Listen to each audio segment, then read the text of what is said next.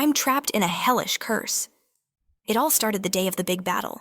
I woke up after having a bizarre dream where I'd been killed on the battlefield. My roommate was freaking out about a spider in his boot, but I just blew it off as nonsense. When the fighting started, I charged in, my sword swinging, only to have it knocked from my grip. I snatched it up and threw myself back into the fray. I lunged at an enemy soldier, but he moved like lightning. It was over in an instant. I was dead. All I saw was a flash of blue light as my body grew cold and weary in the lonely darkness. And then, I woke up. What the hell was that? I remembered it perfectly now, the blade slicing into my throat. So when my roommate yelled about a spider in his boot again, a chilling sense of déjà vu washed over me, but I couldn't process it. Today was the day of the great battle. I fought hard, but an enemy caught me in my blind spot and struck me down. My world went dark. I was dead. And then I woke up again. This time, the memories were even sharper. This wasn't some dream within a dream. I was heading into my third day of the same battle. I knew where the dangers were, and I managed to avoid them. But that one soldier, that damn soldier, was just on another level. The moment we locked eyes, his gaze felt as lethal as his sword. He cut me down. It was finally over. I was really dying this time. I could feel a warm pool spreading beneath me before it turned cold. I gave it everything I had. I had no regrets. But a cold voice echoed in the void. You were pathetic. Is this all you have? I refuse to accept this. And just like that, I woke up again. This is such a drag. This was no dream. I calmly told Rem there was a bug in his boot. He shot me a suspicious look. But sure enough, there it was. He accused me of putting it there as a joke, so I just said, I saw it crawl in a little while ago. Rem had no idea this was the 18th time I'd seen that same crushed insect. The real question was, could I finally survive the day? Enkrid remembered a time when he was just a kid, always with a sword in his hand. A retired mercenary happened to pass through his village and taught him the basics of swordsmanship, telling him, You've got real talent. If you're this skilled already, you could probably become a knight someday. Those words ignited a dream inside the young Enkrid. As he grew, that dream blossomed into an obsession to become a knight capable of single-handedly turning the tide of war. A warrior who could slay 1,000 men alone. He pictured himself as an unstoppable hero, a legendary figure from a minstrel's song known as the Knight of the End, the one who could finish any war. Fueled by this ambition, Enkrid left his village to become a knight. But the moment he walked into a tavern, reality slapped him across the face. The patrons jeered at him, laughing at the pathetic rookie. They mocked the so-called warrior who was terrified of a stray dog, openly wondering how someone so cowardly could even dream of knighthood. They sneered that he wasn't even cut out to be a common mercenary. The harsh words wounded Enkrid, and the crushing weight of reality settled upon him. After leaving home to join a mercenary band, he realized his talent wasn't anything special after all. Still, it was far too soon to quit after a single setback. He told himself talent wasn't everything. He clung to the belief that even without natural genius, sheer effort and time on the battlefield could make a difference.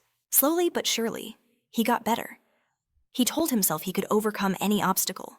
He hunted beasts, built up his experience, grew stronger, and eventually earned the respect of his peers. He started to believe he was finally becoming strong enough, that his dream of being a knight was within reach. But that hope shattered on the battlefield. He was disarmed and knocked unconscious by someone much younger than him. His hope began to wither. Later, in a small village, a child challenged him to a duel. The kid looked at him with utter boredom and declared, "This guy is weak." That child was only 12 years old and had been learning the sword for just 6 months. Enkrid, who had spent over a decade swinging a sword until his hands were ruined, suddenly understood that all his hard work was nothing compared to 6 months of a true genius's time. It felt like every ounce of effort he'd ever put in had been a complete waste. He wondered if his dream was truly impossible. Yet, as the years went by, Enkrid never stopped dreaming of becoming a knight. Despite everyone telling him it was a fool's errand, he held on to the belief that if he trained harder than anyone, sleeping and eating less just to swing his sword, he could one day achieve the impossible. During his training, he would often stare at a tree, his silent partner in his relentless pursuit. He eventually conceded that even if he never became a knight, he could at least become a veteran soldier. And so, filled with a burning hatred, he continued to train. 3 years later, in the present day at Divine Cypress, the army was organized into 4 companies, each with 4 platoons, and under them, 4 squads. Enkrid had risen to become the commander of a second-class squad. He told himself this was the highest he could climb after all his grueling training. Still, being a soldier in the Royal Army was a step up from a wandering sellsword. He turned to Jackson, who was standing behind him. "What is it?" Jackson grumbled. Enkrid ordered him to take the morning rotation. Jackson shot him a look of pure contempt. "You'd better pay me back for this," he snarled. Han called Jackson a bastard, noting he had the eyes of a feral cat. Enkrid then turned to Han, asking if he was also going to give him a hard time about learning the beast's heart technique again. Han raised an eyebrow. "Didn't you already give up on that once? What makes you think you can pull it off now?" With that, they headed off to their training. Enkrid realized that the sparring match between Nilly and Aspen was the exact same one he witnessed every single time before he died. The one that triggered his endless loop. During his training, he noted that even though he learned a little more about the beast's heart from Han with every loop, he could never predict the final sword thrust that always killed him. He resolved that today, he would finally break the cycle. Enkrid and his platoon marched onto the battlefield. This was his 21st attempt. He had memorized every single moment of this fight. He effortlessly sidestepped a spear from behind and dodged an enemy's swing, all attacks he had seen coming a mile away. He remembered a soldier from another squad who was about to die. Acting on this foreknowledge, Enkrid moved to protect the man, recalling his death from the last loop. But death was relentless. Another enemy tried to stab him in the back, but Enkrid spun around and cut down the assailant who was threatening his ally. He thought he had succeeded, but even after he blocked the first arrow, the man he tried to save was struck down moments later.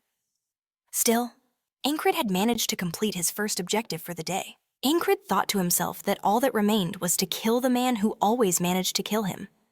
As his nemesis finished off another one of his allies, his eyes met Enkrid's. It seemed no matter what he did, Enkrid thought he always ended up facing this same man. The enemy soldier began walking toward him, an air of inevitability surrounding him. Enkrid steeled himself. This man had pierced his neck and killed him 20 times, but this time would be different. As his enemy closed the distance, Enkrid remembered Rem's warning. You always shut your eyes when things get dangerous. With lethal intent, his foe's axe sliced through the air, aimed squarely for Enkrid's neck. And just as expected, Enkrid squeezed his eyes shut. But Rem's voice echoed in his mind. If you flinch like that on the battlefield, you're instantly dead. You have to be courageous. Don't let yourself get rattled or scared so easily. You must become like a wild beast, one that doesn't even comprehend death. Enkrid's gaze locked onto his enemy, his eyes burning with the same savage, untamed intensity as his assailants. This time, Enkrid kept his focus pinned on the tip of the blade. He thought to himself, a beast doesn't know death. He began to question if he was truly afraid of it. No, death was what made him stronger. In that moment, he managed to twist his neck just enough to evade the sword, cheating death yet again. With the adrenaline surge, his heart began to pound furiously in his chest. It was the first time on his 20th attempt that Enkrid had successfully dodged the fatal blow. But in the split second of euphoria as he prepared to counterattack, his adversary had already shifted his grip, sending the sword slashing back toward Enkrid's neck. On that 21st try, Enkrid dodged the first strike, but the second one found its mark, and so he found himself back with Karen. The ferryman explained that Enkrid was trapped in this endless day, doomed to feel pain and despair, urging him to simply surrender, get on the boat, and find peace by accepting his own weakness. But even as he lay broken, Enkrid refused. Waking up once again on that same morning, he resolved that on this, his 22nd attempt, he would challenge death head-on.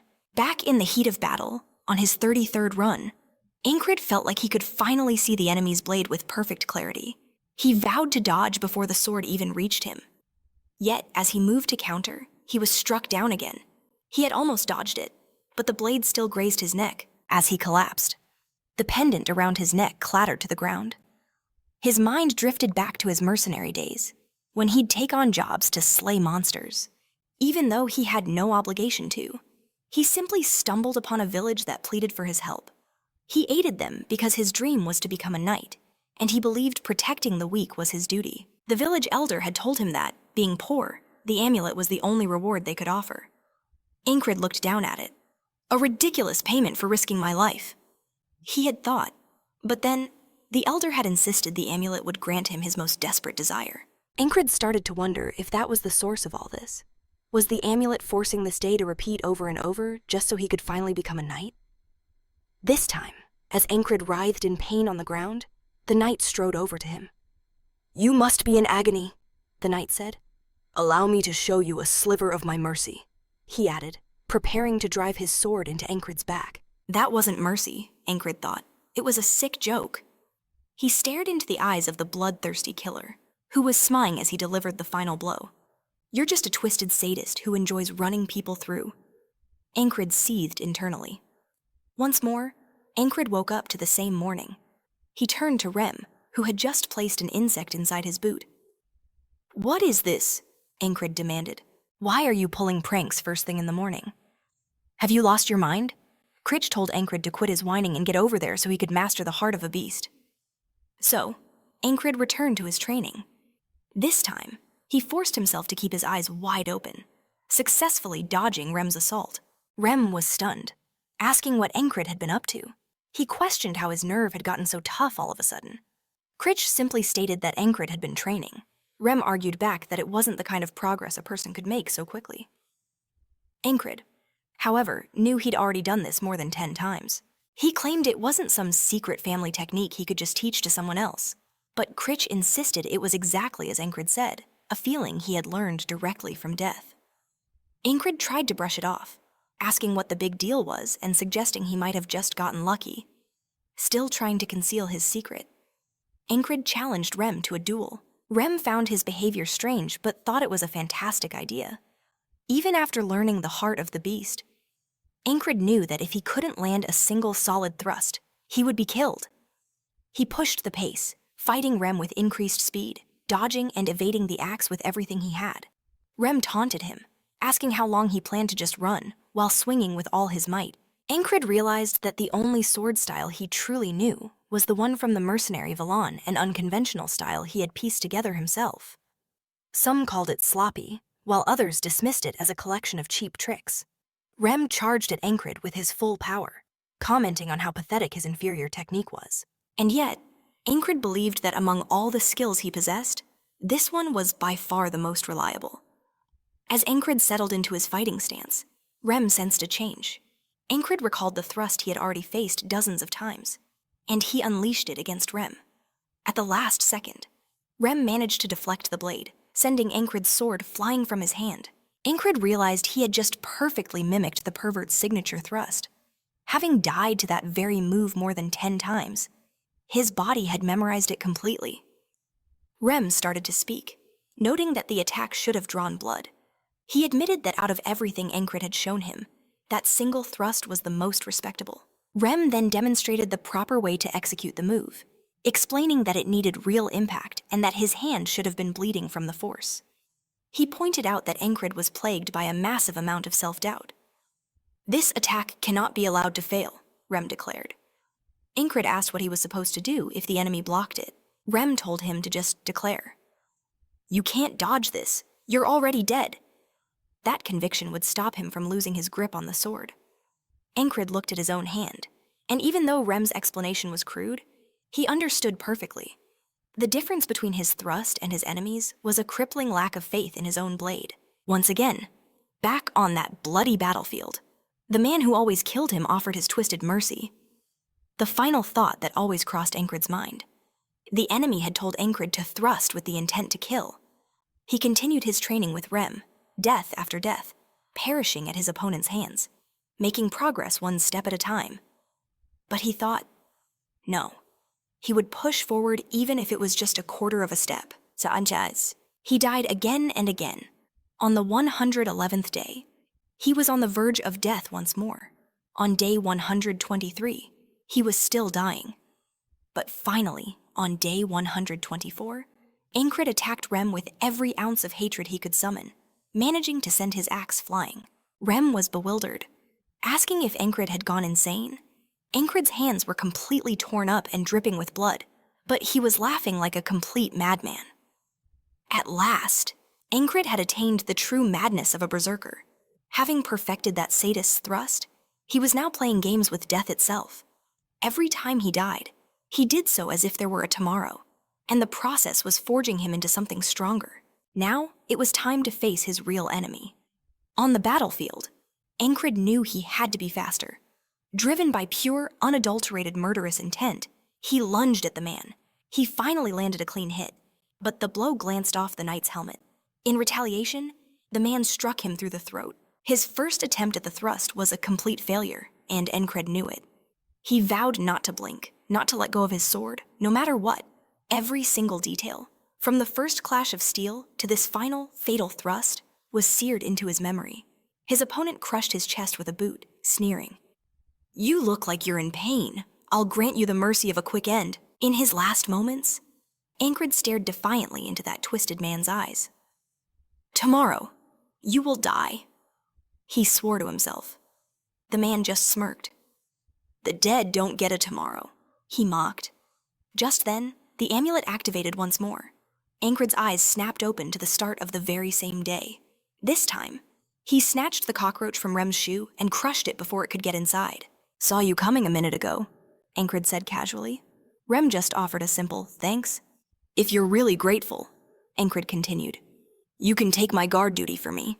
Rem was taken aback. "Since when do you give me orders like that?" Enkrid replied coldly. "Since day 125. He then approached a kid from his company named Christ, asking to borrow some shin guards, a shield, and a dagger, promising he'd pay him back later. A promise from the chief was unheard of. He never asked anyone for favors. "Has the squadron commander ever been that pushy with his orders?" Rem wondered aloud. Jackson chimed in. "You guys are always dumping your work on Enkrid. Talk about lazy." "What did you just say?" Rem growled, his hand tightening on his weapon. "You want a taste of my axe?" The sudden tension made everyone in the vicinity freeze. Rem couldn't shake the feeling that Enkrid was acting bizarrely, with an intensity he'd never shown before. Meanwhile, as Enkrid trained against his old friend the tree, the agonizing pain of every single death replayed in his soul. The chilling thought that he might never win, not even after thousands or tens of thousands of attempts, gnawed at him. His enemy was a source of profound terror. Enkrid's mind raced. Could he find a way to just run, to survive? If he did, would he wake up to a new day? Or would he just be stuck reliving this one forever? He had to admit, the tree felt stronger than before, and a part of him wondered if he should just be satisfied with his progress. But no, Enkrid knew that wasn't an option. He had to break through this wall. He had to master the thrust. So, he threw everything he had into attacking the tree again and again, refusing to squander this second chance. Finally, with a mighty swing, Enkrid split the training tree clean in two. He was ready for battle. He had to keep pushing forward. As the troops fell into formation, Enkrid took the lead. When the chaos of battle erupted, he knew that even without any special skills, he had survived this long because of three simple things: preparation, luck, and a mind of ice. On day 46, a spiked mace had shattered his left shoulder. On day 47, he'd rolled to dodge it, only to have his skull caved in by someone else. So this time, he added a spin to his dodge, cutting down that second attacker first. On day 71, a soldier had sliced his foot, leaving him helpless against the thrusting psycho. This loop, however, Enkrid wore hardened armor on his shins. He easily blocked the attack and cut the man down. He remembered day 89 all too clearly. An axe thrower had split his head wide open. He knew that if he let that man live, he would interfere with his duel against the thrusting pervert. Letting him survive was not an option. Enkrid had spent countless loops practicing with throwing weapons, so taking him out was no longer difficult. He hurled his dagger and hit his mark. Right after, a shout came from one of his allies behind him. Enkrid knew exactly what was coming. An arrow whistled past, but Enkrid was already there, deflecting it and saving his friend's life. The elite sniper known as Hawk's Claw was closing in. Enkrid didn't have a spare moment to deal with him, as another enemy immediately shifted their focus to his ally. But for the current Enkrid, this was child's play. He lopped off the assailant's head with a single, fluid motion. Now, it was time to face his wall. The pervert began to stalk toward Enkrid, that familiar, murderous glint in his eyes. But this time, Enkrid met his psychopathic gaze with one of his own. He wasn't the same man anymore. They stood face to face. When the man lunged, Enkrid easily blocked the attack with his shield. He knew that just dodging and trying to land a single thrust gave him no real chance of winning. This approach felt much better. Enkrid charged, unleashing everything he had. Though he was just a common soldier, the man was incredibly strong, bordering on a prodigy. The enemy realized Enkrid wasn't just attacking, he was actively creating a dead end, blocking his movements. The tactic caught him completely off guard. Enkrid, on the other hand, could see his opponent's weakness clear as day, a lack of real combat experience. He ducked under a swing and slammed his forehead into the man's nose, grunting. Valen's mercenary style, with all its dirty tricks, works wonders on you. Digging his heel into the ground, Enkrid kicked a spray of dirt and sand directly into his opponent's eyes. He raised his sword for the final blow, but the man reacted with shocking speed, peering through one sand-filled eye. He lunged forward, trying to impale Enkrid with a blind thrust. Enkrid just tilted his head, and the blade shot harmlessly past his ear. The soldier pivoted instantly for another strike, but Enkrid was already one step ahead. He brought his own sword down hard on the tip of the man's blade, shattering it completely. At that exact moment, an arrow from a distant archer flew towards them. As the arrow left the bowstring, Enkrid moved to finish his opponent, absolutely certain of his victory. But then, a hammer came out of nowhere and intercepted the arrow in midair, splitting it in two. Enkrid didn't hesitate and finally ran the pervert through. In the distance, Rem bellowed, "I'll kill Hawk's Claw, Jackson." However, stopped him. "It's too late. Save your strength." Enkrid had finally defeated his nemesis with a perfect thrust. His enemy collapsed to the ground, bleeding out. Enkrid paused in the heart of the battlefield, savoring the moment. Kneeling down, he leveled his sword and looked into the eyes of the man who had killed him hundreds of times. "This," he declared, "is mercy." And with a vicious tear, he ripped the man's head from his shoulders. A smile spread across his face. He had finally broken through his wall. But in his moment of triumph, Enkrid forgot the most important rule: he was still in the middle of a war. A brutal kick sent him flying, and he hit the ground, screaming in agony. Everyone saw it happen and recognized the attacker, a monster named Frog. This thing was clearly not human. As Enkrid writhed on the ground, Frog sneered. "I invested a fortune into creating that masterpiece. I can't believe a nobody like you actually defeated it." Enkrid stared in horror at the headless body gushing blood, his breath coming in ragged pants. Frog raised his axe, preparing to finish him off. But just as the weapon came down, Rem threw himself in front of Enkrid, blocking the blow. As Rem struggled to hold back Frog's massive axe, the monster tried to strike him again, only to stop his own attack. An insane brawl erupted between Rem and Frog, lying helpless. Enkrid was nearly killed by another soldier who saw an opportunity. In a flash, Jackson appeared and took the attacker's head clean off. The duel between Frog and Rem raged on, neither giving an inch. To reclaim his position as squad commander, Rem thought, he would first need his permission. Frog scoffed.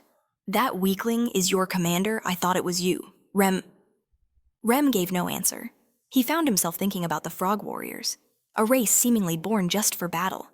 He imagined setting the damn thing ablaze with magic, or just ramming a sword through its heart. It was a massive headache. The Frog, on the other hand, was wondering why a warrior of his caliber was even fighting on such a pointless battlefield. To actually kill this guy, he'd have to bet his own life Rem was just that freakishly strong. Deciding this fight wasn't worth the risk. The Frog began to sidestep, getting ready to make a retreat. A moment later, he turned his back and bolted. Rem could only think of him as a total coward. Just then, Jackson started making his way across the battlefield with Enkrid on his back.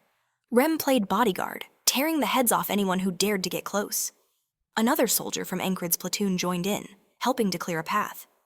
As they pushed back towards their camp, everyone tried to stop them, but they formed a defensive line to shield Jackson and Enkrid.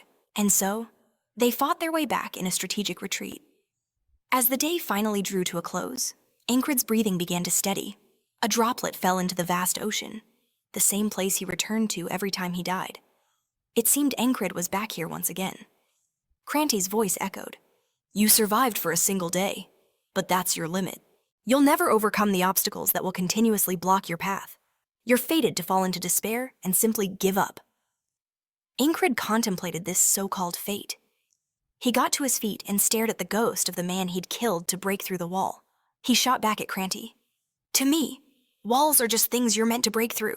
Karante sneered, saying he couldn't wait for the day when those eyes, brimming with greed and ambition, finally went dull and lifeless. With that, Enkrid jolted awake in the camp, covered in bandages. He was in the infirmary. Rem spoke up. You were out cold, slept for 2 straight days. I'm the one who saved you from that blasted frog, remember?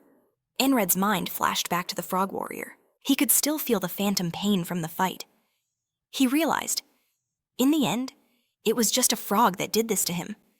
Rem continued. It's a miracle you're alive. None of your bones were broken. Though, they said you took a bad hit to the head. You remember him, right? Your best friend forever. Enkrid shot back. I never said we were friends. Calling him a noble hunter instead, Rem hissed at him to keep it down, reminding him they weren't alone. He then questioned, just because a secret doesn't involve me, I can just go spilling it to everyone, Enkrid retorted. So which is it? Am I someone who it doesn't concern, or am I your best friend? You have to pick one. And with that, a new day dawned on a surviving Enkrid. Christ was instructing his commander to pay 3 times the usual rate, asking exactly how much it took to secure Enkrid a bed in there.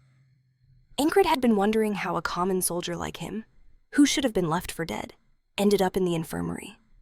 Then it clicked when he realized Christ was completely absent during the entire battle. Same old story, nothing new to see here. Christ then offered Enkrid a special discount, saying he'd only have to pay double. Later that afternoon, Jackson came to visit Enkrid. Enkrid looked at him. What is it? If you've got something to say, just say it. Jackson tossed something onto his bed, then turned away, muttering, use it tomorrow, and then twice a day at night. And don't ask me where I got it from. Enkrid recognized it as the same ointment Jackson always used. He thought to himself, didn't this guy hate sharing his personal stuff? Alden also stopped by to check on Enkrid, but Enkrid just waved him off. I'm not dead, so get out of here. Enkrid then questioned their whole agreement to take turns watching him, especially since they'd been off doing who knows what all this time. He asked if they were actually worried or just waiting for him to pass out. Right at that moment, Ragnar walked into the infirmary, looking confused. He muttered, why is the commander in here, before just turning around and leaving without another word? Enkrid knew there was no chance Ragnar was worried. That scoundrel couldn't care less about him. Besides Enkrid, there were 2 other soldiers in the infirmary. One was the platoon commander from a different company that Enkrid had clashed with before. The other was a soldier Enkrid didn't even know the name of, who just sat there staring blankly at the wall. Enkrid noticed the guy looked like a low-level grunt and couldn't figure out how he'd landed a bed in here. As Enkrid was sizing everyone up, someone else entered. He immediately sensed something different about this person. She definitely wasn't a normal human. It turned out she was a high elf noble with significant rank in the army. She asked, who is the commander of the 44th Squadron? Enkrid was still processing the situation when the commander who despised him spoke up. Is it a fairy? She shot him a look. What group are you with? He answered. I am Vengeance, commander of the 3rd Platoon, 2nd Company. She asked him coolly if his company didn't teach its soldiers to state their race when addressing a superior officer. He quickly apologized. Enkrid then realized she must be the new commander for the 4th Company. Enkrid quickly introduced himself. I am the commander of the 4th Squad of the 4th Platoon, 4th Company. She acknowledged him, saying she'd heard he was doing a good job managing his squad of misfits, and that she expected great things from him. Enkrid wondered if she really came all this way just for that. But then she turned her attention to the last person in the room and asked his name. The young soldier seemed flustered and stammered out, It's Krang. Enkrid suspected the kid just pulled that name out of thin air, especially given his terrible attitude in front of a company commander. She then asked if he was a noble, but the commander simply gave him a long look before turning and walking out. The whole exchange left Enkrid completely bewildered. Later that night, Enkrid felt his condition improving. The pain had mostly subsided, and he could feel strength returning to his limbs. He decided it was time to start training again. Vengeance saw him getting up and asked, Where do you think you're going? Enkrid simply replied that he was heading to the training grounds. Vengeance scoffed, calling him an idiot for trying to act tough when he was just a low-ranking soldier. Krang just silently watched Enkrid walk out. Back on his feet, Enkrid lifted his sword, realizing he needed to mentally replay the last battle. He recalled that this was one of the more useful mental techniques he'd spent a fortune on to learn back in his youth. His thoughts drifted to the final lunge he'd made. What if that desperate, last-ditch attack had missed? He began to see that betting everything on a single move was a terrible strategy. If an attack like that failed, death was certain. If the king's axe techniques were all about lethal strikes, then Enkrid needed to have a follow-up move ready after committing everything to a powerful lunge. A voice suddenly cut through his thoughts. "You're training even while you're in pain." Enkrid was startled. Krang was now sitting next to him. He said, "I have no idea what you're up to. Back in the barracks, your hands were twitching nonstop, and now you're out here just staring into space." Enkrid realized he must have been unconsciously training his grip strength. He told Krang he was replaying the battle in his mind.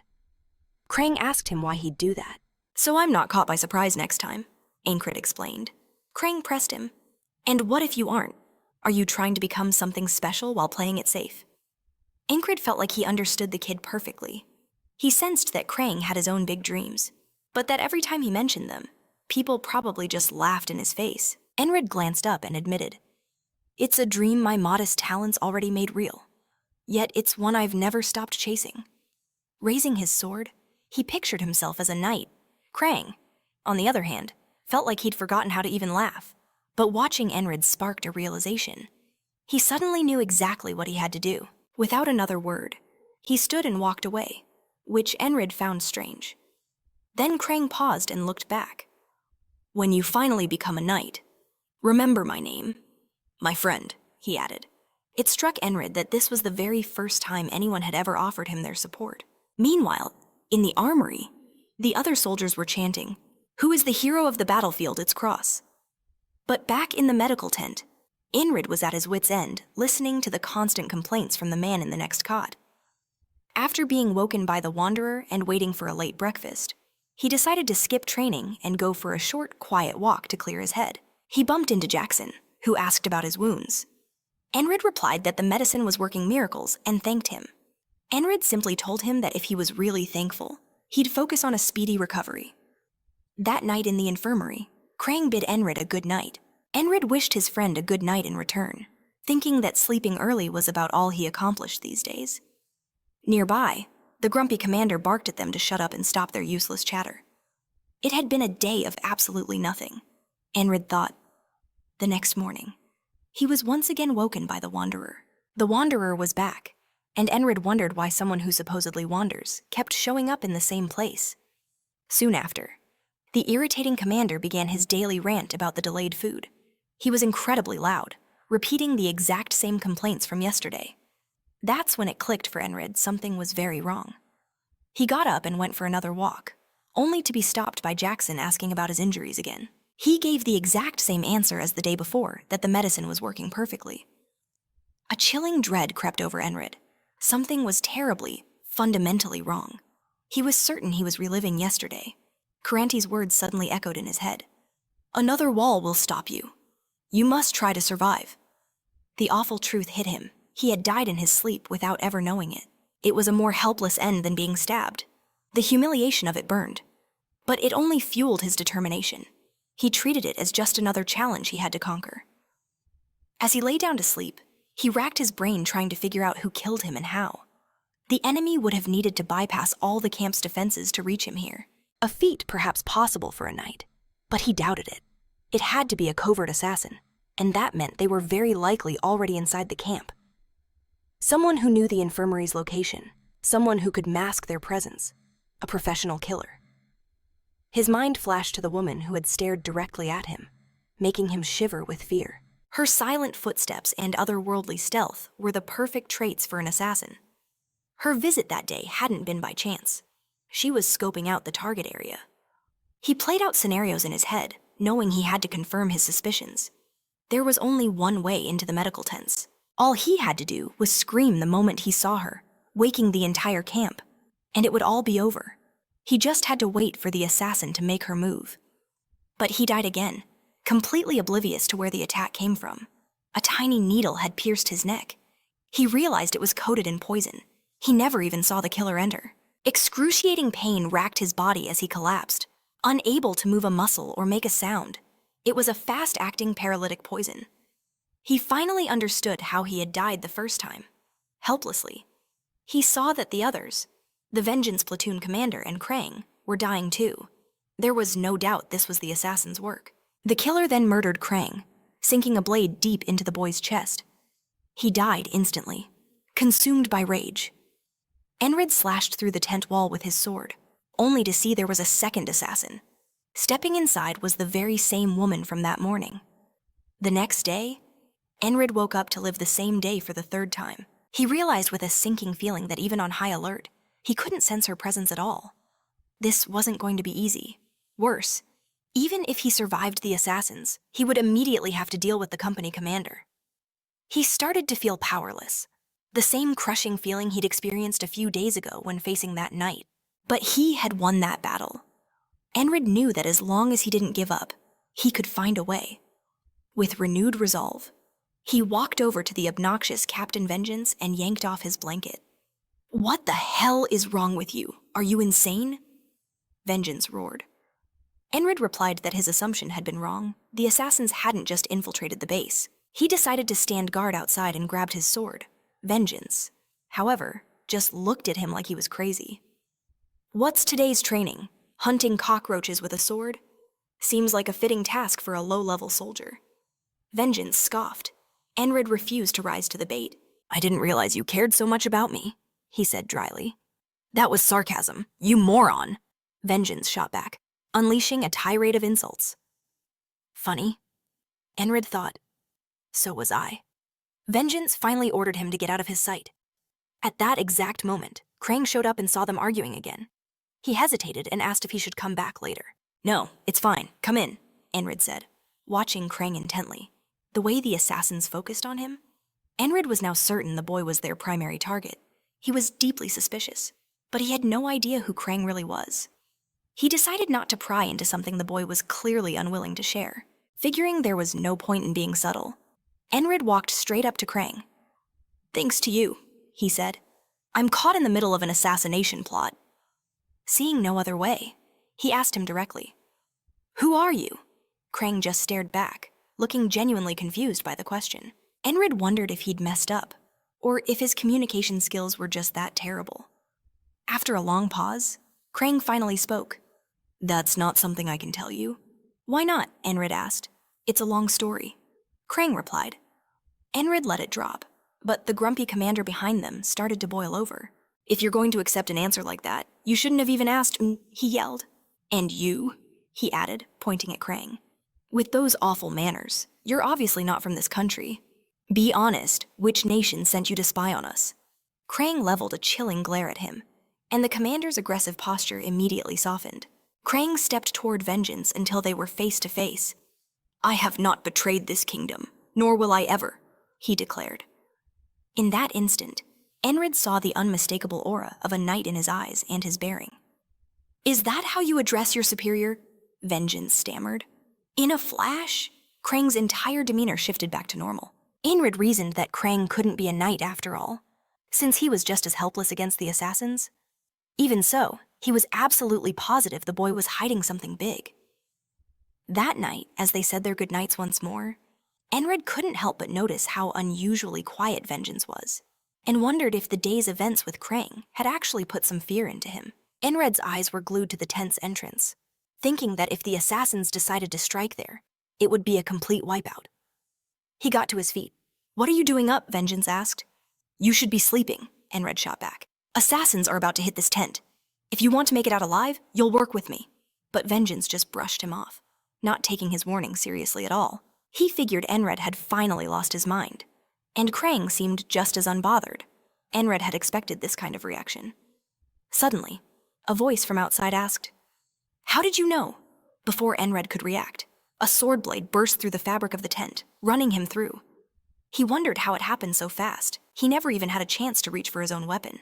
Vengeance was next, taking a deep gash to the neck. Finally, Krang was cut down. As Enkrid collapsed, he tried to see what was happening. only to snap awake for the fourth time. He figured that without any proof the assassins were coming, he'd never convince Vengeance or Krang to help him. His next plan was to alert his superiors and try to get reinforcements. But when he approached a superior officer, the man just looked at him like he was crazy and told him to shut his mouth for good before sending him away. Enkrid then considered just lying in wait, trying to predict the exact moment the assassins would show up. By shouting a warning right before they attacked, he thought he might stand a chance. Is this it? He wondered, his nerves completely frayed as he waited for the assault. But when the attack finally came, a blade pierced his throat before he could do a single thing. They were just too fast, he thought, with no hope of getting help from the others. He knew he had to ambush the assassins and take them down before they could make a move.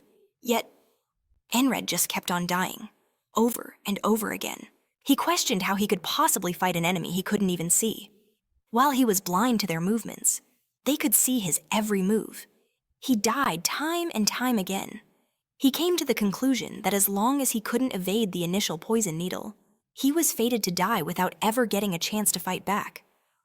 On another morning, he realized this was the 20th time.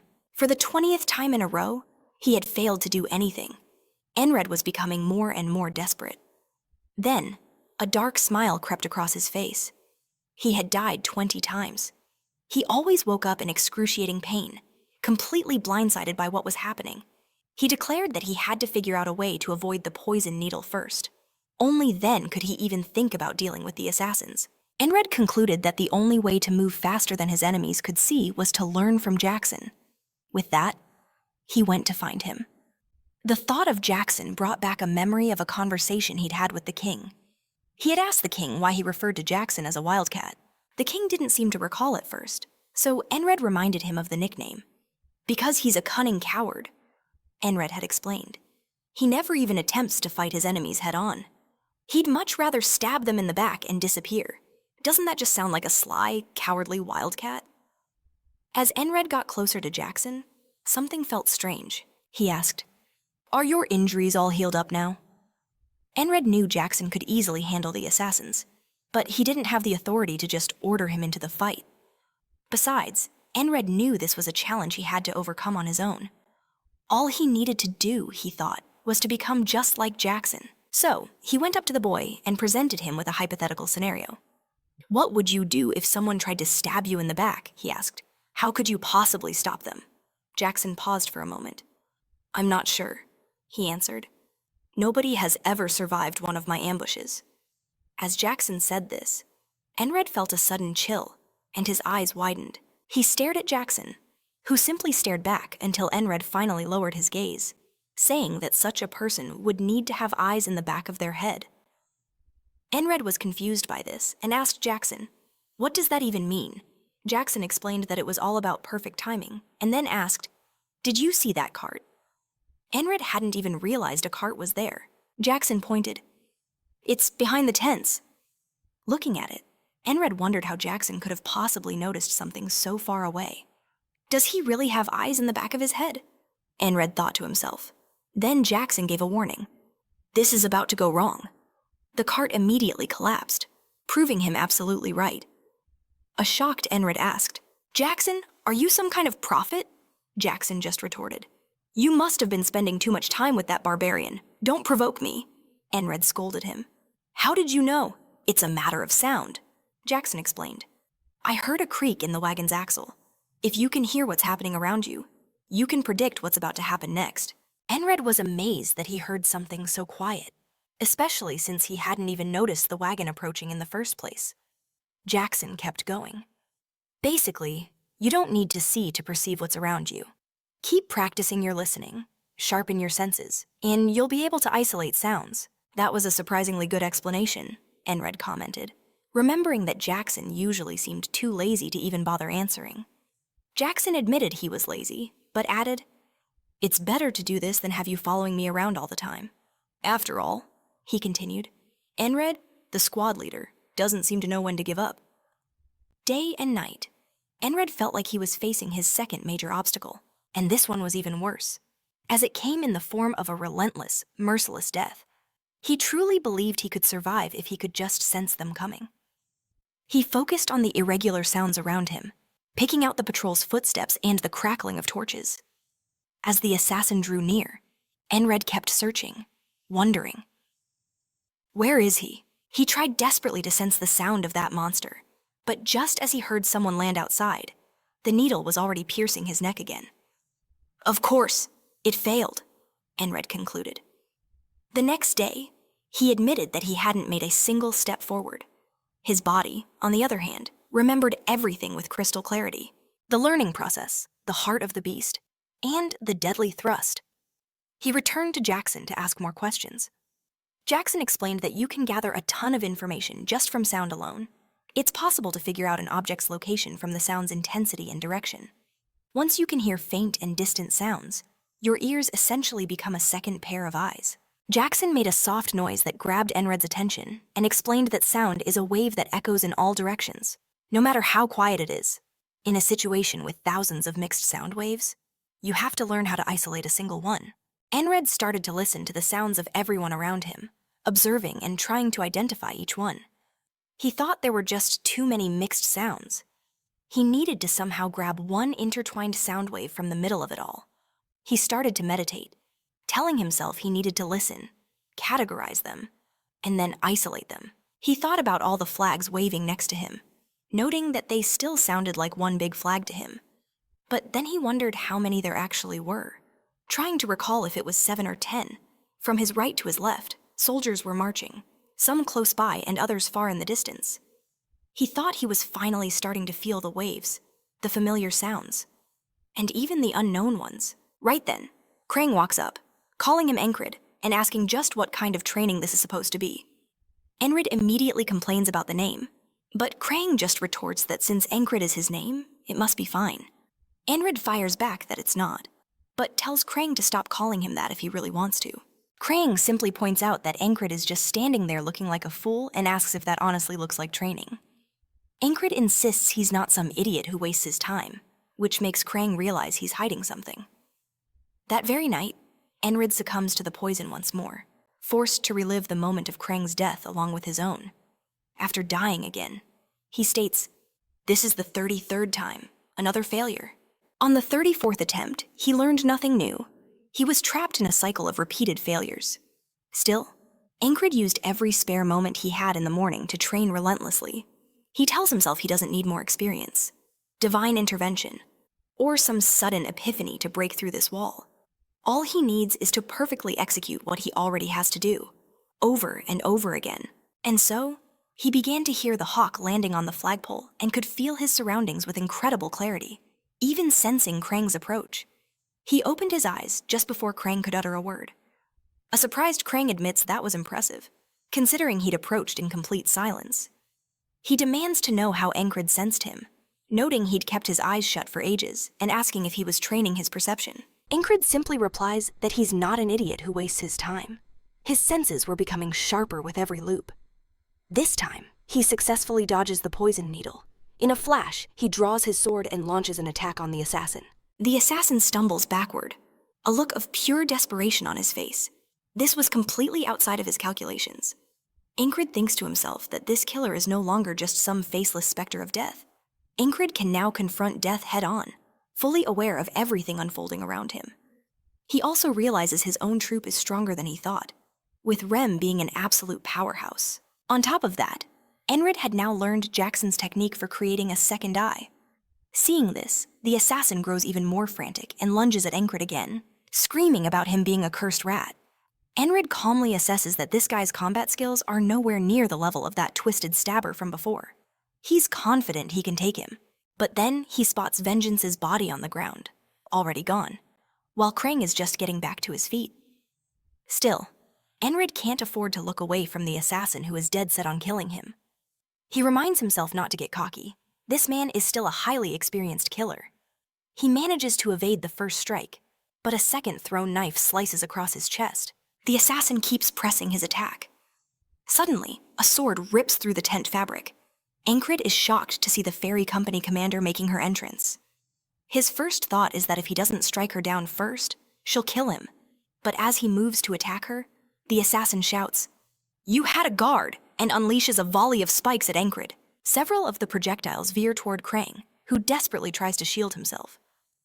Watching this unfold, Enkrid tries to continue his charge toward the fairy commander, but she leaps right over him, whipping off her cloak to shield Krang from the deadly spikes. Enkrid is stunned, realizing he thought she was with the assassin. But she came to save them. He thinks that whatever her motives are, this is his golden opportunity. He unleashes his full power against the assassin, determined to end him right here and now.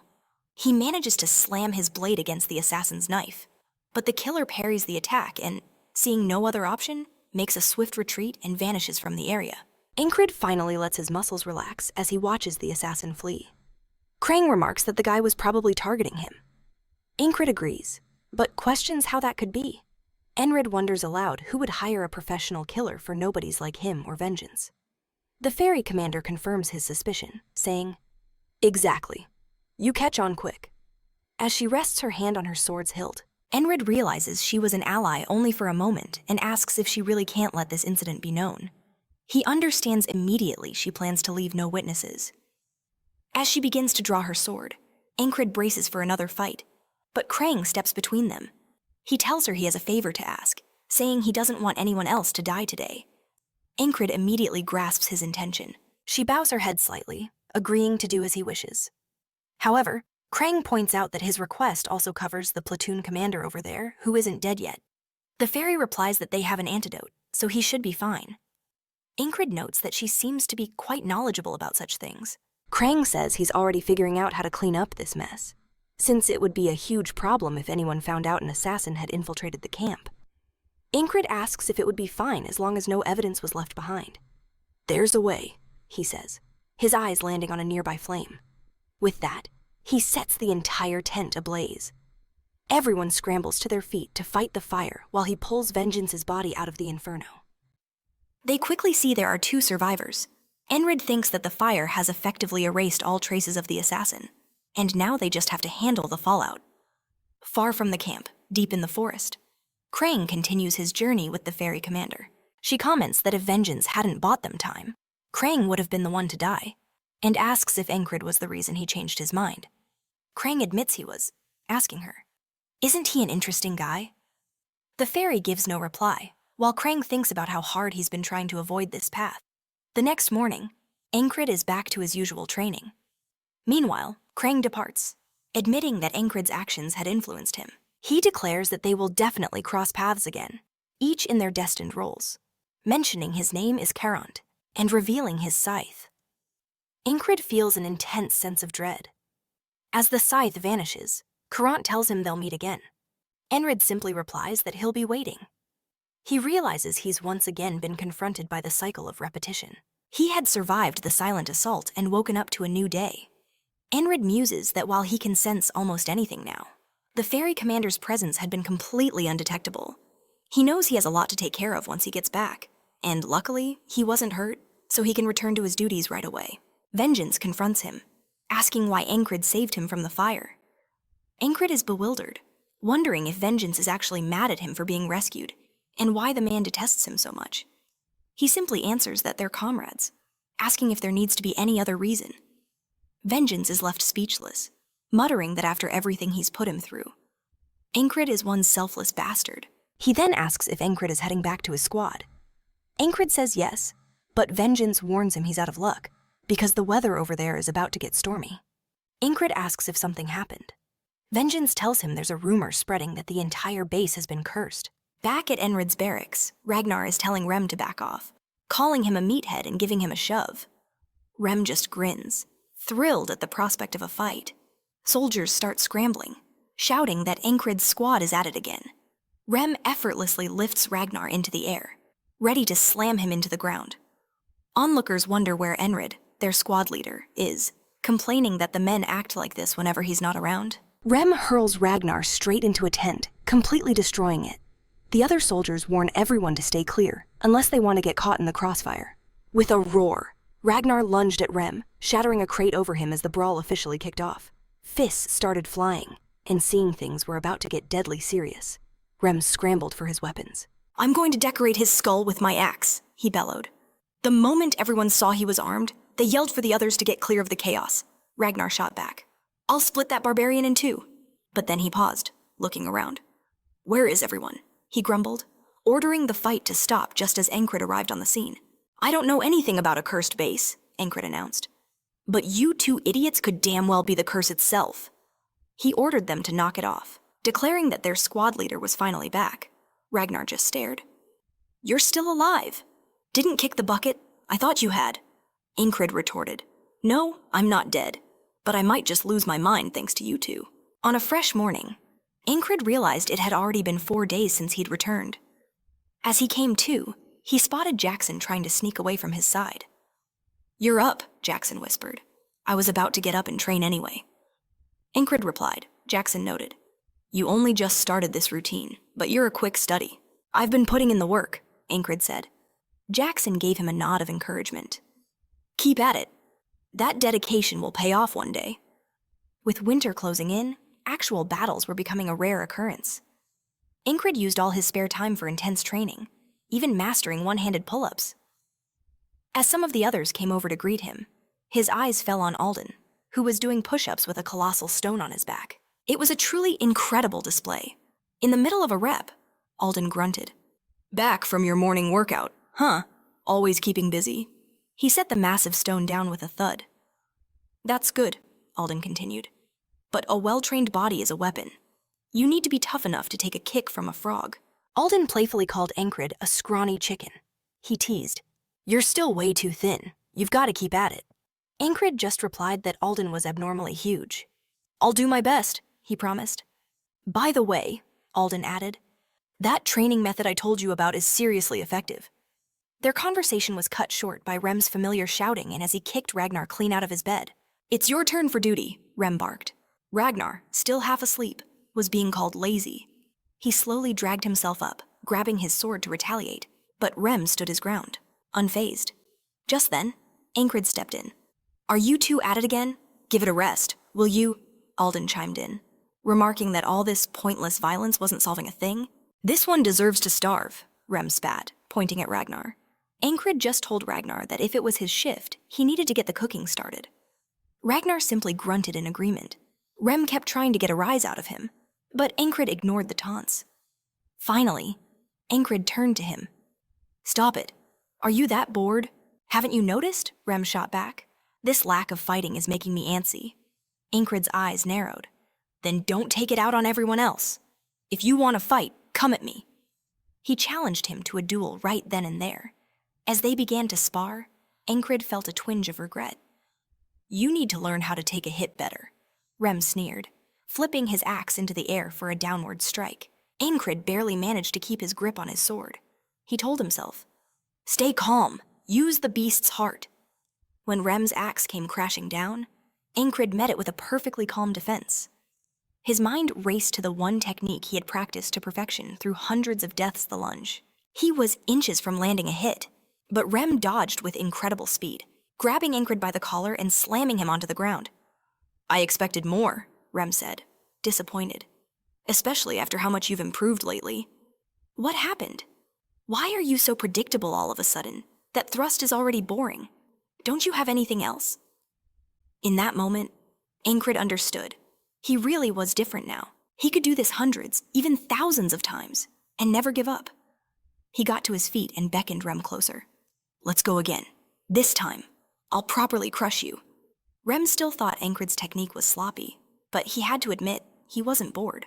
Looking into his opponent's eyes, Rem thought, you can talk big after you actually manage to land a scratch on me. Suddenly, the sky opened up and rain began to pour, forcing them to call off the duel. Enkrid watched as the downpour started and stopped erratically. Rem was furious, yelling that mushrooms were going to start growing on his feet at this rate. As everyone took cover, Christ showed up, complaining about how many of his duels had been rained out recently. I'd almost believe it if someone said this place was cursed, he muttered. What curse is that?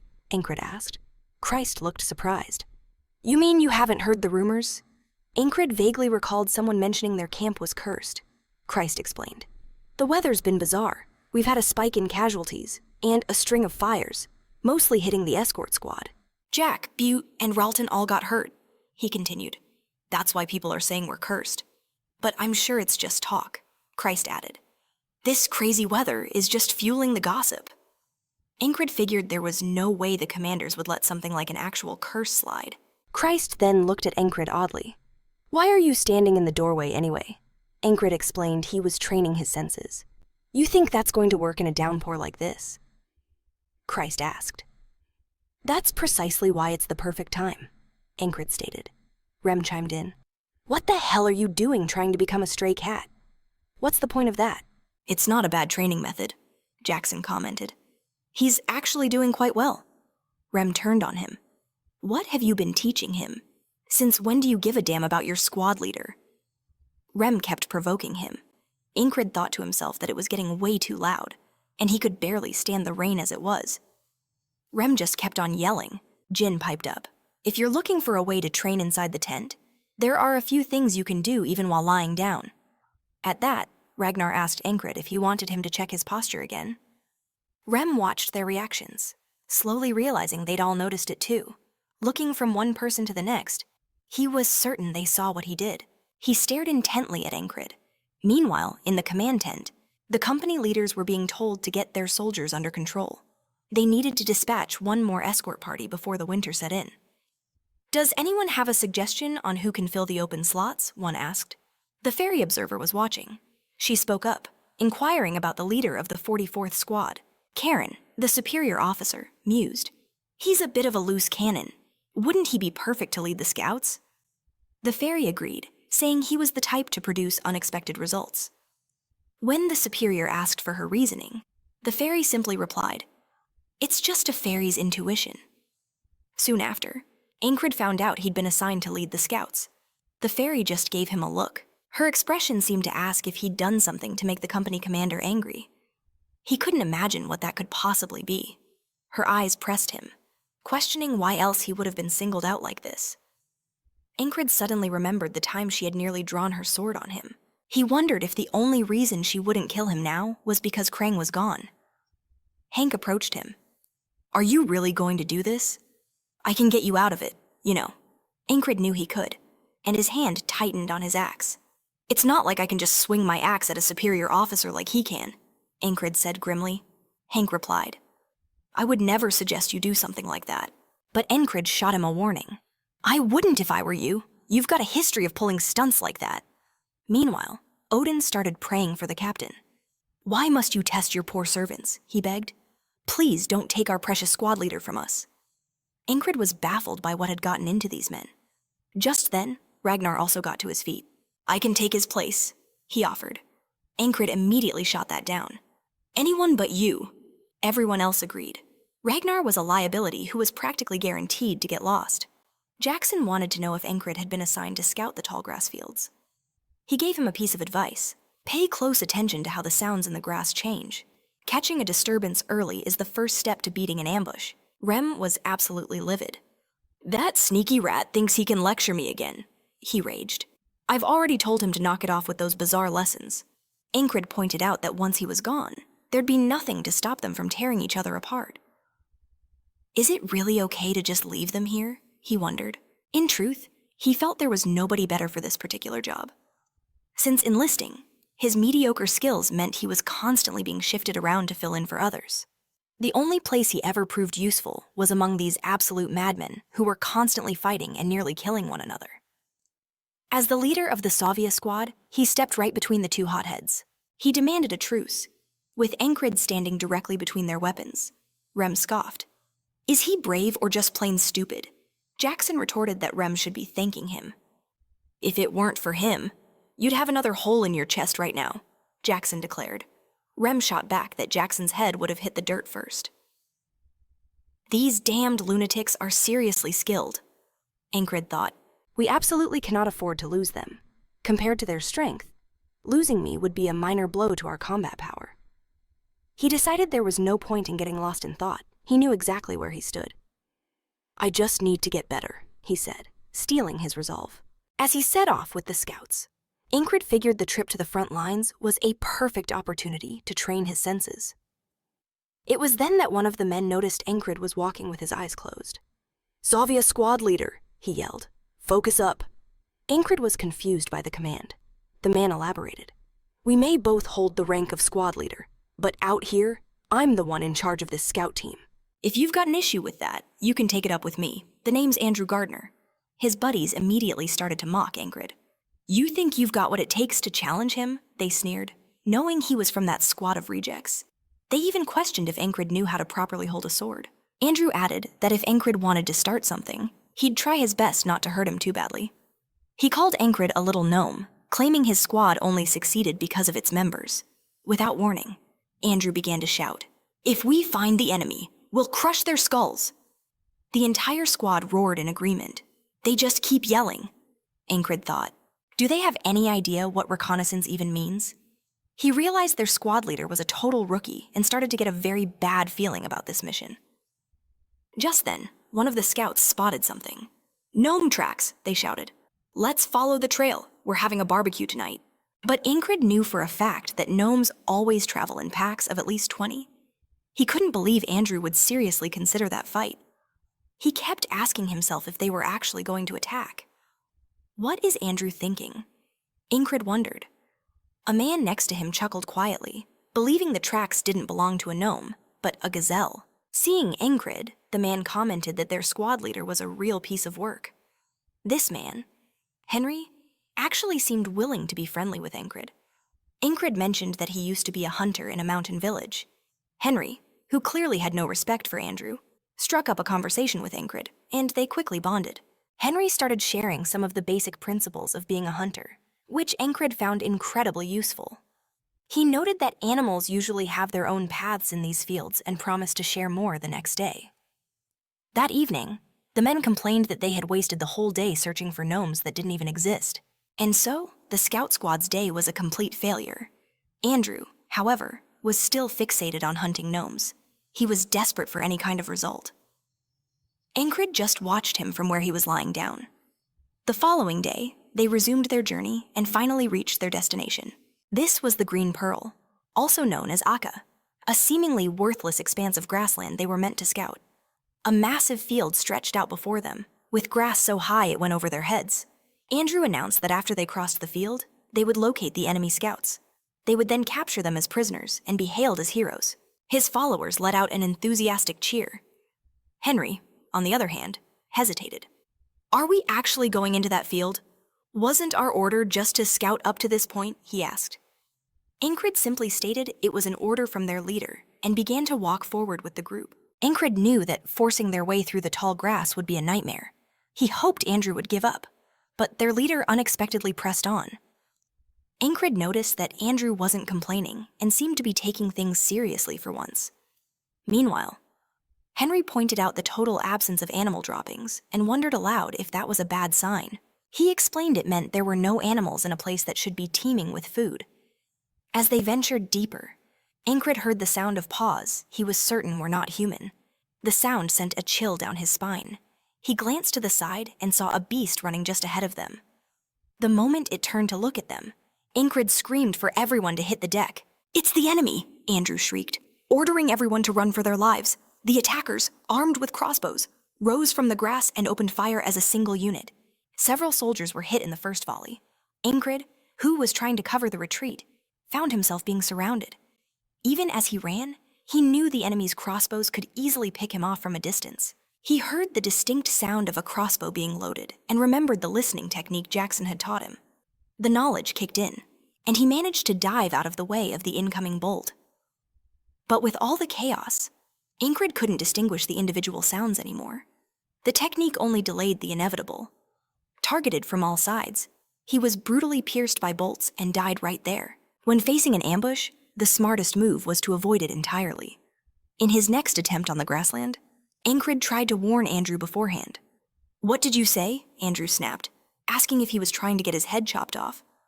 Enkrid realized it was pointless. There was no way they would have listened to him. He would have to find a way to act alone. Soon, the ambush began. Enkrid tried to escape in a different direction, but the enemy cut him off once more, riddling him with bolts from all sides. "It's fine," he thought.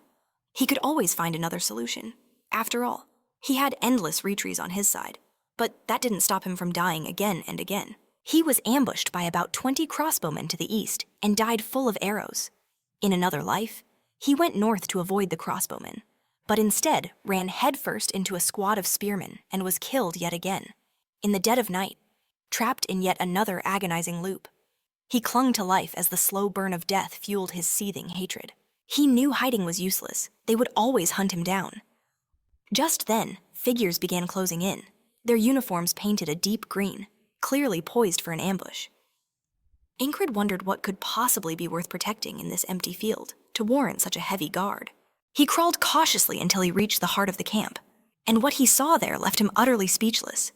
But before he could process the image, a blade tore through his throat. Those damn Icemen, he thought. What are they hiding in there? And so, despite knowing the fatal outcome, Enkrid found himself once again following Andrew's lead. They had attempted this dozens of times before. Getting inside was one thing, but no one ever made it out alive. Still, the Icemen had a secret, and Enkrid was determined to find out what it was. He knew he could just give up on this mission and stop dying. He saw Reno retreating and thought this might be the end of it, but he quickly steeled his resolve. No, I'm not running from that wall, he decided, surging ahead of the group.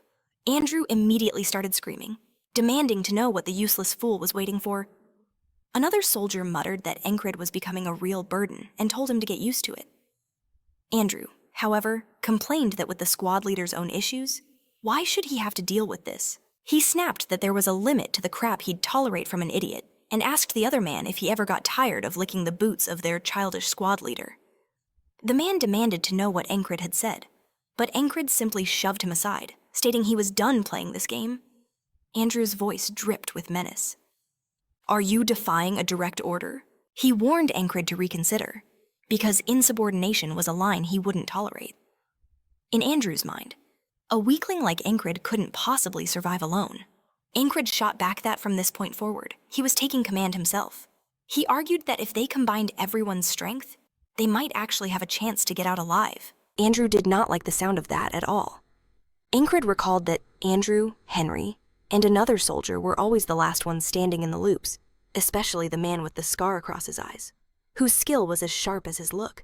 He was easily the most talented fighter in the squad, but he shadowed Andrew's every move like a nanny or a personal bodyguard. Andrew sneered that if Enkrid wanted control, he'd have to take it from him. He then ordered Enkrid to draw his sword. A normal soldier wouldn't have a bodyguard, Enkrid thought. Andrew's posture revealed formal training, but Enkrid could see a clear lack of actual combat experience. Based on his polished form, he had to be the son of some wealthy lord. Then again, if that were true, he wouldn't be so desperate for results. Maybe he was a noble from a disgraced house.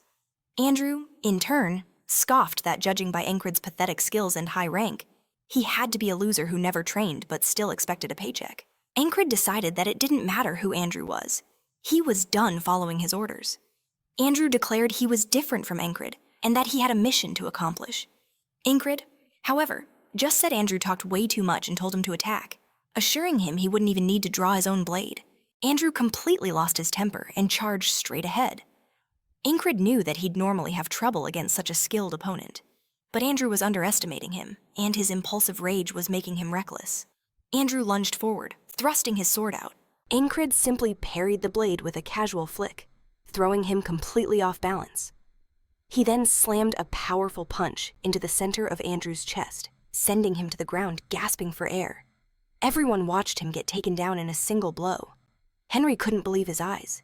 He had always heard Enkrid was the bottom of the barrel. Now, every single person was staring at Enkrid. He declared that from now on, the squadron was under his command. Does anyone have a problem with that? He asked. Henry was still in shock, and the other mercenary stayed silent. Andrew had nothing to say, so it was settled. This was the first step, Enkrid thought. As they moved in, the soldiers wondered what on earth he was planning. Enkrid asked Henry what his dream was. Confused, Henry asked why he wanted to know, but answered that he hoped to marry a beautiful woman and open a flower shop. Enkrid told him that to make that happen, he first had to survive today. He then questioned another soldier, who replied that his beloved had just had a baby. If you don't want your child to grow up without a father, you'll need to make it out of here alive today, Enkrid said.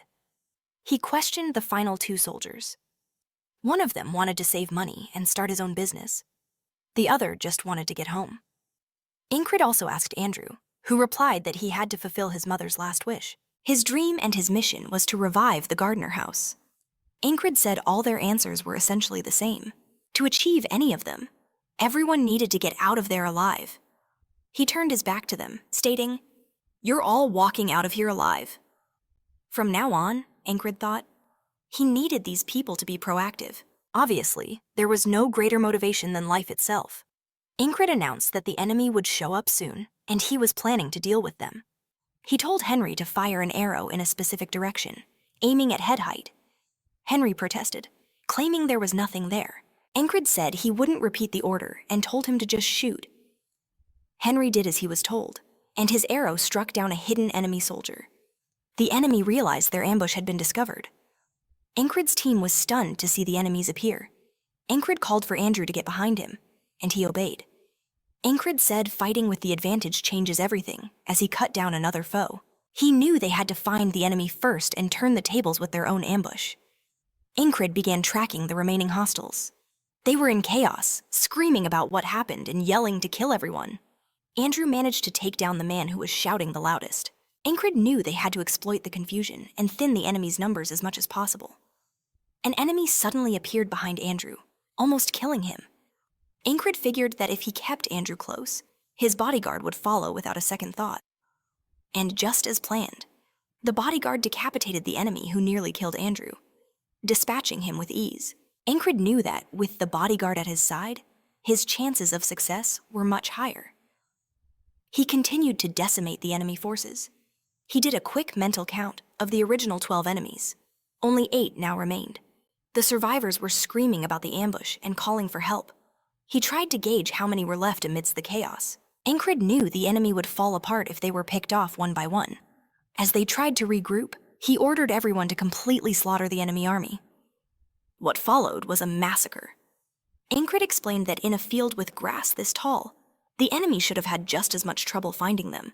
But they were always discovered first because of a puma that was moving back and forth. But this time around, the animal spooked one of the enemy soldiers, and the irritated grunt tried to put it down.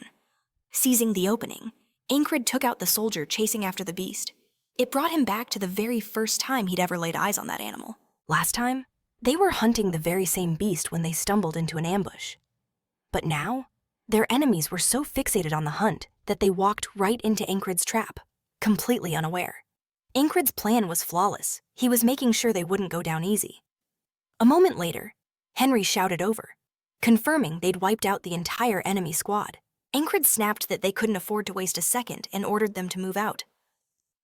As they left, the puma silently trailed behind, its gaze fixed on him.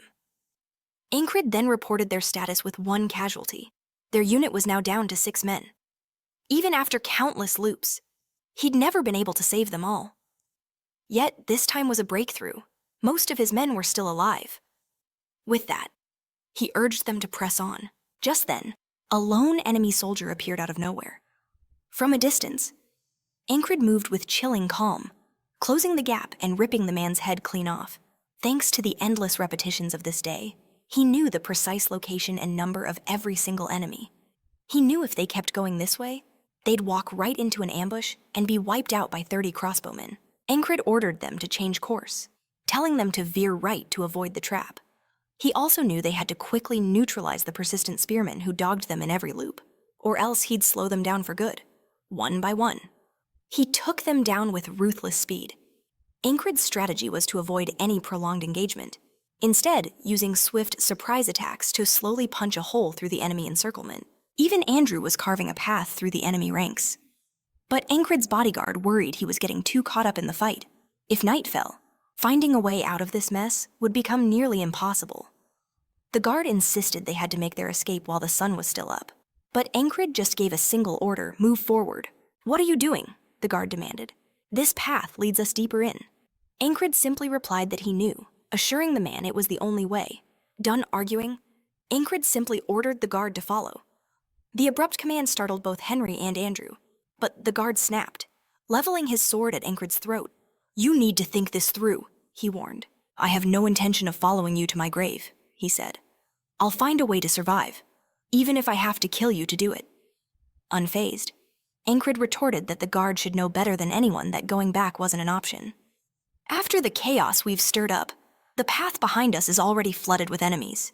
I want to survive just as much as you do, Enkrid added. It was then that Andrew started to see Enkrid in a new light. Andrew had always written Enkrid off as another useless disgrace, just like his father who had ruined their family name and squandered their entire fortune. But in that moment, he realized he couldn't have been more wrong. In fact, this new Enkrid reminded him of someone else entirely. His mother's last words echoed in his mind. On her deathbed, she had told him that despite their family's fall from grace, she prayed he would become a true leader, someone who could inspire trust and rally people just by his presence, and one day, rebuild their name. That's the kind of man I always wanted to become, Andrew thought. Just then, Enkrid stared directly into the bodyguard's eyes and ordered, "Trust me, I will get us out of here alive." Andrew's mind was made up.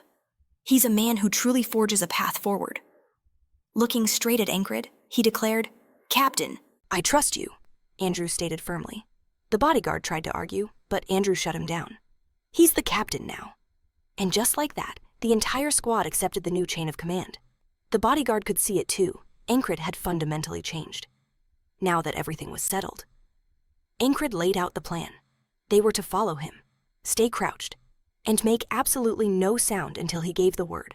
In his mind, the first phase of his plan to finally escape this day was clear. They had to seize the initiative, proactively hunt the enemy, and smash through their perimeter. The second part of the plan was significantly more dangerous.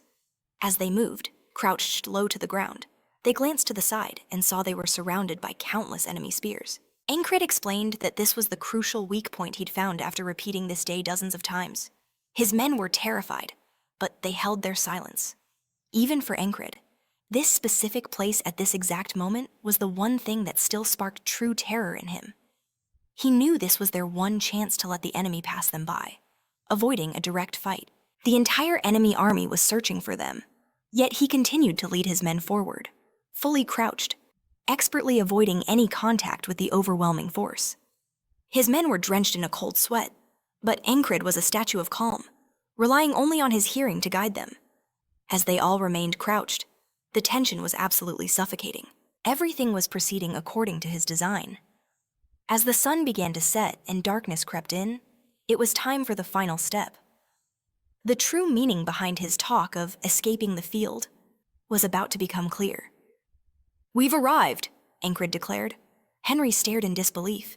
Another soldier's blood ran cold as he realized their destination, after all that effort, was the dead center of the enemy camp. Enkrid revealed that the Aspen soldiers were murdering everyone who set foot on this field.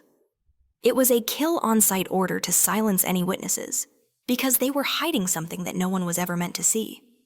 In the very heart of the camp stood a bizarre monument. At its base were piles of bones, shadowed by a flag that had been torn to ribbons. Enkrid posed a question to himself. What would happen if he created a distraction so big? It became more important than capturing them. With that thought, he signaled them to move out, certain this was the key to their escape.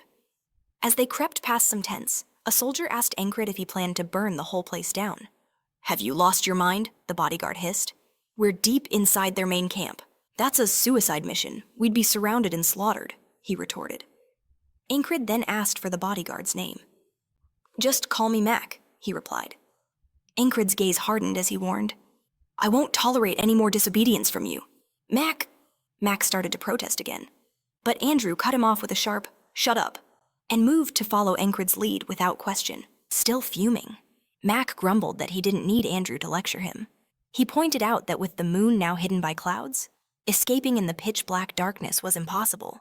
He insisted that in a pinch like this, they should only be listening to their official leader, paying him no mind. Enkrid simply sliced through the wall of a nearby tent. Mac stared, wondering what the hell he was doing. Was he just making a doorway? Then he saw that the tent on the other side was completely empty. A chill went down Mac's spine. How did Enkrid know that Enkrid moved forward again at a rapid pace? Mac was convinced this was reckless insanity cutting straight through the enemy camp, yet somehow they hadn't run into a single guard. This makes no sense, Mac thought. We're deep in their territory. How can it be this empty?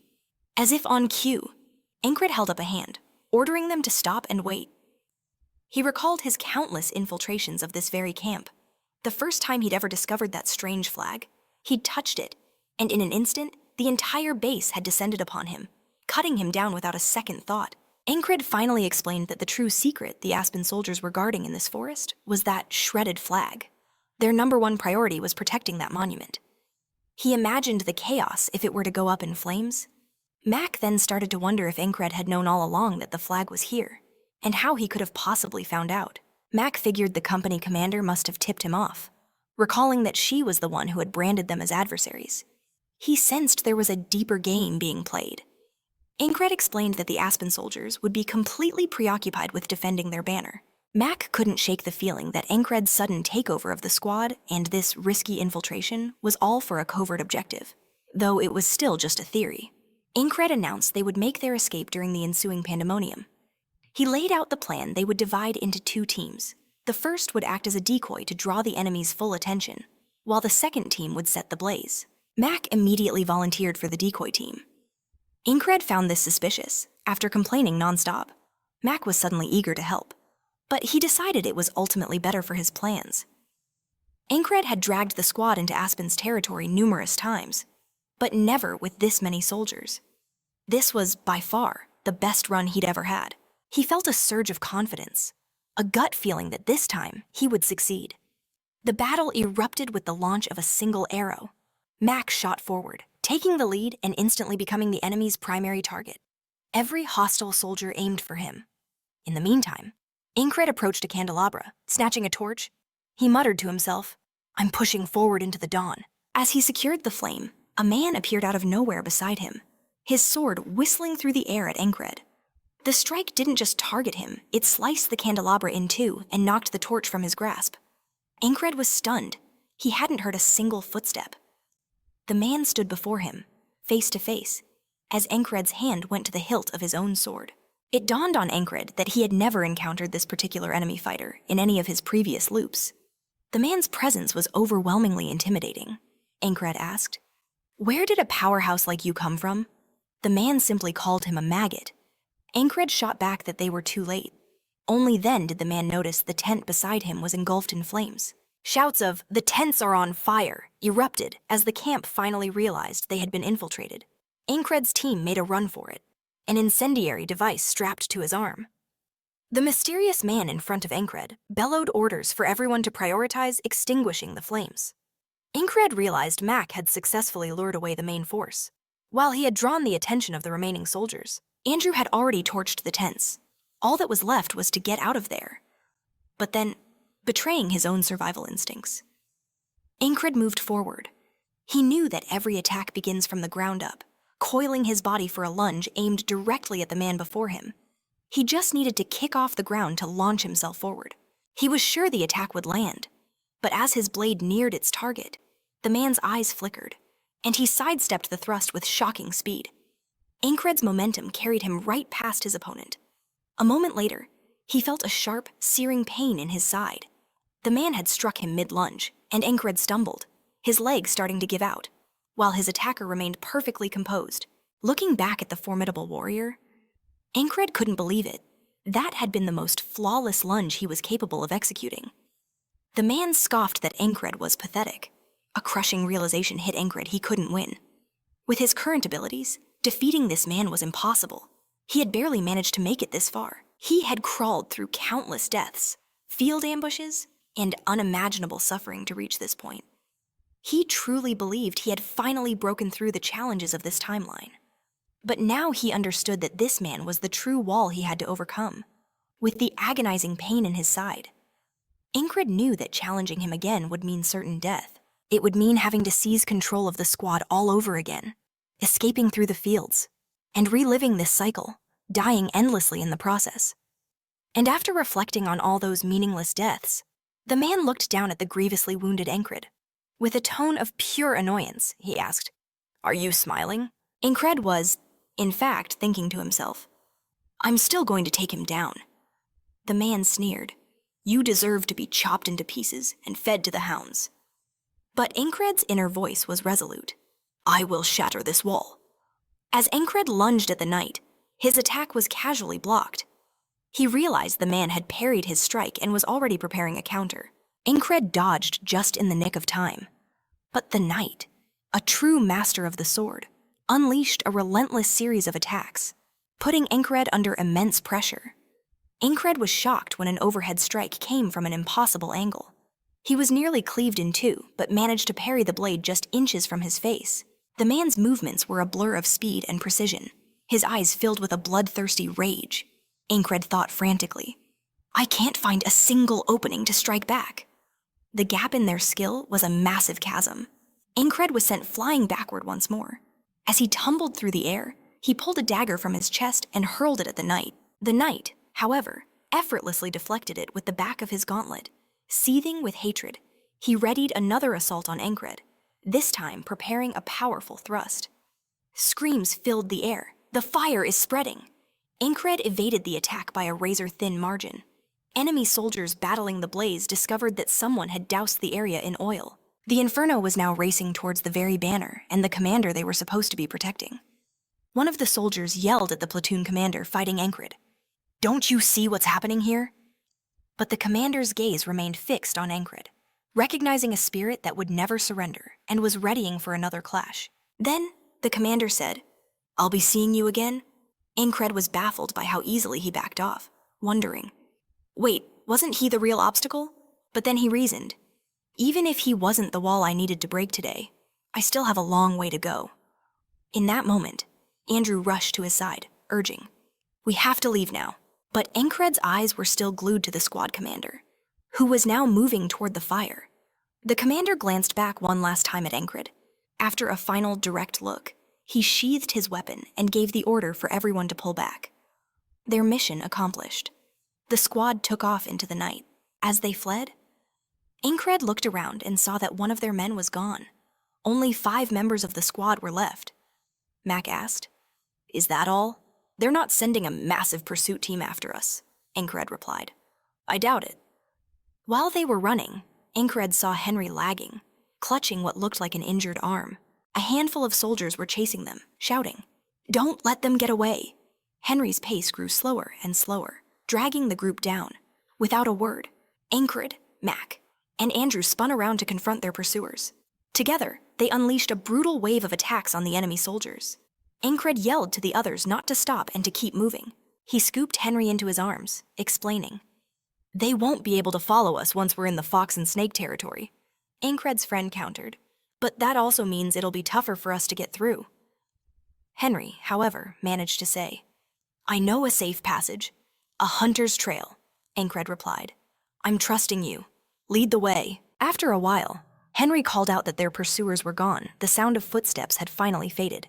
They pushed onward, their frantic escape only witnessed by a lone fox in the woods. Catching his breath, Enkrid gave credit where it was due. "We only got away because of Andrew and Max," he admitted. "And without Henry finding this route, we'd still be running. Everyone pulled their weight to get us here," he continued, acknowledging the whole squad. As the first light of dawn broke the horizon, he knew their grueling ordeal of a day was finally over. They stumbled out of a vast field and right into their camp, where their comrades immediately swarmed them, asking, "What in the world happened to you guys?" But the exhausted squad could barely stand, let alone answer. As a cool breeze washed over him, Enkrid thought, "Another year passes, and a new day begins." Back at the enemy base, however, their banners were nothing but smoldering ash. The enemy commander demanded answers.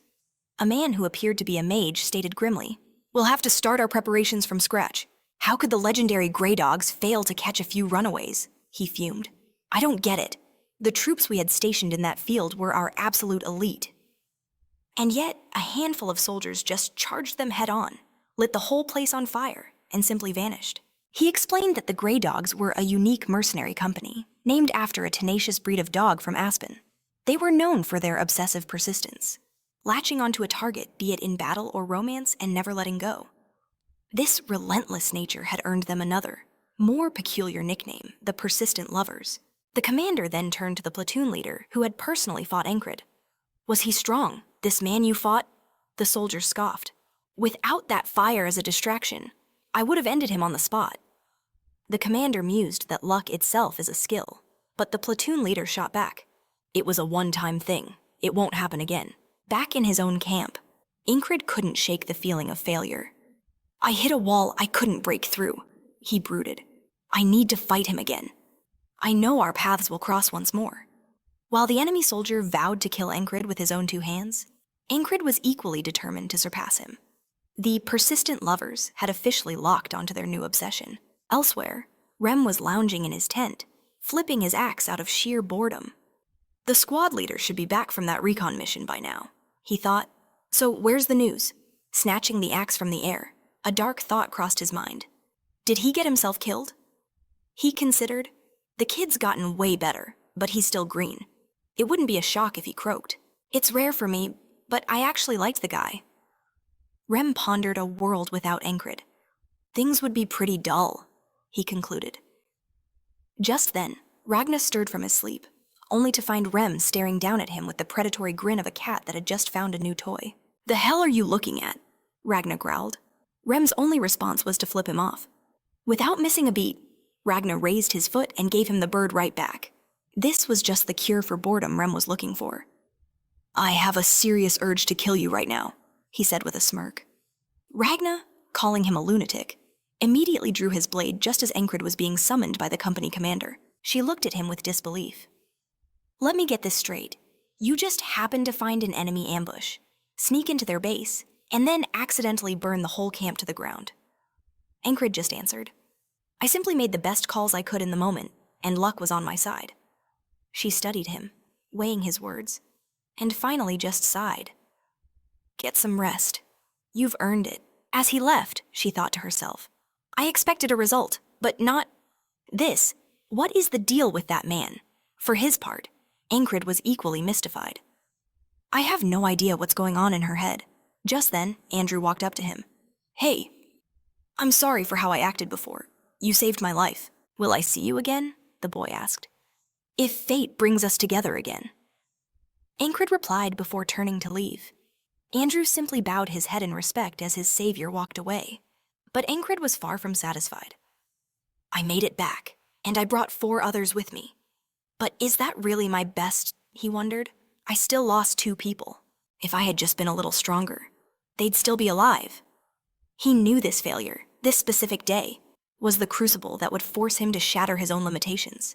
This desperate struggle had to end. He was going to become a knight, and he would use the painful lessons of today as the very foundation for his ascent.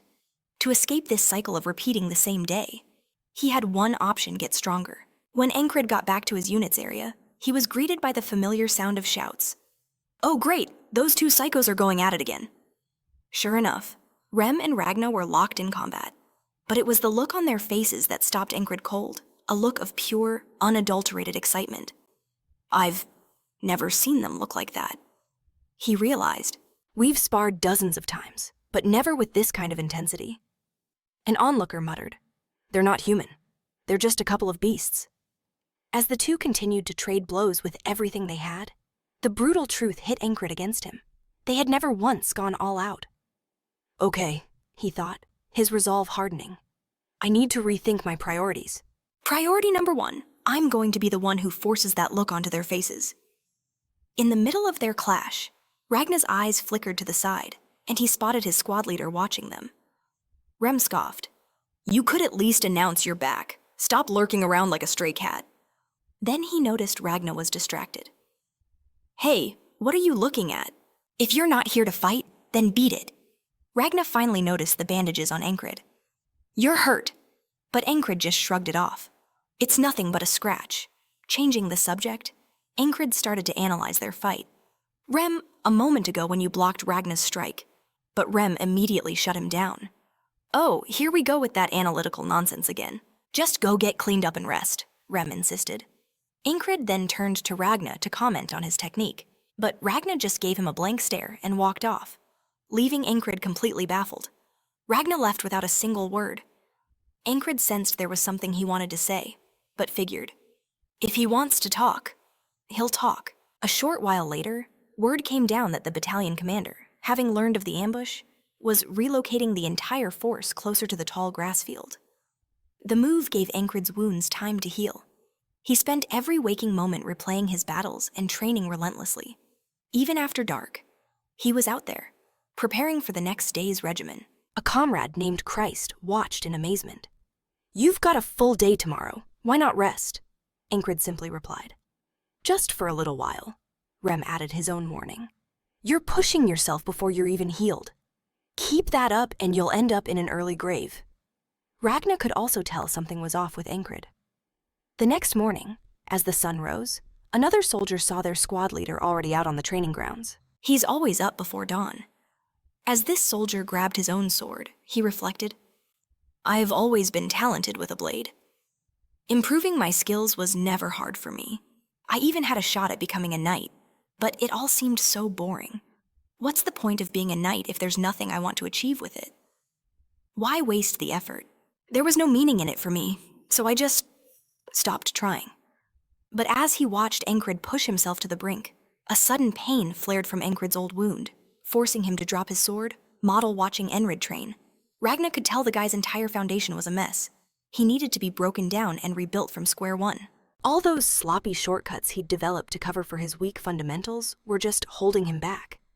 No amount of training would ever make him stronger. Still, Ragna couldn't help but wonder why Enkrid pushed his body to the absolute limit. He walked over and asked him, "Why do you even bother with all this?" "Because I want to be stronger," Enkrid shot back. Ragna pressed him. "And what are you going to do once you have that strength?" Enkrid declared he was going to become a knight. Ragna just scoffed, saying a knight was just a glorified brawler. He asked if a simple title like that really meant so much. But Enkrid's vision of a knight was different. It was about someone who decides his own justice and raises his sword for honor for the sick, the poor, and everyone he loves. Seeing that fire in Enkrid's eyes, Ragna started thinking about concepts like honor and merit. He wondered to himself if that was really all there was to it. Strength was merely a tool, and a knight was just another sword. He had to figure out what he wanted. He grabbed his own blade and started toward Enkrid, saying, "I guess I won't know unless I walk the path myself." He called out, "Hey, you want to learn how to really use a sword?" Hearing the offer, Enkrid's face lit up, and he said he absolutely did. A second later, Ragna was already having second thoughts. The sheer laziness of the idea was already starting to get to him, but the glimmer in Enkrid's eyes made him push through, telling himself it might be interesting. Ragna began, "A barbarian once taught me about the beast's instinct. Or maybe it was the beast's heart. You need to wipe your mind clean of everything but that and the thrust," Enkrid asked. "Does that mean I have to forget Valan's mercenary sword style too?" Ragna insisted. "Especially that, if you don't let it go, you'll just fall back on your old, crappy habits, even after learning something new. If that happens, you might as well just quit. So choose forget everything, or stay pathetic forever." Before he could even finish, Enkrid cut him off, declaring he would start from scratch. Ragna was stunned. "Are you for real?" he asked. Enkrid just wanted to know where to begin. Ragna thought this kid was definitely not normal. He had a solid build, so a light weapon was useless. A long sword would suit him perfectly. "Switch," Ragna commanded. Enkrid asked if it was really all right for him to take Ragna's sword. Ragna just shrugged, saying it was nothing special. "Hold it with your right hand over your left," he instructed. When Enkrid gripped the sword, Ragna immediately called out how tight his hold was. Enkrid explained it was so he wouldn't lose his grip. Ragna then asked who taught him to hold a sword like that. Enkrid mentioned it was the king and someone named Ragnashema. Ragna told him to just hold the position, then swung his sword in a test attack. Enkrid quickly raised his own blade to defend himself, but the impact sent a tremor through his entire arm. He yelped, asking why it hurt so much. Ragna replied that it was obvious. "Anything that rigid is going to break. You're like a dry stick or a stone pillar." Enkrid wondered why everyone in his squad was so terrible at explaining things. What in the world was that comparison supposed to mean? Then it clicked. He meant he was too stiff because his grip was a death grip. He had to be more flexible, to let his movements flow so the sword wouldn't break. So, Enkrid eased up on his grip. Ragna immediately lunged forward again, yelling at him to maintain his balance. As Enkrid stumbled backward, Ragna snapped. "Look where your feet are. You're stiff again. Are you trying to snap your own hip? Is this a fight or a recital?" A moment later, Enkrid was on the ground, and Ragna stood over him. Enkrid couldn't believe how clueless he was. He hadn't even grasped the very basics. But this kind of spirit couldn't be taught. completely exhausted. Enkrid still grabbed his sword, pushed himself to his feet, and stared Ragnar down, ready for more. Ragnar came at him again, promising to go a bit easier this time. Right then, Rem appeared, demanding to know where they'd been. "Are you two out here having a little picnic?" He scoffed, then asked Enkrid if this worthless bum was giving him problems, offering to sort him out. Ragnar started to say he was about to tear Rem's arms clean off. Just then, Rem changed the subject, asking what happened and why Ragnar was dressed so strangely. Then he explained, "We've been summoned." An enemy force was gathering on the horizon. Shortly after, the entire unit was assembled on high ground, surveying the massive army below. Rem began to wonder if teaching Enkrid a new sword style was a terrible idea. He was a total beginner with it, which meant he'd be useless in a fight. Because of that, there was a good chance he'd die today. Rem drew his sword, deciding Enkrid was going to need a babysitter. Enkrid, however, was just focused on learning more of the new technique. Then he noticed the enemy wasn't moving and thought their formation looked strange. A tattered banner flew over the enemy's side. Everyone commented on the bizarre formation. The mage beside them just raised a hand and told them to witness the end. That's when the fog started to appear. The fairy recognized it immediately as magic. The mist surged toward their army. He realized the fog had come from nowhere, and he couldn't even see the person next to him. Trapped in the blinding haze, everyone wondered what was happening as Enkrid's senses went on high alert. Strange noises began to echo around them. As they tried to figure out what the sound was, they realized something was happening up above. Enkrid screamed that they were flashes of light, but it was too late, as several Sadaires were instantly cut down. Meanwhile, the fairy unleashed her wind magic, yelling that this wasn't a normal mist, and that such a tactic was completely unpredictable. She ordered everyone to take cover and raise their shields, but she already knew they had lost. The enemy mage began to laugh, boasting about how complex the spell was. It required offerings of animal blood, the purest lake water, and constant rain magic rituals. The moment the spell activated, it completely blinded everyone caught inside, unless they were standing directly under the flags that served as the casting point. "This battle is already over," he declared, calling his creation the Mist of Annihilation. Mithi appeared behind him, remarking that he looked quite pleased with himself. The mage retorted that it was obvious since he'd barely managed to pull it off, especially with the flag almost burning up. If it weren't for that, it would have been simple. Mithi was clearly irritated, noting that Guy had to be on the other side. At that exact moment, as flashes rained down, someone screamed for Enkrid to get his head down. Enkrid sensed Ragnar's presence right behind him, beside his master.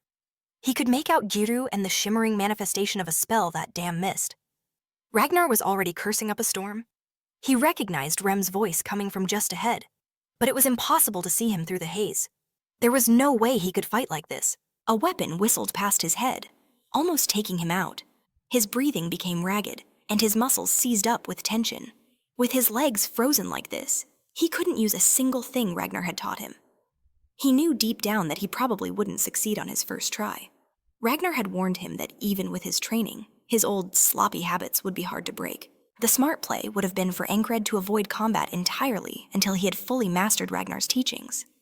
But Enkrid knew that on this battlefield, hiding was a death sentence. As he contemplated his own end and took a step forward, Ragnar suddenly appeared beside him, ordering him to get behind him. But Enkrid simply said he'd figured out a way. If he couldn't get it right in one go, he'd just move on to the next attempt. And with that, he charged straight at the enemy line. "Is he insane?" they shouted. His charge ended in an instant as an enemy soldier drove a spear straight through his throat. The soldier roared in triumph over his fresh kill. But as his vision faded, Enkrid's only thought was that now he could go back to learning from Ragnar.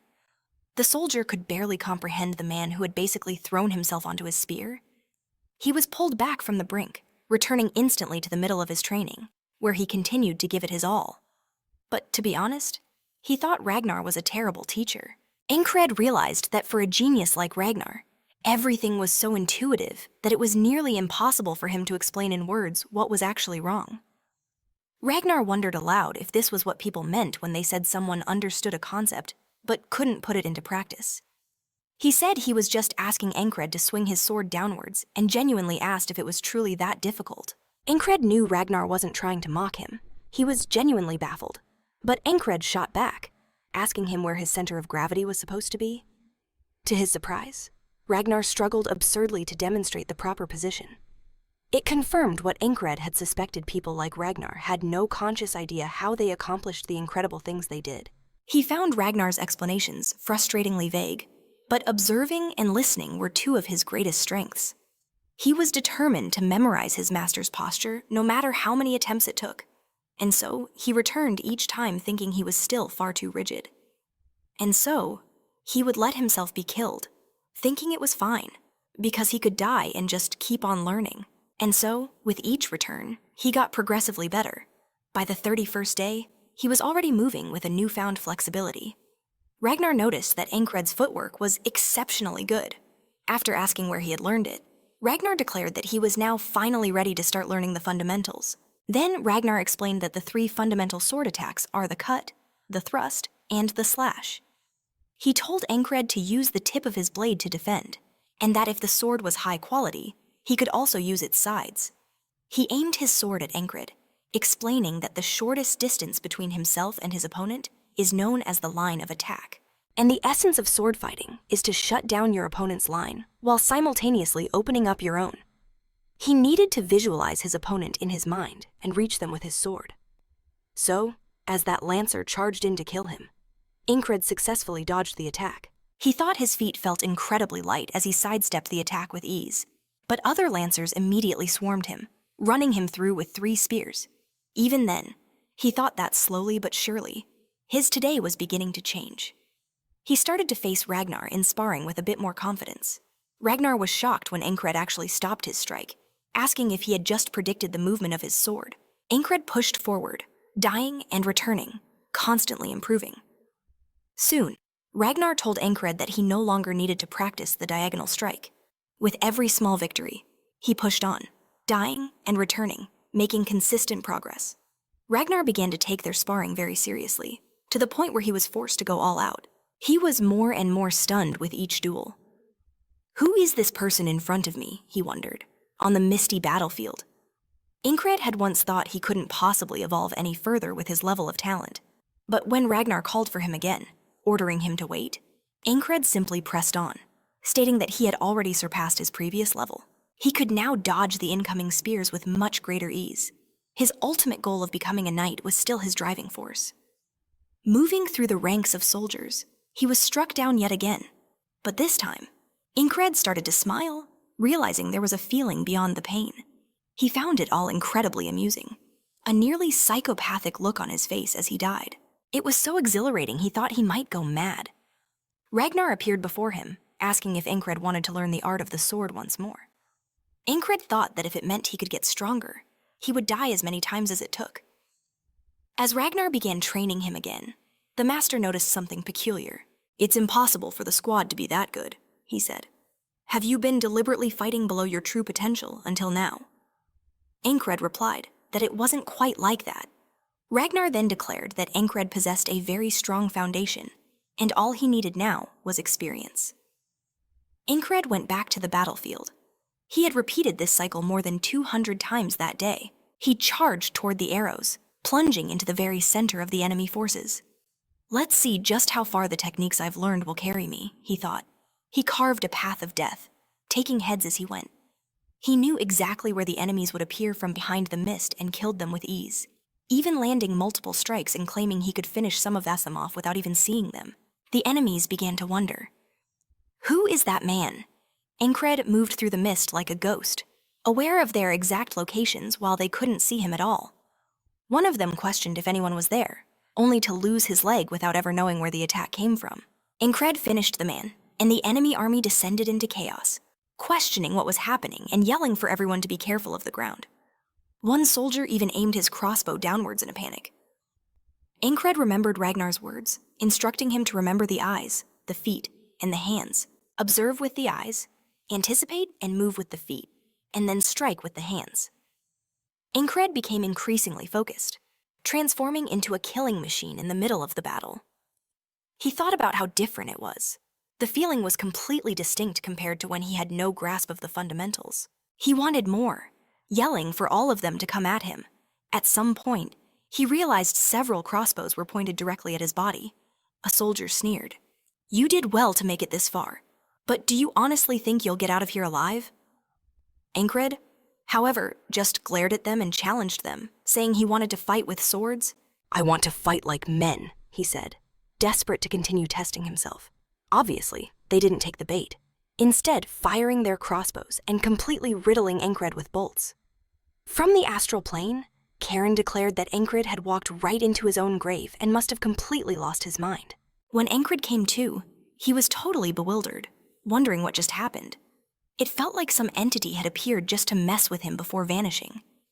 In that moment, his companions were asking what on earth he was doing.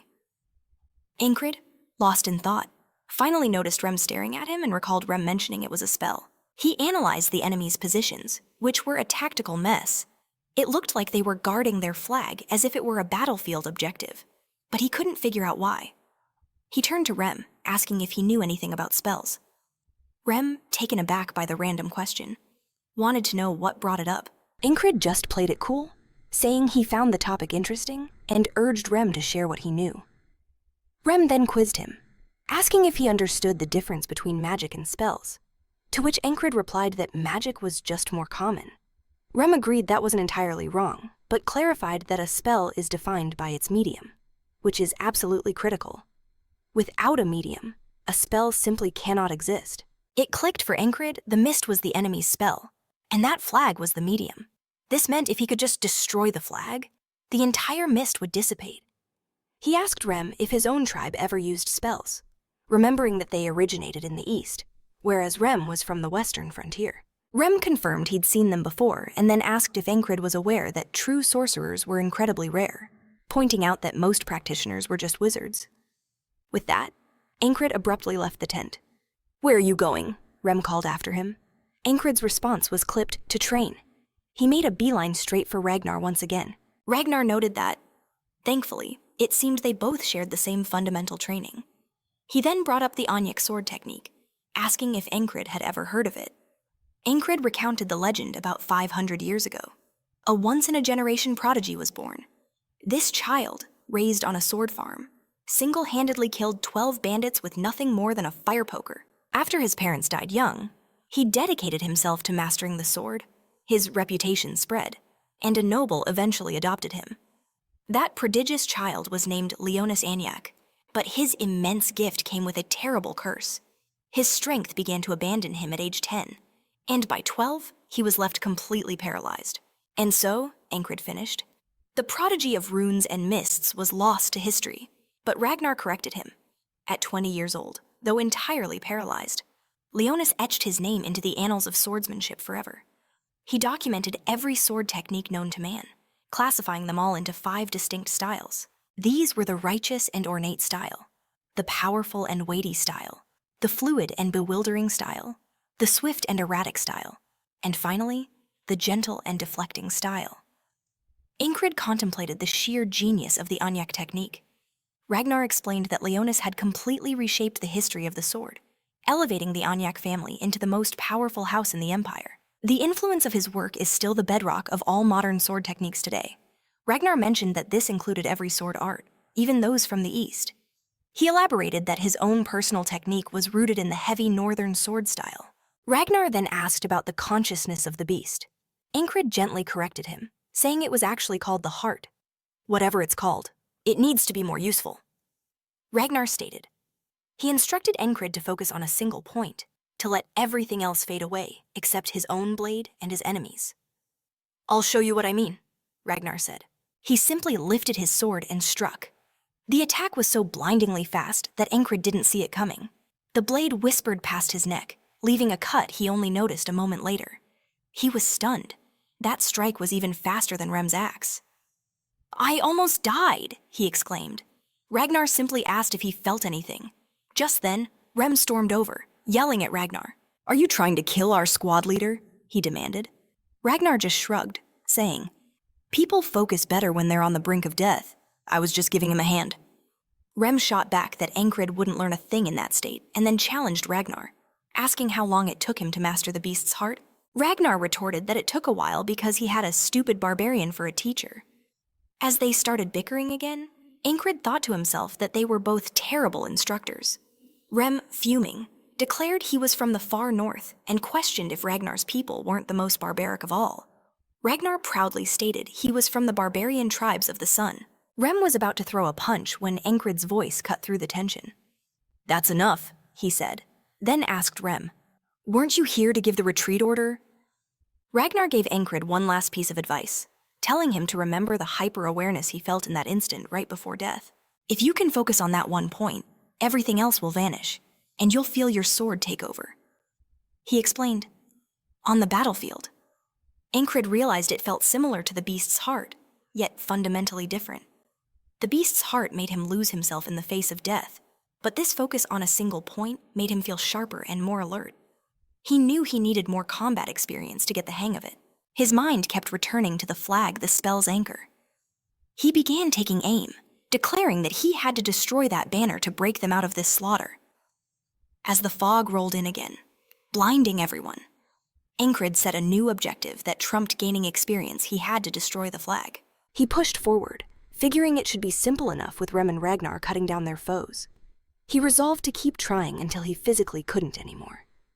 Enkrid realized just how incredibly useful focusing on a single point was. He had died countless times when he was caught off guard. To survive assassins, he had trained his hearing. To survive the battlefield, he'd learned the beast's heart, but this new technique was something else entirely. Ragnar brought his blade to the very tip of Enkrid's nose and asked, "Do you get it now?" He claimed that if Enkrid could do it, he should be able to perceive the tip of the blade slowing down or something similar. But Enkrid felt nothing. He wondered if the recklessness of the beast's heart was getting in the way, but he quickly dismissed that idea. Ragnar insisted that Enkrid should feel the entire world disappear, except for his opponent's sword. "Can you predict the blade's path?" "You haven't sensed anything like that yet," he pressed. Enkrid started to suspect that trying to channel his fear of death was the wrong approach. He asked Ragnar how he had learned this skill. Ragnar looked at him, confused. "Learn what I've always been able to do this." Enkrid could hardly believe it. "Are you serious?" he asked. "Ragnar just said it was all in the name? You just have to focus on a single point," he repeated, frustrated. Enkrid realized he wasn't going to get any helpful answers from Ragnar and would have to master this on his own. "I can't let myself get impatient," he resolved. While he would keep practicing the single point focus, his top priorities were to destroy that flag, protect his allies, and break through the enemy's formation. The second the fog swarmed over them, Enkrid roared for everyone to hit the deck and get their shields up. His command saved them from the bulk of the arrow volley. Having relived this day 300 times, Enkrid knew exactly where every attack would land, even blindfolded. He charged forward, carving a path of bodies as he dropped one enemy after another. This just made everyone else swarm him, trying to bring him down. But Enkrid was an unstoppable storm, shredding anyone in his path, his focus laser-sharp on a single objective. The enemy commanders screamed for their men to hold the line and stop that one man. But Enkrid just kept smiling as he pushed forward, his rampage making him look more and more like Rem, or even Ragnar in a full berserker rage. As he pressed on, enemy soldiers just vanished from his path. Enkrid figured it had taken him 10 full cycles just to get to the flag. But the moment he tore it down, something felt wrong. He was positive he'd destroyed it. So why was the fog still there a second later? Enkrid was dead. The soldiers sneered that while he might know a little about magic, he'd clearly made a fatal mistake. Enkrid's dying thought was, "So that's it. There's only one real flag. The rest are just decoys. I have to find the true one among all the fakes." Mulling this over, he once again tried to push through the enemy horde all by himself. Enkrid calculated he had 5 more shots to get it right on the next loop. He bellowed for everyone to get down and raise their shields. He saved himself. But this time, many of his comrades fell. Enkrid wondered why they hadn't reacted as fast as last time. Was it a timing issue? Maybe he needed to give them a bit more time to steel themselves? He finally managed to rip down the second flag. After 3 more cycles, that one also turned out to be a fake, leaving 4 more standing. It took Enkrid another 5 brutal days to reach and destroy the third flag, only for it to be a copy too. Getting to the 4th flag cost him 7 days, and it was also a fake. Enkrid realized he only had 2 banners left. As he stared at them, he got a gut feeling that the one with the singed edge had to be the real one. Of course, It was also the furthest away, and dangerously close to that rally point. The instant the fog rolled in, Enkrid yelled for his men to hit the ground and use their shields. This time, they all obeyed, protecting themselves from the deadly arrows. Ragnar turned to him, shouting, "Have you lost your mind?" Enkrid thought to himself that the flag was positioned way too far away. He knew he couldn't afford to burn out before he even reached the barrier. He took off, yanking Rem along with him, declaring he'd use Rem as bait to draw their attention while he slipped past. Rem immediately grabbed a nearby enemy and demanded to know who cast the spell. He figured this one wouldn't talk, but hoped the next one might. Meanwhile, Enkrid just kept pushing forward. A whole year, he reflected, had passed by living this one day over and over. He finally reached the flag, thinking this was the end of the line. But as he swung his sword, the blade was parried by Myth, who casually knocked Enkrid's hand aside. "This feels like a dream," Myth said. "It seems God has finally answered my prayers." Enkrid shot back defiantly. "I don't even know who the hell you are." Myth couldn't believe it. "You've forgotten me after just a few days." Enkrid drew a complete blank. "Don't worry," Myth sneered. "You'll remember once I cut you down." And with that, he lunged at Enkrid. Enkrid dodged out of the way and unleashed a lightning-fast counter. The move shocked Myth. "Is this really the same guy from before?" he wondered. "You've gotten impossibly better." Are you trying to master the sword in a single day? Enkrid didn't answer, just lunged again. Myth analyzed his form, thinking that Enkrid was sticking faithfully to the fundamentals of the righteous sword technique. Then he realized Enkrid was blending it with the fluid sword style as he attacked. Myth managed to push him back yet again. But Enkrid was on him in an instant. Myth knew he had to pour all his focus into what was right in front of him. A single moment of distraction and his entire defense would crumble. He had to concentrate everything he had on the man before him. Enkrid, meanwhile, forced himself to forget the flag, the outcome of the battle, and even his sword techniques. The world around him melted away until only his sword remained. He successfully met Myth's next attack head-on.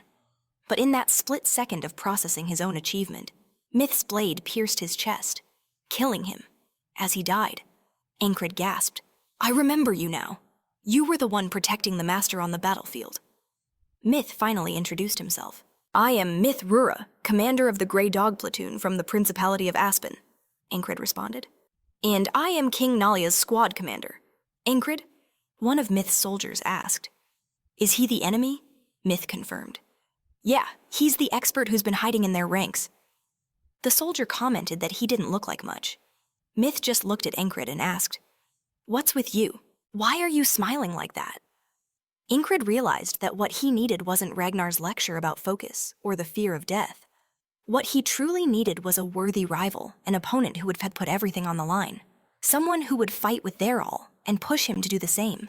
Myth just wondered if Enkrid was completely insane as he pulled his sword from the man's chest. Enkrid found himself back with Ragnar, who was still rambling on about concentration and focusing on a single point, saying it was like the anxiety you feel right before you die. Suddenly, it all clicked for Enkrid. Ragnar asked, "Why do I get the feeling you're not even listening?" "Giving up already," Rem interrupted. "We've been summoned." Enkrid simply called out to Ragnar. Ragnar thought that, strangely enough, Enkrid seemed more fired up than ever. He figured Enkrid was just a weirdo and decided he should probably ramp up their warm-up for the day. After their sparring session, they returned to the dreaded mist. Enkrid gave the order to take cover and use their shields, and they successfully defended against the first wave. Rem tried to talk to him, but Enkrid just told him to follow. "What the hell do you think you're doing?" Rem demanded. Ragnar chimed in. "If you're not going, then I'm going with him," Rem shot back. "What's wrong with you two? Did you take an arrow to the head?" Enkrid just said. "If you don't want to get shot, then keep your eyes forward." And with that, he started slaughtering everyone in his way. As the other two followed, he announced he would clear the path just like last time to meet Myth again. And he did just that, finally standing before his rival. Enkrid grinned. "Good to see you again. Let's fight." Myth was confused. "You came all this way just for me," Enkrid shot back. "You got a problem with that? Is this your first love confession?" "What can I say? It was love at first sight," Myth replied. "My squad is called the Grey Dogs. We're known for being persistent lovers.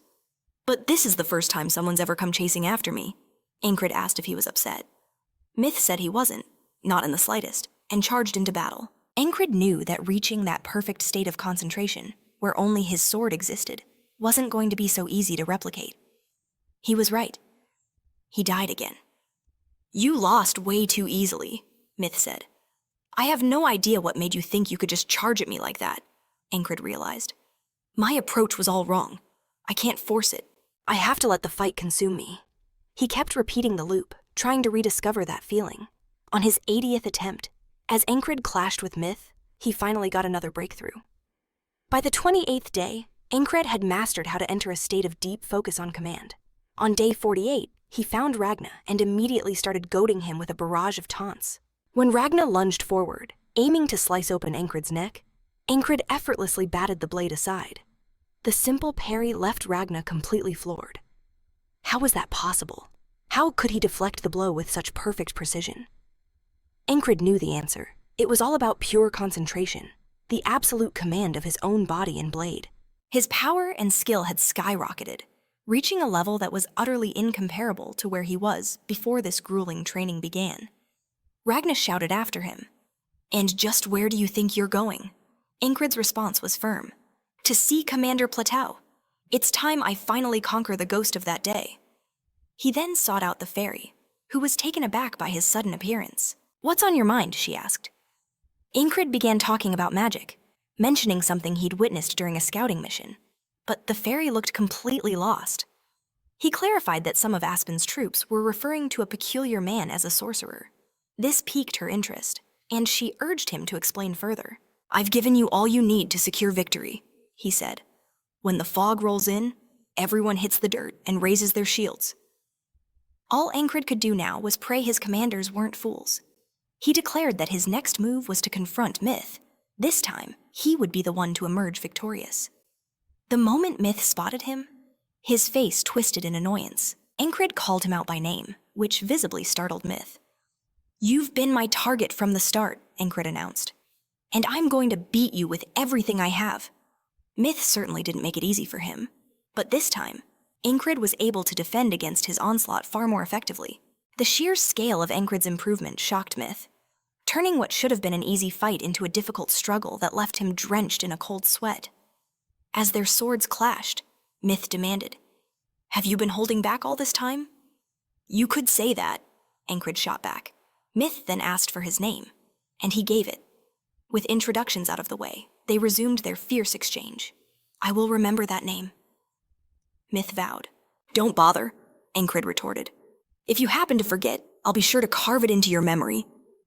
With those words, Enkrid snapped into a single-point concentration, and the world around him faded to gray.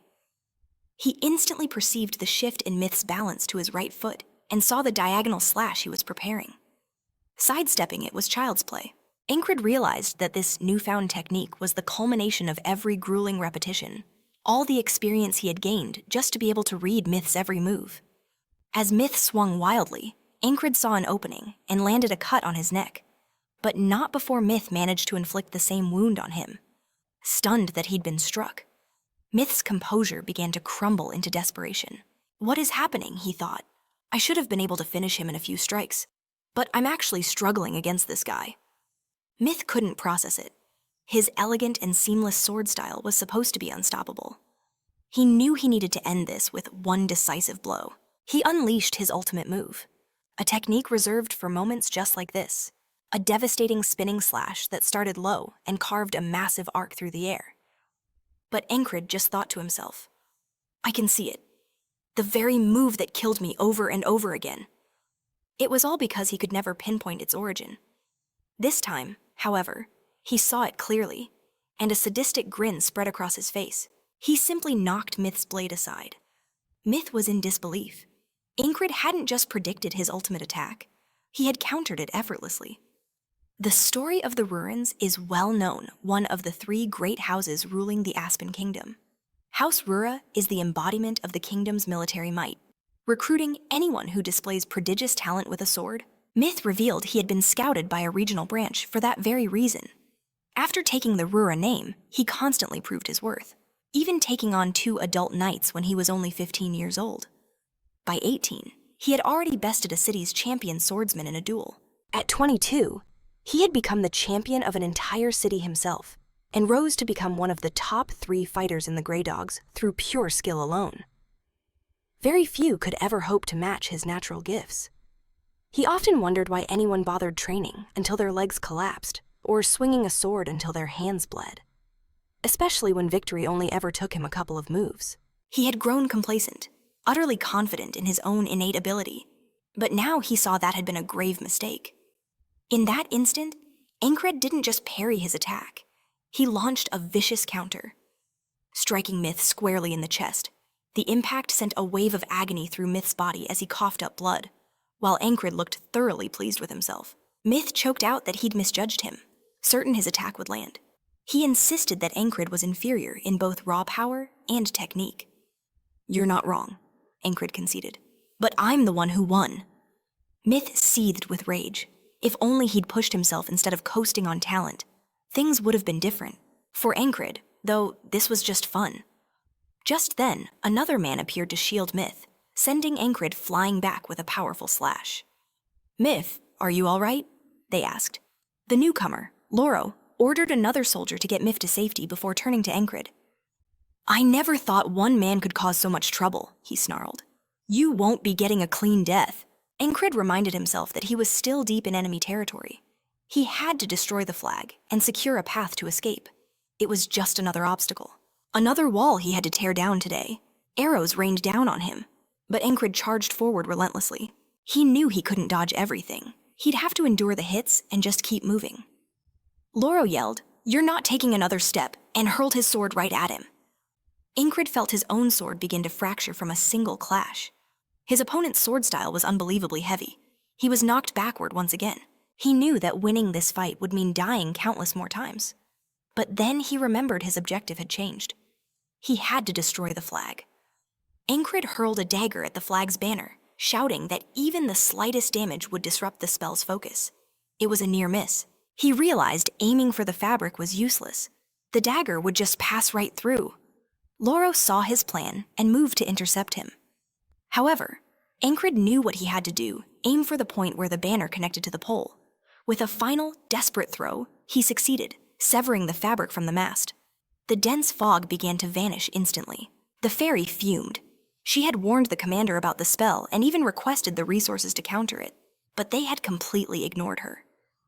"This kingdom is rotten to the core," she thought. They had sent a complete incompetent to lead the front lines. At this rate, their forces would be annihilated. But then she noticed the fog was lifting. The enemy soldiers were in disarray, wondering what had happened to their flag.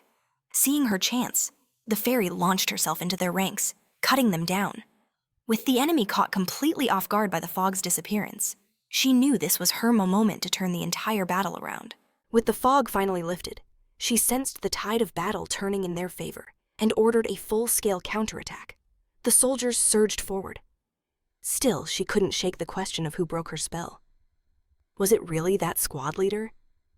At that very same instant, Enkrid found himself in the most agonizing predicament he'd ever faced, his body completely impaled by thorns. He realized he'd made a catastrophic error in judgment. After taking out the flag, he was certain that falling back to the Allied lines would mean reuniting with King and Hagna. Where could they possibly be as it happened? The king was pinned down by a group of men, furiously demanding they bring him sorcerers, or everyone would pay the price. On Hagna was also completely surrounded. Nearby, some of their supposed allies just stood by and watched. He barked at them to hold their positions, demanding, "What in the world is this? Are you all looking for a death sentence?" Enkrid was in just as bad a spot, with enemy soldiers mocking him, asking if he seriously expected to get out alive and telling him to just surrender. But then, out of nowhere, the puma from before reappeared. Enkrid recognized it as the same puma he'd spotted in the fields. The soldiers muttered about the strange beast and tried to strike it, but it moved like a blur, leaping between them and thwarting their every move. It finally came to a halt right in front of Enkrid, taking a defensive stance. Enkrid warned the puma to get away, insisting that the blonde man was on a whole other level. The blonde man's terrifying glare remained locked on Enkrid. Suddenly, a hand landed on Enkrid's shoulder, telling him it was time to fall back. Vengeance declared he would handle it and charged straight for the blonde man. But with a single effortless strike, vengeance was sent flying. Realizing in that moment just how overwhelmingly powerful his opponent was, Enkrid cried out, "I thought you said you were going to save me." As Vengeance staggered to his feet, he yelled for his comrades to fire on them all. Yet, the blonde man parried every single incoming attack with ease. Vengeance could only stammer. "What is that guy? He's a complete monster." The puma lunged at him, only to be hit with a devastating blow that sent it hurtling through the air. Enkrid felt his focus narrowing to a single point. He thought he could see an opening, but knew his scythe was no match for the man's sword. Then, a thought struck him. He just needed to let his movements flow. Just like Mithi. He put it into practice, and it worked. The blade merely grazed his shoulder, and the blonde man's eyes widened as he recognized Mithi's signature technique. A bloodthirsty look crossed Enkrid's face as he thought, it actually worked. The thrill of the moment coursing through him, Vengeance jumped back in, trying to land a blow on the blonde man, who deftly dodged the attack. With more and more soldiers swarming the area, the situation was descending into chaos. The blonde man decided to call it quits, vowing that he would not forget Enkrid. Enkrid taunted him to get going, and the blonde man commanded a full retreat for all his troops. Vengeance rushed to Enkrid's side, his eyes fixed on the injured shoulder. He pointed out that it wasn't bandaged and that they had to get back immediately. Enkrid insisted they had to bring the puma with them. Vengeance, however, told Enkrid to focus on himself for once. He then scooped up the injured puma and held it in his arms. Enkrid shouted for the third platoon, ordering them to the rear for a full retreat. Vengeance pleaded with Enkrid not to shut his eyes, warning him he was losing far too much blood. But Enkrid's consciousness was already fading. Karanti remarked that Enkrid had once again gotten exactly what he wanted. He mused to himself. That man is unbelievably persistent. What on earth drives him? While Enkrid was tangled up with the fairies' forces, the wider war raged on, and Vengeance managed to carry him to safety.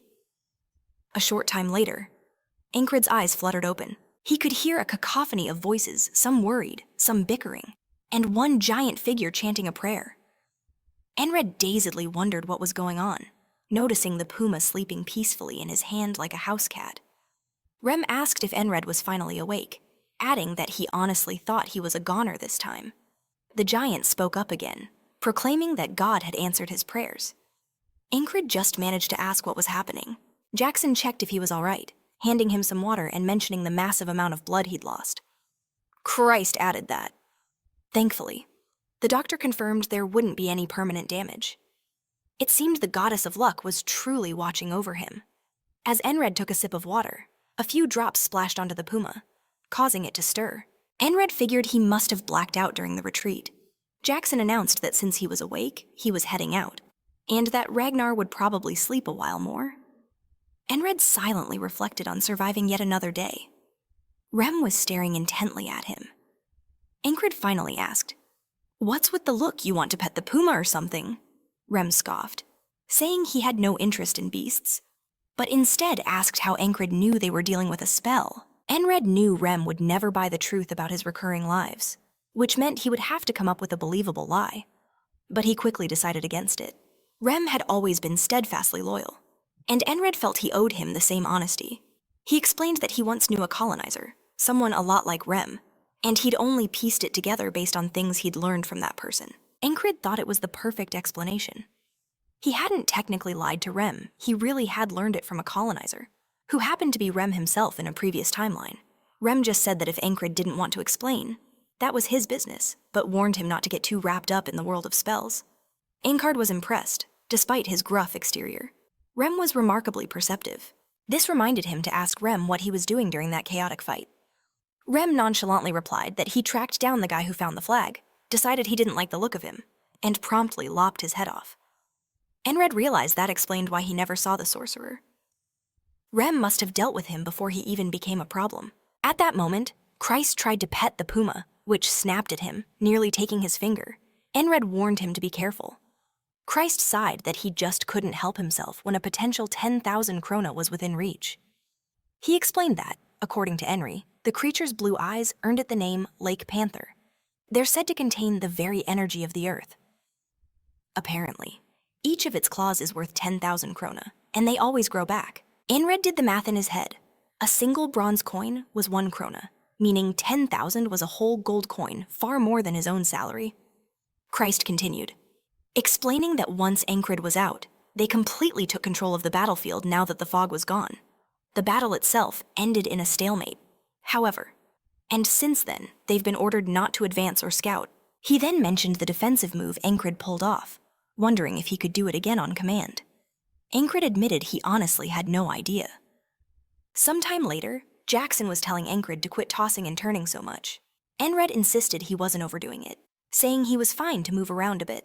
Ragna chimed in that light stretching was the most he should be doing, and that he'd be better off going back to sleep. Rem scoffed, asking if Ragna was trying to infect Enkrid with his laziness before telling him to move aside. As Rem's hand drifted towards his sword, Enkrid remembered something he wanted to ask. He mentioned that during the fight, he used a technique he'd never even seen, let alone trained in. He said he'd never done anything remotely like it before and asked if that was even possible. Rem replied that it was perfectly normal, nothing to get worked up about. By using the beast's heart, Enkrid was able to perceive his enemy's movements, the swing of his sword, and the flow of his strength.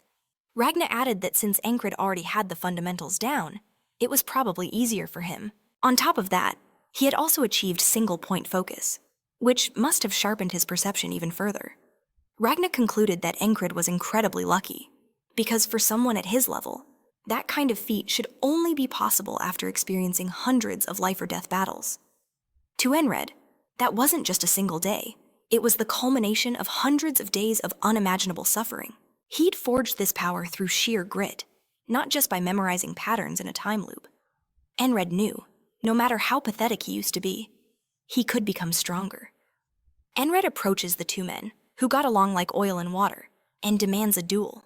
Rem calls him a madman, but then admits Enkrid is on a whole other level of insanity. Ragna says that for once, he actually agrees with Rem, asking what Enkrid could possibly hope to gain in his current state.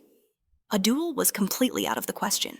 The commander walks over, getting straight to the point and asking Enkrid if he was the one who broke the spell. Enkrid replies that he figured she'd be asking questions soon. He asks, however, why the commander would come all this way herself. Enkrid confirms he's the one who shattered the spell, explaining that he spotted it on patrol and already knew a little about its workings. The commander presses on, mentioning there were 5 replicas and demanding to know how Enkrid found the real one. Enkrid simply says he guessed. She accepts the answer without fuss, just saying that's fine. Enkrid wonders if that was really all she came to ask. She admits she also wanted to get a look at the man she believes fate has brought to her. Enkrid is confused about this talk of fate, and Rem immediately tries to figure out what their secret is. Ragna questions if Enkrid has some kind of special ability. Enkrid cuts him off, saying it's not quite like that and telling them both to be quiet. Christ suddenly appears, suggesting he and Enkrid start a business together and promising him amazing terms. Enkrid shuts him down and tells him to be quiet as well. He wonders why the commander, his boss's boss, is giving him so much attention it's making him uncomfortable. Just then, Christ announces some major news. The squire from the Order of Knights has arrived. Enkrid's eyes widen at the news as he thinks of the legendary Order of the Scarlet Cloaks. He recalls that his own battalion, the Cyprus Division, is named to honor a knight from that very order, which is known for having the most skilled warriors on the continent. The order itself has several ranks. There are knights, squires, servants, and knight students. When a knight approves their squire, that squire becomes a proto-knight.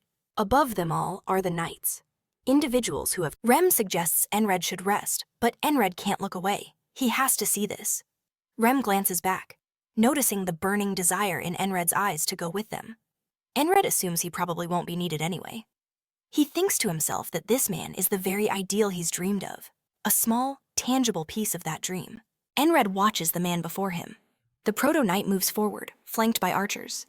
A storm of spears rains down, but he simply ducks, draws his sword, and prepares to charge. Enkrid can see he's fueling his legs with pure determination.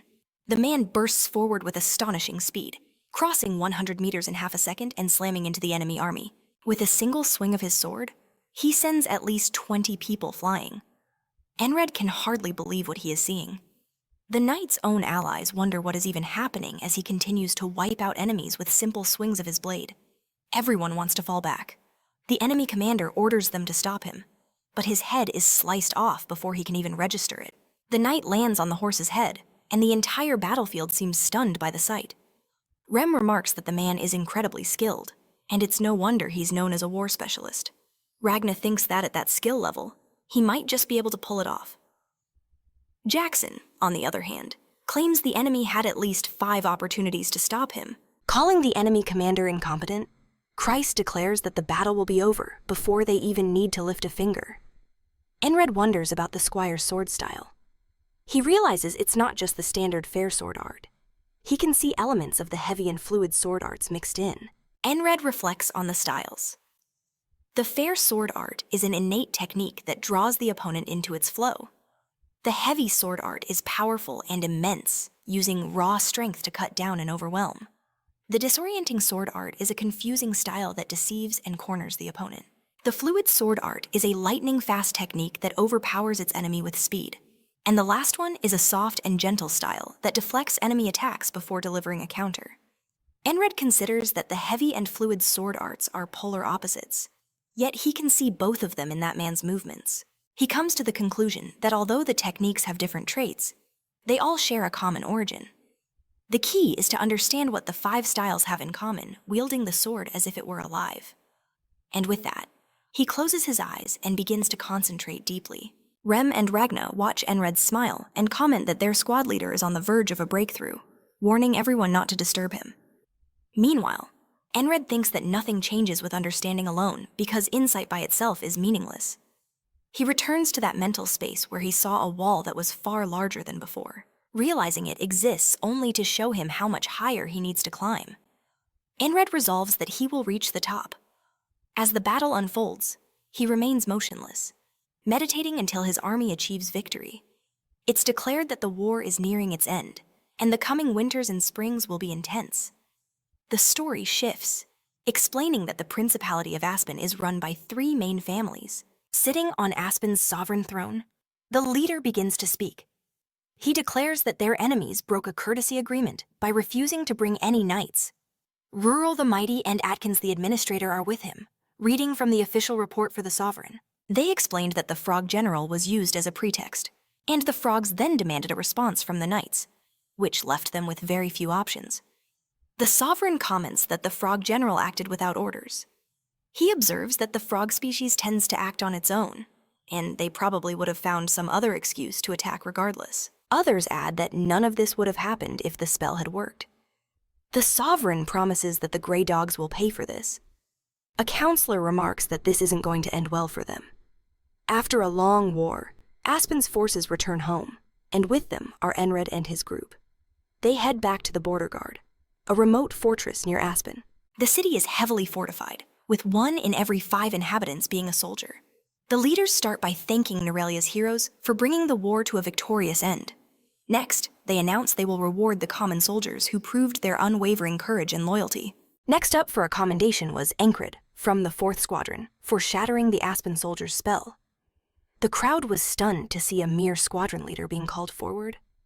Whispers erupted. How could a pushover like Enkrid possibly break that spell?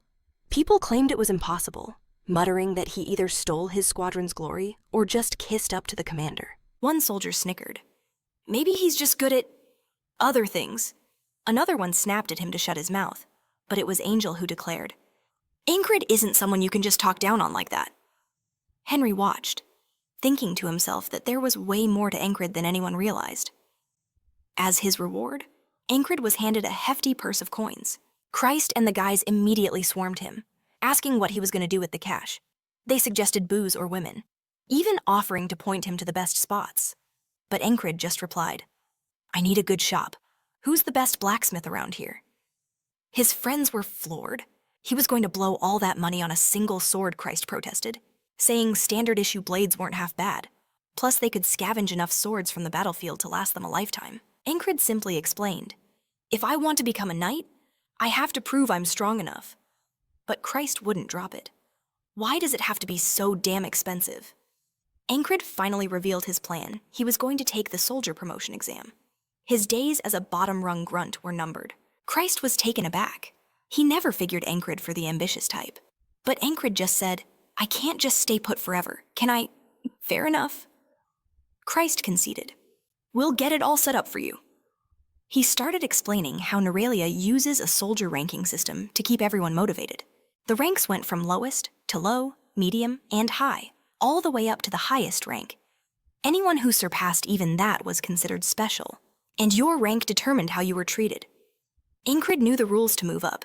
You had to challenge and beat 3 soldiers from the rank you were aiming for. For everyone else, it was just a chance to gamble and watch a good fight.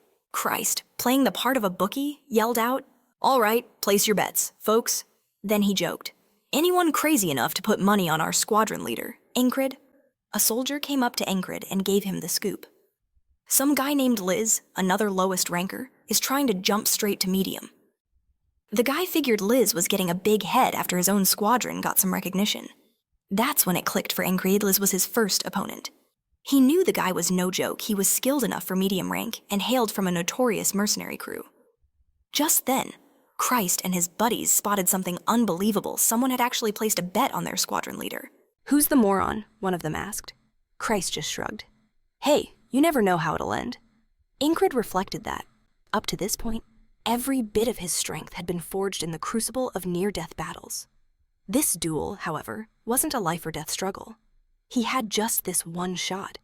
He had to stay focused and push past the limits that had always held him back. Back in the day, he wouldn't have stood a chance against most of the fighters in this crowd. But he resolved to fight without hesitation, as if his very life was on the line. Liz rushed in, screaming, "You idiot!" and telegraphed his strike. Enkrid prepared to counter with the defensive move he'd perfected in his last fight. If he could just pull it off and create an opening, victory was certain. In a flash, he thrust his sword forward, and with one clean motion, he knocked Liz's blade from his hand, sending it spinning through the air.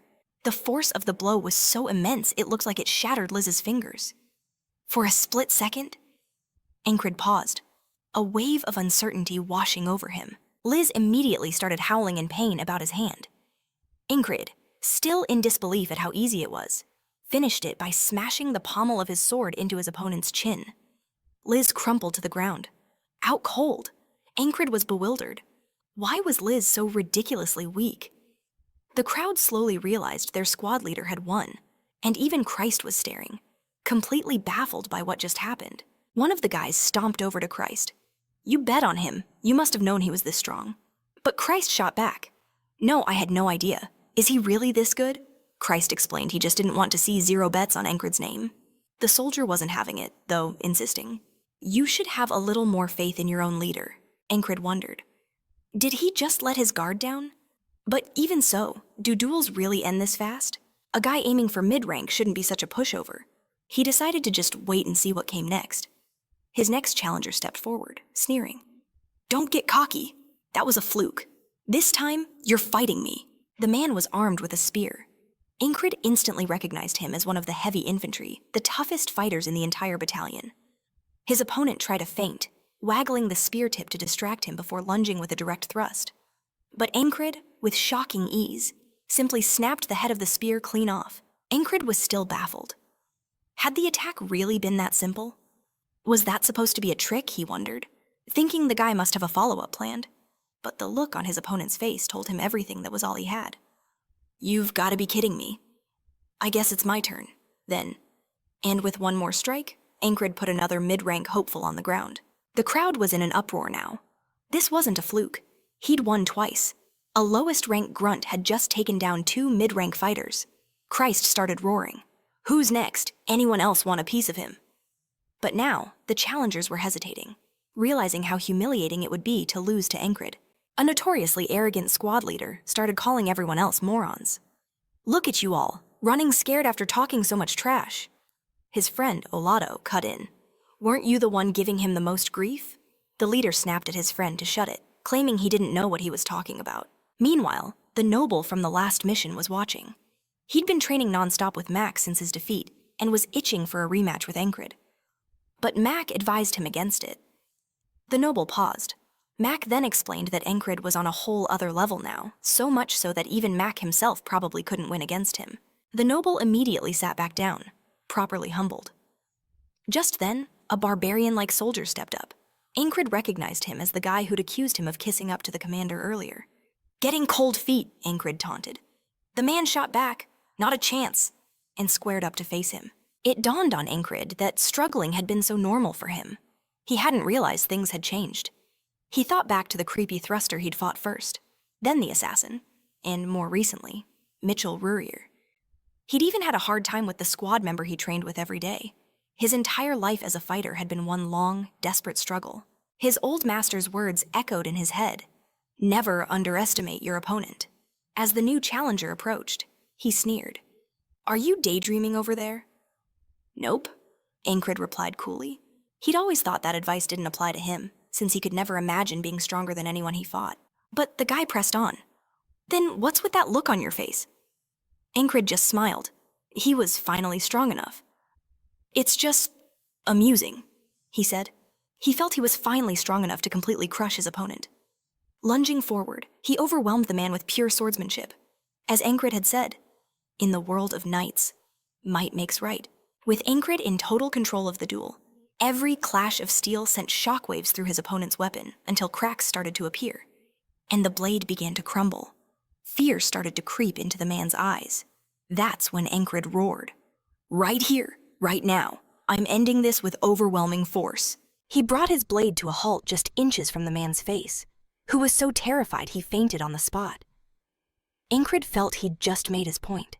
The entire crowd was stunned into silence, unable to process what they'd just witnessed. It finally clicked for everyone. He was the one who shattered the spell and destroyed the flag. This wasn't a team effort he was taking credit for. This was all him. Enro leaped to his feet, shouting out the name Spellbreaker. Enkrid wondered what in the world that fool was up to. But Enro wasn't done. He urged the crowd to cheer, reminding them that without Enkrid, half of them would be 6 feet under. And just like that, the name stuck. The crowd roared Spellbreaker, bestowing upon him a warrior's title. He had to admit, it didn't sound half bad. Christ came over, congratulating him on officially becoming a mid-rank soldier. But Enkrid brushed it off, saying it was way too soon to celebrate. He still had his sights set on an even higher rank. Christ couldn't believe his ambition. As they were chatting, a voice cut through, telling them to hold on. Now this was interesting, the man said. He descended towards Enkrid, and everyone immediately noticed the eagle insignia on his uniform. This guy was part of the Border Guard, a unit that answered only to the crown. Whispers erupted. They were an elite force composed of high rankers and beyond. What's the border butcher doing here? Someone muttered. Enkrid watched as the man approached the squad leader. How about you take a swing at him, too? The butcher challenged. Enkrid's mind raced. The border guards were on par with Aspen's gray dogs, which meant this man could be as powerful as Ruhr. A thrill ran through him as he wondered what it would be like to face someone of that caliber and survive. Curiosity got the better of him. Bring it on, he said. The butcher's eyes lit up. This kid, Enkrid, showed no fear, even when standing before a special forces operative like himself. Watching him up close, he was far more intriguing than he first appeared. He unsheathed his sword. The crowd roared, telling Enkrid not to let this special forces punk get a big head. They urged him to unleash his real power, shouting that this was a true clash of titans. The two warriors faced off. Internally, the butcher scoffed, calling them all morons. Did these guys forget they were just infantry, too? He figured one little victory had gone straight to their heads. Time for a reality check, he snarled, lunging at Enkrid. But as the attack came, Enkrid slipped into the zone, expertly parrying every blow without taking a single scratch. The butcher was floored. Enkrid's focus was incredible, down to the most minute twitch. Well, this is a surprise, he admitted, grabbing Enkrid by the collar. But you're finished now. But Enkrid reacted instantly, seizing the butcher's arm and bringing his own blade up, stopping just shy of sinking it into his opponent's skull. For a split second, the butcher saw his life flash before his eyes. He flinched back as Enkrid slammed his sword into the dirt. The butcher took a step back, coiling for another strike. But Enkrid completely dialed in. Did the unthinkable, he caught the incoming blade with his bare hands, using his opponent's own momentum against him. Enkrid drove a knee hard into the butcher's gut, sending the man staggering backward. The butcher came rushing in again. In response, Enkrid whipped a dagger from his vest, ready for round 3. But just then, the fairy appeared out of nowhere, putting a stop to the whole thing. Both fighters were startled by her intervention. That's enough, she declared. Any more of this, and one of you will end up dead. Seeing her, Enkrid knew better than to argue. Enkrid's dagger was already pressed against the butcher's throat. And it wasn't just him. His entire group was poised to jump in. You're one lucky guy, Han remarked. The butcher shot back. It was a duel. Don't get carried away. Try that again, and I'll put a new hole in you. Enkrid reflected that the butcher had nearly gotten him when his movements became a blur. Still, he felt that if the fight had continued, he might have been the one left standing. A murmur went through the crowd. Enkrid's performance was unbelievable. Was this really the same guy they all knew? The butcher slowly slid his sword back into its sheath. I wasn't expecting that, he admitted. But I have to give you credit. My name's Torres, platoon commander of the border guards. He then offered Enkrid his hand. Enkrid returned the gesture. I'm Enkrid, the 4th leader of the 4th company of the 4th platoon. The jaws of everyone watching collectively dropped. This guy was a platoon commander. That meant Enkrid had just gone toe-to-toe with a special rank soldier, proving he was essentially on the level of a high ranker himself. From now on, everyone there would have to show him the proper respect. The crowd erupted in cheers for their new hero. Torres noted Enkrid's cool reaction to the adoration, saying he looked forward to seeing him again. High-rank soldier, Enkrid, Torres repeated. With that acknowledgement, Enkrid knew he was another step closer to his goal. Later that afternoon, a messenger found him, summoning him to another company. The summons was from the commander of the 1st company, the heavy armored infantry known as Graham the Turtles. This was apparently the 3rd straight recruitment offer, following ones from the 2nd and 3rd companies. He guessed it had something to do with his new reputation as a spellbreaker. A soldier from Graham's entourage began to speak. Our unit, the heavy infantry, is the backbone of this entire battalion. You must understand the weight of this offer. Enkrid knew that accepting would place him among the army's most elite soldiers. It was a fantastic opportunity, but he respectfully turned Graham down. Graham demanded to know why, offering to smooth things over with the 4th Company's commander if that was the issue. But Enkrid confirmed that wasn't the reason. Graham remarked that Enkrid didn't seem troubled by the decision, so he decided not to press the matter further. But then he insisted. No, I still want you on my team. He even offered to send over a man named Ram, but Enkrid politely declined that as well. Graham conceded, saying he owed his life to Enkrid from the last battle, so he'd drop it. Christ couldn't believe it. Now the 1st Company was trying to poach him. He asked Enkrid if he should start packing his bags for him, but Enkrid just said no. Why are you turning everyone down? Christ asked, bewildered. At this rate, you'd get VIP treatment in any squad you join. Enkrid paused, almost letting the real reason slip. But just then, Torres himself arrived to speak with him, shocking everyone. Torres didn't beat around the bush. Join the border guards. Enkrid's mind reeled. The border guards, under the direct command of the Crown. This offer blew the turtles out of the water. The entire group fell silent. They knew their squad leader could never have imagined an opportunity like this. He might have turned down the others, but only a fool would reject this one. Torres smiled. I knew it the moment we crossed swords, he said. You're looking for a much bigger stage to fight on. The offer was simple. Join us, and I'll put you through hell. The border guards will forge you into the best you can possibly be. With that, he held out his hand to Enkrid. Rem, Reagan, and the others braced themselves for his answer. But Enkrid just scoffed. If you think hellish training is the key, then I'm already in the perfect place. My goal isn't just to reach my limits, it's to shatter them. And everyone right here, they're the only challenge I need. One bitterly cold morning, Rem was shivering so hard he threatened to bury his axe in someone just to warm up. He spotted the squad leader heading out and barked, Where are you going? Get me some damn hot stones. Rem grumbled that now the fighting was done. Their leader was basically useless anyway. Eldon chimed in, suggesting a little exercise might do the trick. How about a quick sparring session? He offered. Rem's response was blunt. Lose the blanket or lose your life. Undeterred, Eldon turned to Enkrid, figuring a workout would thaw his frozen limbs. I've got to head out on patrol, Enkrid said. We can train when I get back. But Rem just started screaming at him about the hot stones again. Don't you forget, he roared, loud and clear. Enkrid shot back, noticing how the winter chill seemed to have suddenly intensified. Out in the market, Enkrid mused that the border guard was created for war. But with no active conflicts, Their duty was reduced to patrolling the city streets and keeping the peace. Enkrid linked up with 2 other soldiers, Jack and Boa, his teammates for the day's patrol. The moment he saw them, he tried to recall if they were connected to that escort mission. The names definitely rang a bell. Jack and Boa started snickering immediately. Well, well, look who we're paired with, they sneered. The famous Spellbreaker. What an honor. They mentioned hearing about his promotion to a high rank, noting that he'd apparently skyrocketed straight from the bottom. That's some legendary stuff, they remarked with false admiration. Enkrid just brushed it off as luck. But Jack shot back, saying he wanted to see for himself what made a high-ranking officer so special. How about a little duel when we get back? He challenged. I never back down from a fight, Enkrid answered coolly. Jack's eyes lit up. You're on. That's a promise. As the patrol dragged on, the soldiers griped about the brutal weather, this winter feeling exceptionally harsh.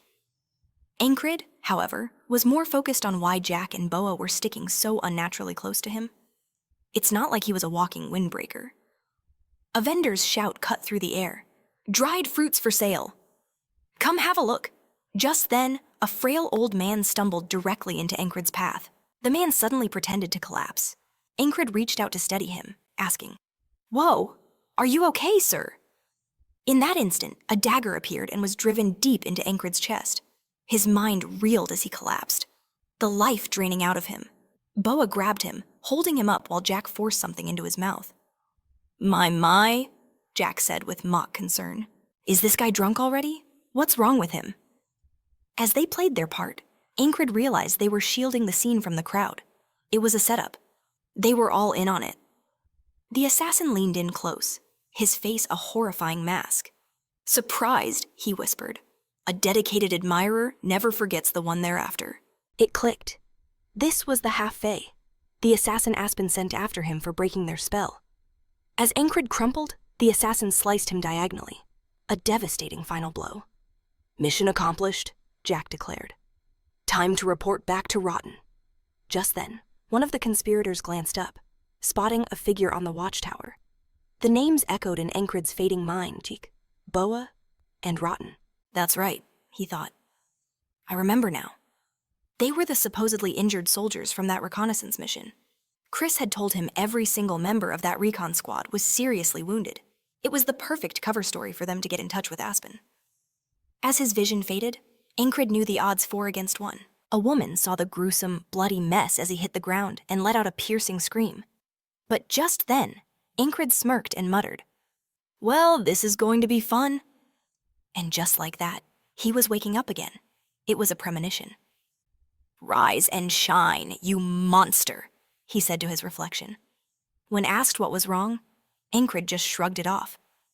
Nothing, just getting hyped for the day. He immediately sought out Jim, who was enduring an ice-cold shower out in the freezing air.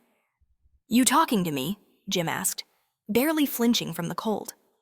Enkrid cut to the chase, asking about that special training method for warming the body.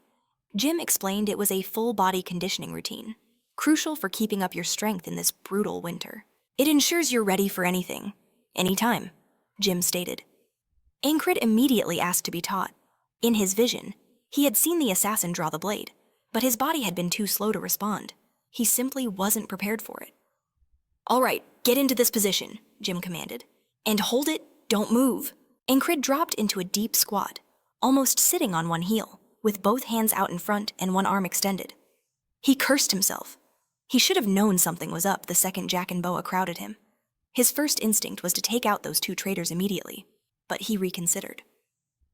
No, he thought. If I'm too hasty, I'll lose my chance at the half-fae. Jim taunted him, saying his muscles must be pathetic if he couldn't even hold a simple stance. They're already screaming in agony, Enkrid grunted back. He figured if he could just get close enough to give chase, he could win this. The time came to meet Jack and Boa again. This time, he vowed, he would take them all down in one go. When he met up with the pair, he wasn't wearing his cloak. Not cold? Jack asked with a smirk. Just finished a little warm-up, Enkrid replied casually. Guess that reputation isn't just for show, Boa remarked. Jack continued to make small talk about the cold as he edged closer. But this time, thanks to Jim's training, Enkrid felt his body was coiled and ready. This was the moment. He spotted the half-fae closing in from a distance. Without hesitation, Enkrid unleashed a punch at each of them, connecting squarely with Jack, but whiffing on Boa. Had Boa seen it coming? Enkrid's eyes darted to the half-fae, trying to predict his next move. Would he run or press the attack? He had to finish these two, and fast. Enkrid wasted no time drawing his sword. But in that same instant, the half-fae made his play. A bizarre sound cut through the air, and Enkrid had no idea what it was. A sharp pain blossomed in his chest. A throwing knife. He realized that the half-fae had landed a perfect shot from that distance, right through the crowd. Damn, Enkrid thought. He's good. The assassin's words echoed in his mind. A dedicated admirer never forgets their target. As he stumbled, Enkrid thought. By the time I even registered it, the blade was already in my heart. A blade faster than the speed of sound. As he hit the ground, the same woman's scream ripped through the air again. It became crystal clear he had to find a way to counter this assassin at both close and long range at the exact same time. So how the hell do I prepare for that? He wondered. The problem was simple up close. The half-fae would use a dagger. From a distance, he'd throw it. The strategy isn't complicated, he thought. This is a straightforward problem. And just like that, he was back in the present, still training with Eldon. Enkrid muttered that he felt like killing someone. Is that a threat? Eldon asked, raising an eyebrow. No, Enkrid replied grimly. I'm the one who's going to die. Just then, Ragna walked in, asking what was going on. What is this? Some kind of torture resistance training? He asked. Rem wondered if it was really that difficult. This is how it's done, the man replied bluntly. Jackson went to discuss the next shift with the squad leader, but his eyes were drawn to the 5 men. Their movements were bizarrely in sync, almost unnaturally so, Rem insisted. Just stretch harder, Ragna added. If you can't even manage this, you're gonna need flexibility training on top of everything else. Aldine was complaining about his useless partners. This is your territory now, he declared, so get lost. Jackson watched the scene unfold, barely able to believe what he was seeing. What the hell is this? You're just training, he questioned. Meanwhile, Enkrid was already strategizing, trying to figure out how to block the dagger he knew the half-fae was about to throw. The blade moved with an accuracy and velocity he'd never seen before. As Enkrid sketched a diagram of it in the dirt, Jackson walked up. Is that a whistling dagger? Jackson asked. Is that what it's called? Enkrid asked. Jackson confirmed, explaining it was named for the distinct sound it makes in the air. If the thrower is skilled enough, he said, the target will be dead before they even know what hit them. You're better off keeping your distance from something like that, he warned. Enkrid filed that information away. No matter how good his aim is, he pondered. If I can just block it at the perfect moment, what can he do? Back in the fight, Enkrid threw a punch at both of them, but Boa dodged it again. Enkrid realized Boa had caught on. He snatched Boa and tried to shove him forward, planning to use the idiots as a human shield to block the dagger. But before he could get Boa into position, Enkrid heard the whistle and felt the impact. Boa was also hit in the back. Even Jack, who was just struggling to his feet, was cut down instantly. Enkrid realized with horror that the half-fae had thrown 3 daggers at once. The half-fae just smiled as he repeated his catchphrase. Enkrid understood then that the assassin would eliminate his own allies if they got in his way. Or, more likely, he never considered them allies at all. The half-fae strolled over to Enkrid. That was an admirable attempt, he commented. But a persistent lover never forgets their target. He stared down at Enkrid. That's good, Enkrid replied. The half-fae seemed genuinely confused. Are you making jokes on the brink of death? You're quite strange, he said, grabbing the dagger and twisting it even deeper. I'll admit it, Enkrid grunted. I completely underestimated this entire situation. The half-fae cut him down, ending his life and remarking that a wall was still just a wall. Watching from the 5th circle of hell, Karanti noticed Enkrid was actually enjoying himself. Laugh while you can, Karanti commanded. The despair that waits at the end of joy is exactly what makes this a curse. Enkrid woke up in his bed again, Karanti's words echoing in his mind. No, he thought, a new resolve forming. This isn't a curse, it's a blessing. He immediately went to find Jackson. Tell me about the whistling dagger, he demanded. Jackson looked taken aback. Where did the captain hear about that? Enkrid asked if that information was necessary for the explanation. Jackson relented, explaining that they were actually multiple thin blades compressed into a single one, which is what created the whistling sound when thrown. For a time, it was called the dagger that can only be heard, Jackson said. It's nearly impossible for the human eye to follow it. So what would I have to do to see it and dodge it? Enkrid pressed. Jackson's reply was blunt. You can't. But what if I had to? Enkrid insisted. Do you need to? Jackson asked. Enkrid admitted that he did. Jackson sighed, thinking, he's doing that thing again. How did you even hear about it? Jackson continued. There's no point trying to find a dagger that's already in the air. You have to watch the thrower's hand. The path is decided the moment it's thrown. There are ways to hide the throwing motion, but it isn't hard to spot once you know what you're looking for. He explained. Enkrid asked Jackson if he thought he could master this technique, but he just said, no, not with the way you throw. Enkrid realized everyone was still discreetly mocking him. Jackson finally asked, do you want me to teach you how to throw daggers or not? Enkrid was surprised that he had offered to teach him first, hitting the nail right on the head. Why? Enkrid asked. Jackson replied that he could just refuse if he wasn't confident. Enkrid's gaze sharpened. I'll learn. Sometime later, Enkrid was back in the same situation, walking with Jack and Bee. Jackson's advice echoed in his mind. The moment you throw, relax your entire body. Then focus everything as the blade leaves your hand. Seeing it to dodge it must be the same principle. He reflected. As they neared the spot where he always punched Jack and Bo, Enkrid suddenly slit Jack's throat. Boa was stunned. Enkrid killed him too. The very same woman who screams when Enkrid is dying now cried out, murderer! And right on cue, the assassin appeared. Enkrid remembered he had to observe his opponent. He saw the half-elf's hand emerge from his robe, dagger in hand. Enkrid forced himself to alternate between a state of relaxation and sharp focus. He figured he could at least avoid instant death if he protected his heart. So he zeroed in on the opponent's fingertips. But the moment he heard the sound, the dagger was already lodged in his arm. Enkrid felt a terrible pain as he glanced at the wound. A second later, another blade struck him in the heart. He thought it was all too fast, lasting barely a second, but he saw it. In that final instant, a flicker of movement, and Enkrid could perceive it. I'm sure of it, he affirmed. As the assassin approached, Enkrid tried to get his catchphrase out. I know, Enkrid said, that you never forget your target. The half-elf finished for him, looking intrigued. How did you know? He asked. A few more times and I'll get it, Enkrid replied, staring at the half-elf's face. See you soon. I'm going to learn all your tricks. In the next regression, Enkrid focused on being as fast as possible. He quickly stabbed Jack and then killed Bee. As he finished them both, the screams began, a murderer. Enkrid entered a state of intense focus. He was no longer the type of person who just dreamed of being the best. He saw the dagger in the half-elf's hand, saw him preparing to throw it using only a single finger. Enkrid knew he could have anything he wanted if he just pushed himself hard enough. As the assassin threw the blade, Enkrid managed to catch it on his arm and charged toward him. The assassin calmly held another dagger on his finger and threw it again. I'll attack you head-on, Enkrid announced. He considered dodging to the side, but the assassin threw yet again. Enkrid realized it was a feint.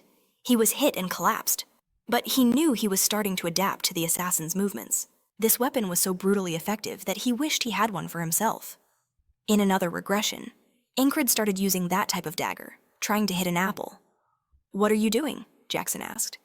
I'm practicing with the whistling dagger. Enkrid replied. Jackson noticed that it wasn't even a real whistling dagger. Enkrid just smiled as he spun the blade on his finger and said, Soon I'll have a real one. Just then, a piece of the dagger broke off, and the blade flew right past Jackson's ear. He stood perfectly still as a tense silence hung in the air. Enkrid was now on his 8th day of regression. This time, he sidesteps the assassin's signature whistling dagger, convinced he won't be fooled by the same trick again. But a moment later, he's struck from behind. Enkrid realizes the first attacker was just a diversion. On the 9th loop, Enkrid finally eliminates the man stationed upstairs. The half-elf assassin reveals he only pretended to be distracted to create an opening. Once more, Enkrid is forced to reset. In another attempt, Enkrid manages to nail an apple sitting in Jackson's hand, completely stunning him. When Jackson stares at him in shock, Enkrid explains his theory. The arms and hands are for aiming the dagger, but the body is what provides the power for the throw. He then asks Jackson, "So what's wrong with my form?" Jackson just says it's already good enough. Jackson asks where on earth Enkrid learned how to throw daggers like that. Enkrid claims he's self-taught, knowing he can't reveal the truth about his loops. He explains that he simply watched someone else fighting and copied their movements. This leaves Jackson wondering if Enkrid is some kind of genius, to have reached this level of skill just from observation. Jackson then asks if Enkrid has ever heard of the blade-throwing technique. He elaborates that it was invented by an infamous assassin named Georg, who was named after his unique weapon, the whistling dagger. Georg's original goal was to create a silent throwing weapon using a thin blade. However, it proved too unstable to handle properly, which unintentionally resulted in the whistling dagger they use today. Enkrid admits he had no idea there was such a story behind the weapon. Jackson seems confused, saying he assumed Enkrid wanted it specifically because of its history. Why would you think that, Enkrid asks? Jackson points out that Enkrid's stance is perfectly suited for that specific dagger. Later, on the 10th day, when he runs into Jack and Bo, Enkrid tells them he's going to patrol a different area. Jack protests. "What are you talking about? They assigned us to the market today? We're going to get a serious chewing out for this." But Enkrid reminds them that he's the highest-ranking member of their group and will take full responsibility. Jack is hesitant, but Bo just shrugs and says they should probably follow him for now. Enkrid's intuition tells him the crowded market is the ideal spot for assassins to spring a trap, and he has no intention of walking into their scheme yet again. As expected, Jack and Bo try to convince him they should head back, but Enkrid cuts them off. "Let me ask you something, Jack. What did you get for betraying me? Was it the Krona?" Their faces drop as they realize they've been exposed. "You're dead," they snarl, lunging at him. Enkrid dispatches both of them with ease before turning his attention to the real threat as the marksman and the half-elf assassin finally approach. They don't look pleased with how things turned out. "You're late," Enkrid taunts them. "Come on, let's get this over with." The assassin immediately unleashes a volley of 3 daggers straight at him. It doesn't matter, Enkrid thinks. As long as I can see his hands, I can predict the throw. He's aware the other assassin is behind him, but in a flash, he plants a dagger squarely in the man's forehead. It was a flawless throw. The assassin grunts that he only glanced away for a second to try and land a hit. Despite the surprise, Enkrid calmly blocks the incoming dagger with his arm. When Enkrid turns his gaze back to the assassin, his presence feels more overwhelming than ever. "Just who are you?" the assassin demands. "You don't need to know," Enkrid replies coldly. He casually picks up the whistling dagger from the ground and uses the moment to question the half-elf. "So, how many of those do you have left?" His skill with the blade was truly something to behold. The half-elf, realizing Enkrid knows exactly how to handle the special weapon, starts to wonder if he's also an assassin. He finally answers, "I've got 2 more. I'm jealous," Enkrid says with a smirk. "I've only got 1. The half-elf scoffs. "You still have the nerve to joke you should know that once I throw this, my target is already a dead man. Is that so?" Enkrid fires back. "We'll see about that when we clash for real." He readies both his sword and his dagger for the fight. He figures the assassin might be able to conceal his hands, but hiding his entire arm is impossible. The key to surviving is to keep his eyes locked on the enemy and dodge accordingly. As Enkrid expertly spins the dagger on his finger, he anticipates that 2 blades are coming at once. His focus sharpens to a razor's edge, his eyes unblinking. When the assassin makes his move, Enkrid flawlessly dodges both projectiles simultaneously. But when Enkrid retaliates with his own throw, the assassin manages to evade it as well. Enkrid is sure the assassin is lying about only having 2 daggers left. He pulls out a concealed blade and flings it, forcing the assassin to scramble out of the way, nearly getting hit. "You lied, you bastard!" the assassin shouts in fury. "So did you," Enkrid retorts calmly. As the assassin draws his sword, he wonders if Enkrid is prepared to face a technique he's never encountered before. He knows there's an unwritten rule among their kind assassins should stick to long-range attacks. This close-quarters approach feels completely wrong. He sees the assassin charging straight for him, a desperate, unfamiliar tactic, but it doesn't faze Enkrid. He calmly intercepts the attack, grabbing the assassin's hand. A look of utter defeat washes over the assassin's face as he realizes how outmatched he is. This is your end, Enkrid thinks, driving his sword home and finishing the fight.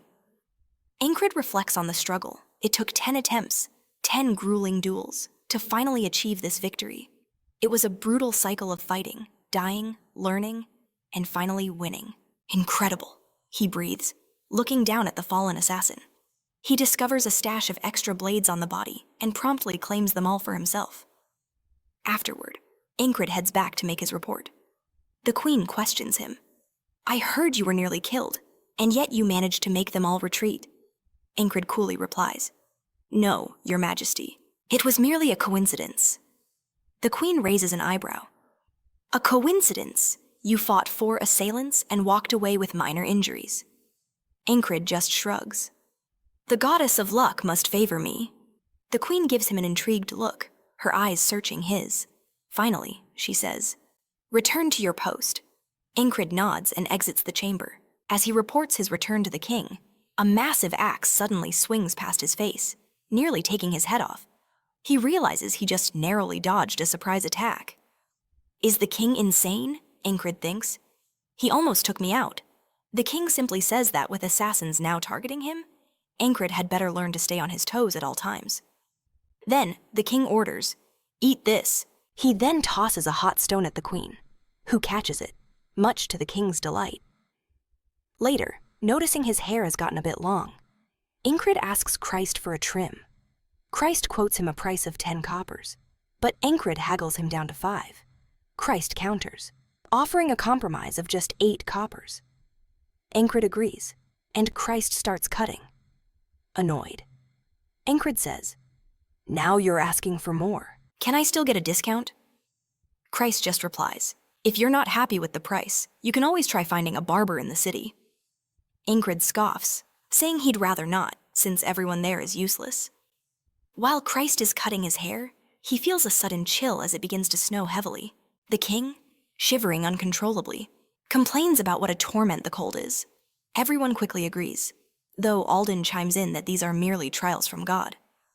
Enkrid is confused as to why they're all suddenly gathered around him. He begins to ponder how an assassin could have ever slipped past the border guards. Thinking back to when Jack and Boy Rotten returned, he realizes someone must be helping them from the inside. Enkrid asks Christ if he knows anything about the backgrounds of the 3 men who died. Christ explains that Jack was an exile caught for stealing, while Boy had been released after helping a noble model. According to Christ, Hein might have seemed decent, but Rotten was a merc from a defunct merchants guild. Since they both signed up last year, he figures they must have come from the same crew. Enred racked his brain, trying to recall any guilds that kicked out members about a year ago. And then it hit him, the Guild of Thieves. A group that was exactly what it sounded like, full of nothing but the worst kind of crooks. Someone from a group like that would definitely know all the secret ways in and out of the city. It was the only explanation that made any sense. Enkrid turned to Jackson, asking if he knew anything about them. Jackson shot back, Why are you asking me? To which Enkrid just replied, I figured you'd be the one with connections. Jackson seemed taken aback by Enkrid's boldness, but explained that ever since the guild restructured, his inside contact went dark. He was completely out of the loop now. Just then, Christ put the finishing touches on Enkrid's haircut. Rem piped up, saying it looked a whole lot better. Enkrid, finally able to see without hair in his eyes, noticed the snowfall was getting heavier. Trying to dodge his chores, Jackson announced he was taking guard duty that night. Rem saw right through the excuse and immediately shut him down, telling him, no way. That gave Enrid an idea. Why don't we just take on a mission, he suggested. If we're all out, nobody has to shovel snow. Rem instantly lit up, declaring he was ready to go that very second. Jackson and Christ were quick to volunteer as well, making Enkrid realize that apparently shoveling snow was universally hated. Hold on, Enkrid said. I still have to get this approved by the commander. You haven't done that yet, Ragna scoffed, calling him slow. Alden just pushed him along, saying, Well, go ask now. Enkrid could only think that this crew was really something else. He went straight to the commander, laying out his suspicion that the Guild of Thieves was aiding the assassins. He requested her official permission to set up an ambush. The commander just stared at him, her gaze piercing right through his story. She knew instantly this whole grand plan was just an elaborate scheme to avoid shoveling snow. Enrid tried to deny it with a straight face, but he knew she was too sharp for that. Once they were on their way, the group started talking about the origins of the infamous Guild of Thieves. "Are you talking about the Gilfin Guild?" Christ asked, wondering if Enkrid had any intel. "Not a clue," Enkrid admitted. "That's what we're here to find out." He ordered Jackson to find the guild's location, while the rest of them laid low in a tavern.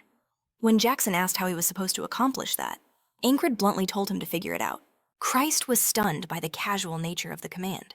The most bizarre part was that Jackson simply complied without question, leaving Christ to wonder if he was seeing things correctly. Once they were settled in at Vanessa's Pumpkin Soup Tavern, Christ brought up a good point. What if the Gilfin Guild is innocent? Enkrid's response was firm. Even if they're not connected to the assassins, they're still a pack of criminals. It's time someone took them down. Christ considered that, then told Enkrid to wait a moment. He leaned over and whispered something to the tavern owner, which made Enkrid curious. He was also getting concerned about how long Jackson had been gone. The complete lack of any signal was unsettling. It made him worry that his orders had been too vague, and he started feeling a pang of guilt for sending Jackson out on such a flimsy command. Jackson, meanwhile, was posted on a frozen rooftop, silently observing the streets below. He'd been motionless for so long he was nearly frozen solid. His patience finally paid off when he spotted some shady characters. He later pointed out a woman to Christ, who immediately identified her. "Oh, that's the shoemaker's lazy daughter," he said. "Dreams of opening her own tavern in the capital." Enkrid remarked that Christ seemed to know an awful lot of people. Christ just grinned and said, "All the beautiful women will be my future customers." Right then, the tavern door swung open, and in stumbled Jackson, completely covered in a thick layer of snow. "I found them," he announced, shocking everyone. Jackson gave them a bitter look, clearly peeved that he'd been given a thankless task in the freezing cold while they were warm and eating. Enkrid told him to get some food, but Jackson waved it off. "No time. What are we waiting for? Let's go." Rem immediately protested, complaining that it was far too cold to go back outside. "Want to warm up?" "Rem," Jackson growled. "A nice bath in blood will heat you right up." Enkrid stepped in, agreeing it was time to move, but warning that the deep snow would hamper their mobility, so they had to be careful. Ideally, they would wait for the snow to stop, but one look outside told Enkrid that wasn't going to happen. Realizing there was no alternative, he gave the order. "We move now." Oswaldo questioned his sudden change of heart, but Enkrid simply replied, "We'll just have to be careful enough." As they trudged through the snow with Rem shivering, a man disguised as a beggar lunged at Enkrid with a dagger. But before he could land a blow, Rem ripped off his cloak and moved like lightning, brutally taking down the attackers without giving them a chance. He smashed one in the head with his axe and flattened the other with a punch. He then casually asked Oswaldo, "These guys your friends?" Oswaldo replied that they had to be from the Gilfin Guild. Jackson, in turn, pinpointed the hideout they'd emerged from. "They were probably the lookouts," he noted, wondering if the entrance was locked. "I'll knock," Aldine declared, stepping forward. His idea of knocking was a devastating punch that completely shattered the door, after which he gestured for them to enter. "Do you even know what the word knock means?" Rem asked, exasperated. Enkrid, however, just commented, "Well, at least the door is open." Rem then asked what their first question would be. "We'll get to that later," Enkrid replied coldly. "First, we establish dominance through overwhelming force." As they were about to breach, the men inside were getting anxious. One asked if the squad leader was really there, worrying that reporting zero progress would be a disaster. Their leader tried to reassure them, saying that with all their numbers, they could handle anything. He figured everything would be fine once his own squad mates arrived. "Besides, who cares?" the leader scoffed. His confidence vanished the moment Aldine stepped through the splintered frame of the doorway. The leader's face immediately fell as he realized something was terribly wrong. Rem declared he was going to kill every last one of them, but Enkrid held him back. He drew a line on the floor. "Anyone here who hasn't killed an innocent, and who would choose prison over death, drop your weapons and cross this line. Anyone who doesn't," he continued, "will die here tonight." Rem looked confused. "I thought we were killing all of them." To which Enkrid simply said, "I changed my mind." The bandit leader called Enkrid an idiot, asking who he thought he was to be giving them orders. Alden sighed. "It seems their judgment is lacking. They won't listen unless we use force." With that, he declared, "Then let's start forcing them to listen. Who's the strongest fighter you have? This will be fun, the leader sneered, pointing to a mountain of a man behind him. This is our top swordsman, Wyvern. Go teach this punk a lesson. Wyvern eagerly accepted, boasting that he'd never lost a fight in his life. He roared and charged at Enkrid, putting all his strength into the attack. He came in full of arrogance, screaming as he swung his sword, but Enkrid simply deflected the blade, sending it flying from his grip. In the same fluid motion, he drove his own sword into Wyvern's shoulder, recognizing the technique as Valan's mercenary swordsmanship. He attacks mid-sentence, a dirty trick he remembers falling for in the past. The guild leader breaks out in a cold sweat, realizing that if this is their strongest opponent, the rest of his crew doesn't stand a chance. With Wyvern down for the count, Enkrid lays down the ultimatum: surrender now or prepare to die. Even Enkrid's own team can tell he's just trying to look intimidating. But the air is so thick with tension that the enemies actually start dropping their weapons, with the first one giving up completely. The leader screams at the man for being a coward. But before he can finish, Enkrid silences him with a dagger straight through the skull, ending him instantly, watching the brutal execution. Rem feels a flash of rage, disgusted that for a split second he'd actually been impressed by Enkrid. Alden, on the other hand, praises Enkrid's ferocity, a sentiment Christ silently shares. Jackson simply notes the efficiency of the act, while Ragna grows more agitated. Enkrid internally congratulates himself, thinking it must have looked pretty cool.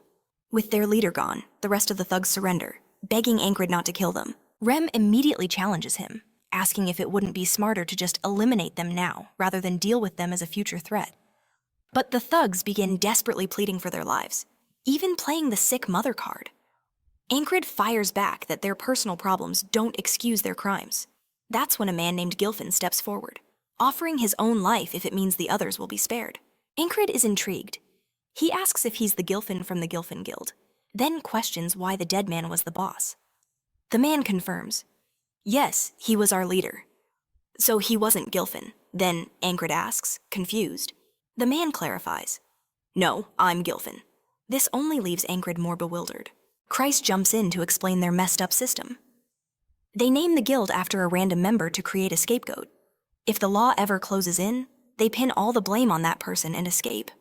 The bald thug adds that their now deceased boss was a truly awful human being. But the rest of us aren't like that, he pleads. So if you absolutely must kill someone, take me instead of Gilfin. But then the entire group starts defending Gilfin, shouting that he's too kind to die.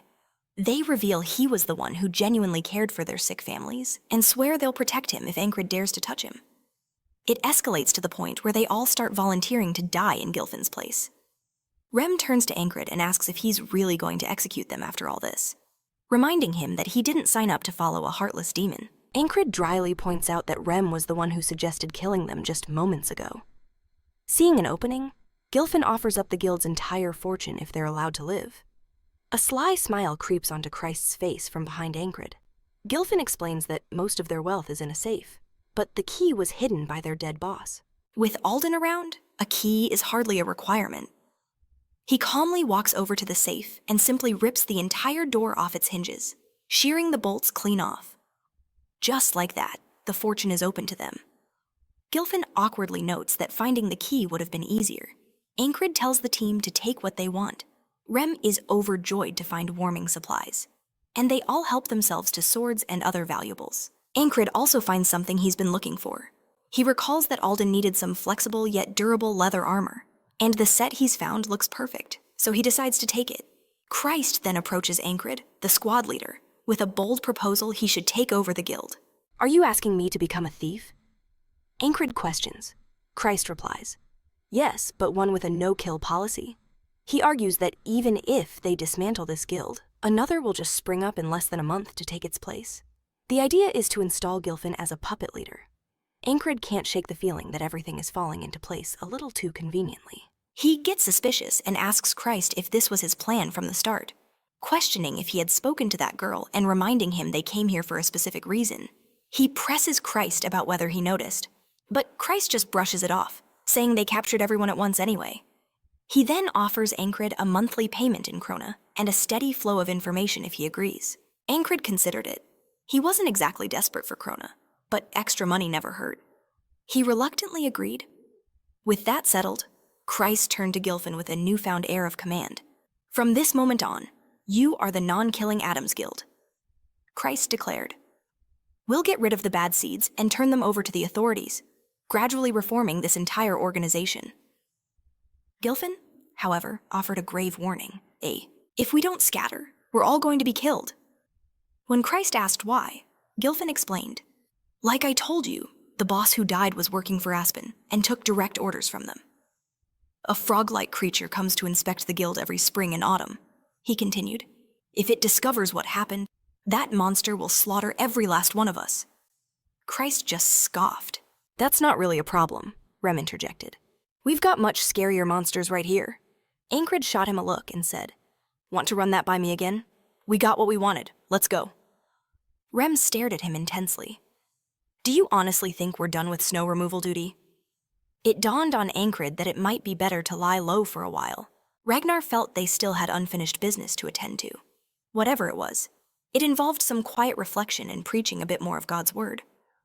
Jackson announced, I have something I need to do. I'll be back tomorrow morning, Enkrid commented. I had no idea you were so busy. As the rest of the group slept peacefully around the campfire, back at the main camp, Enkrid reported to the ferry that every member of his squad had returned. So you found and destroyed the Thieves' Guild, did you? The ferry asked with a knowing smirk. Enjoy your little break from shoveling snow. I have absolutely no idea what you're talking about, Enkrid retorted. Realizing she knew everything, she quickly changed the subject. I've heard you never refuse a duel. That's generally correct, Enkrid replied. Then you can be my practice partner. She challenged. Enkrid naturally accepted, though he suspected this was more punishment than a duel. Given how angry the fairy looked, she immediately sent him flying with a slash across his leg. He crashed hard onto the ground. Get up, she ordered. He grabbed his sword, only to be knocked down again. What is this? He wondered. Her blade is incredibly thin. It's almost like a whip. He realized. She kept shouting for him to get up, but without his sword in hand. Enkrid was powerless and soon found himself flat on his back. The fairy thought to herself, I've heard he can react in an instant, as if he can see the future, but right now he seems completely lost. I really don't know what to make of him as a person, but he did break that curse and kill 4 assassins. Her interest piqued. She said aloud, This is getting exciting again. I'll be watching you. Enkrid understood she was referring to the snow incident. This is pathetic. Despite training relentlessly with his sword, he'd never bothered with hand-to-hand combat. He was now painfully aware of what he was missing. He needed something that used his whole body and limbs. The words martial arts echoed in his mind, and he immediately thought of Alden. He found him training by lifting a massive tree trunk.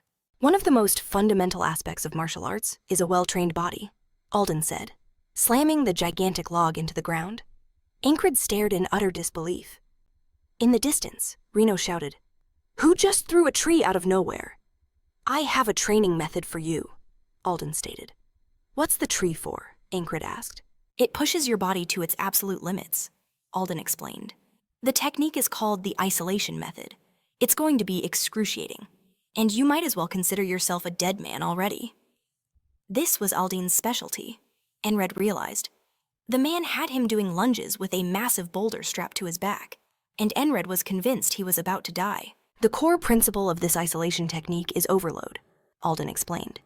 Your muscles only get stronger after they've been torn to shreds. Under the immense weight, Enkrid felt like he was being completely crushed. Hold that pose for 10 seconds, Alden commanded. You can do it. I know your breaking point better than you do. How could you possibly know that? Enkrid shot back. Shouldn't you have started this ages ago? Alden countered. Your body needs way more conditioning before we can even begin true martial arts training. If you had started earlier, this would all be going much smoother. I don't have time for what-ifs, Enkrid retorted. The past is gone. I'm focused on right here, right now. If I wasn't, I never would have survived this morning's session, he grunted. Teach me something while I'm stuck in this position. Alden couldn't help but be impressed. How can anyone be this driven? His work ethic is insane. I respect that, he said with a grin. All right, on to the next phase. Get down on all fours. As Alden piled 3 more of those heavy rocks onto Enkrid's back, even the panther started to look concerned. Enred let out a pained scream. "Hold on tight," Alden yelled. "You've got this. For the next exercise." Alden made him hold 2 rocks straight out in his hands with his arms extended.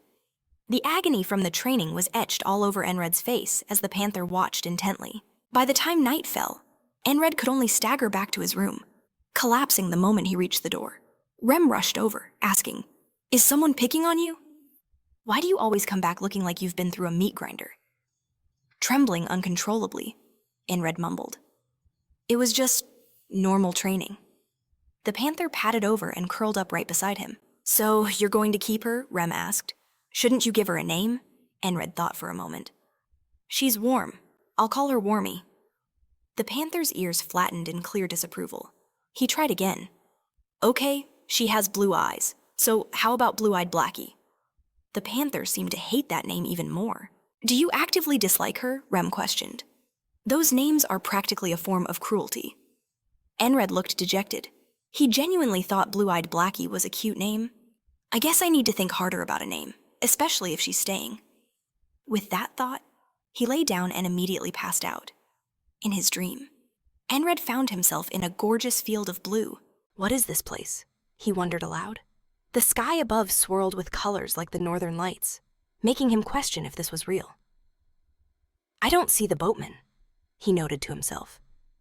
Then again, a place like this probably isn't his scene. When he glanced back, he saw a woman standing there. She looked him straight in the eyes and said one word. "Esther." "That's my name," she clarified. When Enred awoke, he noticed something incredibly strange. A woman was sleeping in his arms. It took him a second to realize that this woman was the panther. He gently held her and greeted her for the morning. She practically melted with happiness as he hugged her. The next morning, as Enred was getting ready to leave, Rem called out, "You're heading out again." "I'm off to train," Enred replied. "You're not still hurt from yesterday, are you?" Rem asked. "Funny enough, my body feels incredibly light," Enred said, and Esther revealed why. "Of course it is," she thought. "I used my magic to heal him, after all. I need him at his best if he's going to free me from my curse," Rem asked. "Did you go see a priest or something?" "Not at all," Enred answered. "Actually, I had a dream about a woman." Rem was floored, saying he never imagined Enred was the type to have those kinds of dreams. "So, what did she look like?" he asked. Enred could recall every last detail about her. She was beautiful.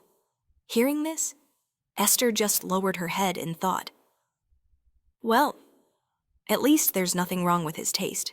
It's natural for mages to constantly delve into the secrets of magic and the arcane," she explained through his thoughts. "During my own search for knowledge, I was afflicted with a curse and transformed into a beast. My powers were completely sealed. While wandering the plains one day, I was drawn by the scent of another curse. And that's how I found him. His progress under Jaco Alden's guidance is just unbelievable." Alden himself commented, "It would normally take a person a full week to recover from that kind of physical trauma, but he's already stronger than he was yesterday." Enred pushed through his training, but when he glanced over at the panther, she gave him a furious look that seemed to scream. "You idiot, Esther," Enred called out to her. "How long have you been watching me?" "The world of magic is heavily influenced by the power of names," she explained. "If I'm called by some random name, my own power weakens even further. I used the tiny bit of magic I have left to tell you my name in your dream. But I ended up making a mistake. Thank goodness he's a little dense. Though," she thought, "he's definitely under a curse himself. But it isn't complete yet, and it's far more powerful than my own. It's a potent curse that slowly consumes the curses around it. If I just stay by his side, I'll be able to recover my powers eventually." As Enred resumed his sparring with Aldine, he began to put up more resistance, just enough to not get thrown around like a rag doll. Aldine launched a knee strike, but Enred managed to pivot out of the way. Alden then seamlessly transitioned into a jujitsu throw, sending Enred flat on his back.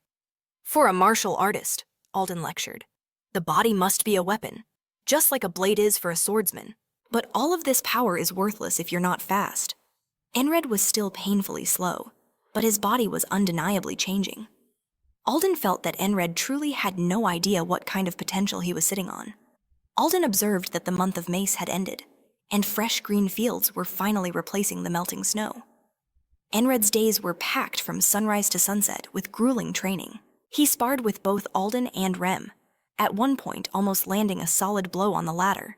Rem roared with excitement. "Enkrid's improved. We can finally have a real fight between men." In the afternoon, after lunch, Enkrid found Ragna and invited him to a training session to work off the meal. Ragna simply stated that he was still in the process of eating. After their spar, Enkrid was left panting on the ground beside Ragna. "Your ability to adapt is still your weak point," Ragna analyzed, "but your fundamentals are now perfect. You could perform them from muscle memory, even in your sleep.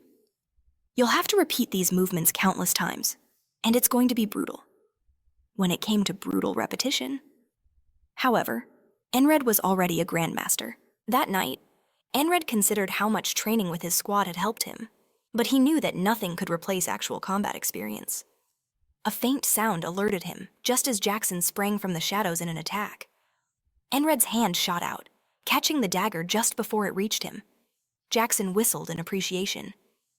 "You wouldn't die in a surprise ambush anymore. You've improved a ton." At that moment, Christ intervened. "If you two are going to practice, do it outside. You're kicking up a ton of dust," he complained. "You're back early," he said to Jackson. "Shouldn't you be out earning some money?" Apparently, Christ had his own money-making scheme. When the panther got up and stretched, he began frantically searching the floor for a shed claw, muttering that they were worth 10,000 kronas. Enkrid couldn't tell if he was lazy or industrious. A knock echoed from the door. It was the elf. "Squad leader, come with me," she ordered. "What's the matter? Run out of snow?" Enkrid retorted sarcastically. "Stop fooling around," she said, annoyed. "There's a new mission. You need to go pick it up from the mercenary board." Enkrid realized this must be a new procedure that came with the formal soldier ranking system. A new policy had just been implemented, allowing civilians to hire active-duty soldiers as mercenaries. It was considered a bargain cheaper than professional mercs, but with better trained and educated personnel. Because of this, the program was wildly popular. He'd been looking for a chance to test it out, and this was the perfect opportunity. Meanwhile, a guard, thinking his shift was finally over, nearly jumped out of his skin when he saw Commander Fod Wankred.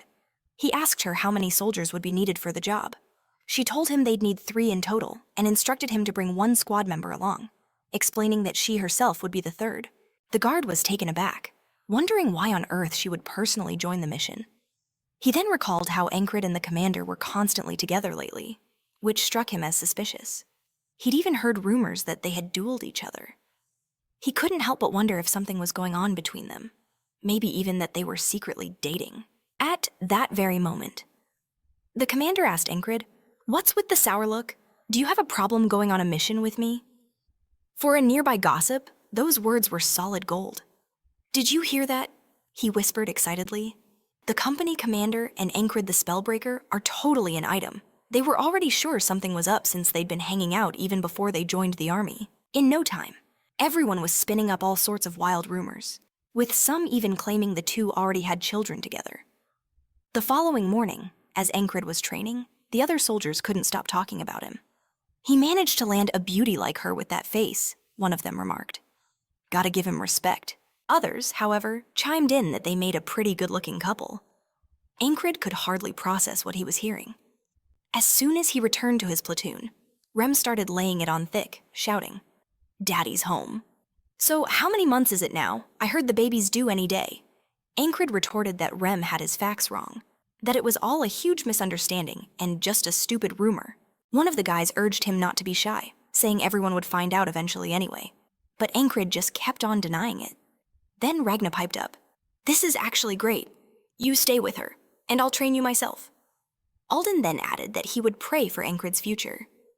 Enkrid questioned what the point of all this was, feeling like they were just making fun of him. Rem asked, "So when's the date? I don't want to be a third wheel." Enkrid, assuming he meant the mission, told Rem that he wasn't even going. Rem was shocked. "Then who is going?" "Jackson is. He's already ready to go," Enkrid replied. Rem did not take the news well. "That damn cat is going instead of me. Did someone drop an axe on your head?" Enkrid argued. "You'd be the first person to blow up at the client if you got angry. That's exactly why you're not going." Jackson then asked Enkrid, Are you taking me because you figure I won't cause any drama? Enkrid replied that Jackson also had plenty of mission experience and would be a great help. Jackson then offered Enkrid a piece of advice. Don't give too much of your heart to a woman, or you'll just end up getting hurt. Enkrid, with a dead serious expression, told him he didn't need that kind of advice. The three of them gathered, and Enkrid asked when the client would be arriving. The commander replied, "It should be any moment now." Enkrid figured she probably hadn't heard the gossip yet and cringed at the thought of how awkward things were about to become. Just then, Commander Fod Wangrid asked Enkrid, "So, did we do something to make everyone think we have children together?" Enkrid replied with a flat, "No." All the while, Jackson started to chuckle. Enkrid shot him a look. Was that a laugh? Jackson claimed he had no idea what Enkrid was talking about. But Enkrid insisted. "I heard you! You definitely laughed." The commander asked Enkrid again if her questions were making him uncomfortable. He said no. She then pressed, "Does it make you happy?" Enkrid stammered. "No, yes, maybe." She asked him what part he enjoyed, but Enkrid was at a total loss for words, wondering why she was even asking these things. Right at that moment, the client arrived, catching Enkrid in a horribly awkward situation. The commander simply remarked, "He showed up right when things were getting fun." Enkrid glared at her, thinking, how is any of this fun? Is she joking? Their mission was to protect the heir of a wealthy merchant. The Hogfred Trading Company was in the middle of choosing its next leader from two potential heirs, and the team was hired to ensure neither one tried to eliminate the other. Enkrid had expected the heir to be some greedy old man, but was shocked to see it was a very beautiful young woman. She introduced herself. "I am Leona, heir to the company. It's a pleasure to meet all of you." As they traveled with the caravan, a maid approached to speak with Leona. Enkrid realized that since their initial greeting, no one had spoken a single word, and any communication that did happen was routed through the maid. The maid informed them that they would be getting a room at the first inn to wait for the other heir. It became clear to Enkrid that they were basically just glorified escorts. He recalled Alden's lesson that age: body posture, positioning, and even a person's gaze were all valuable pieces of information. Being able to read an enemy's strategy was a skill in itself. Enkrid decided to observe and analyze his surroundings. The guard in front of him was left-handed, with heavy movements and dense armor. The sheer size of her sword suggested she had incredible strength. None of them seemed to be on the level of a special rank soldier. His analysis had its flaws, but it would have to do for now. Just then, Jackson's voice cut through his thoughts. "If you're bored, how about we play a game?" he suggested. "We'll identify sounds," Jackson started, mentioning the sound of a paper bag being crumpled. Enkrid pinpointed a woman in front of a food stall. Jackson went next, identifying the clang of a hammer. Enkrid spotted a nearby blacksmith. Then Enkrid picked up on a tongue click. "Took you long enough," he said. "It's coming from that man near the shoe shop." Enkrid understood that the game's objective was to locate and identify the source of sounds, a task much harder than it seemed.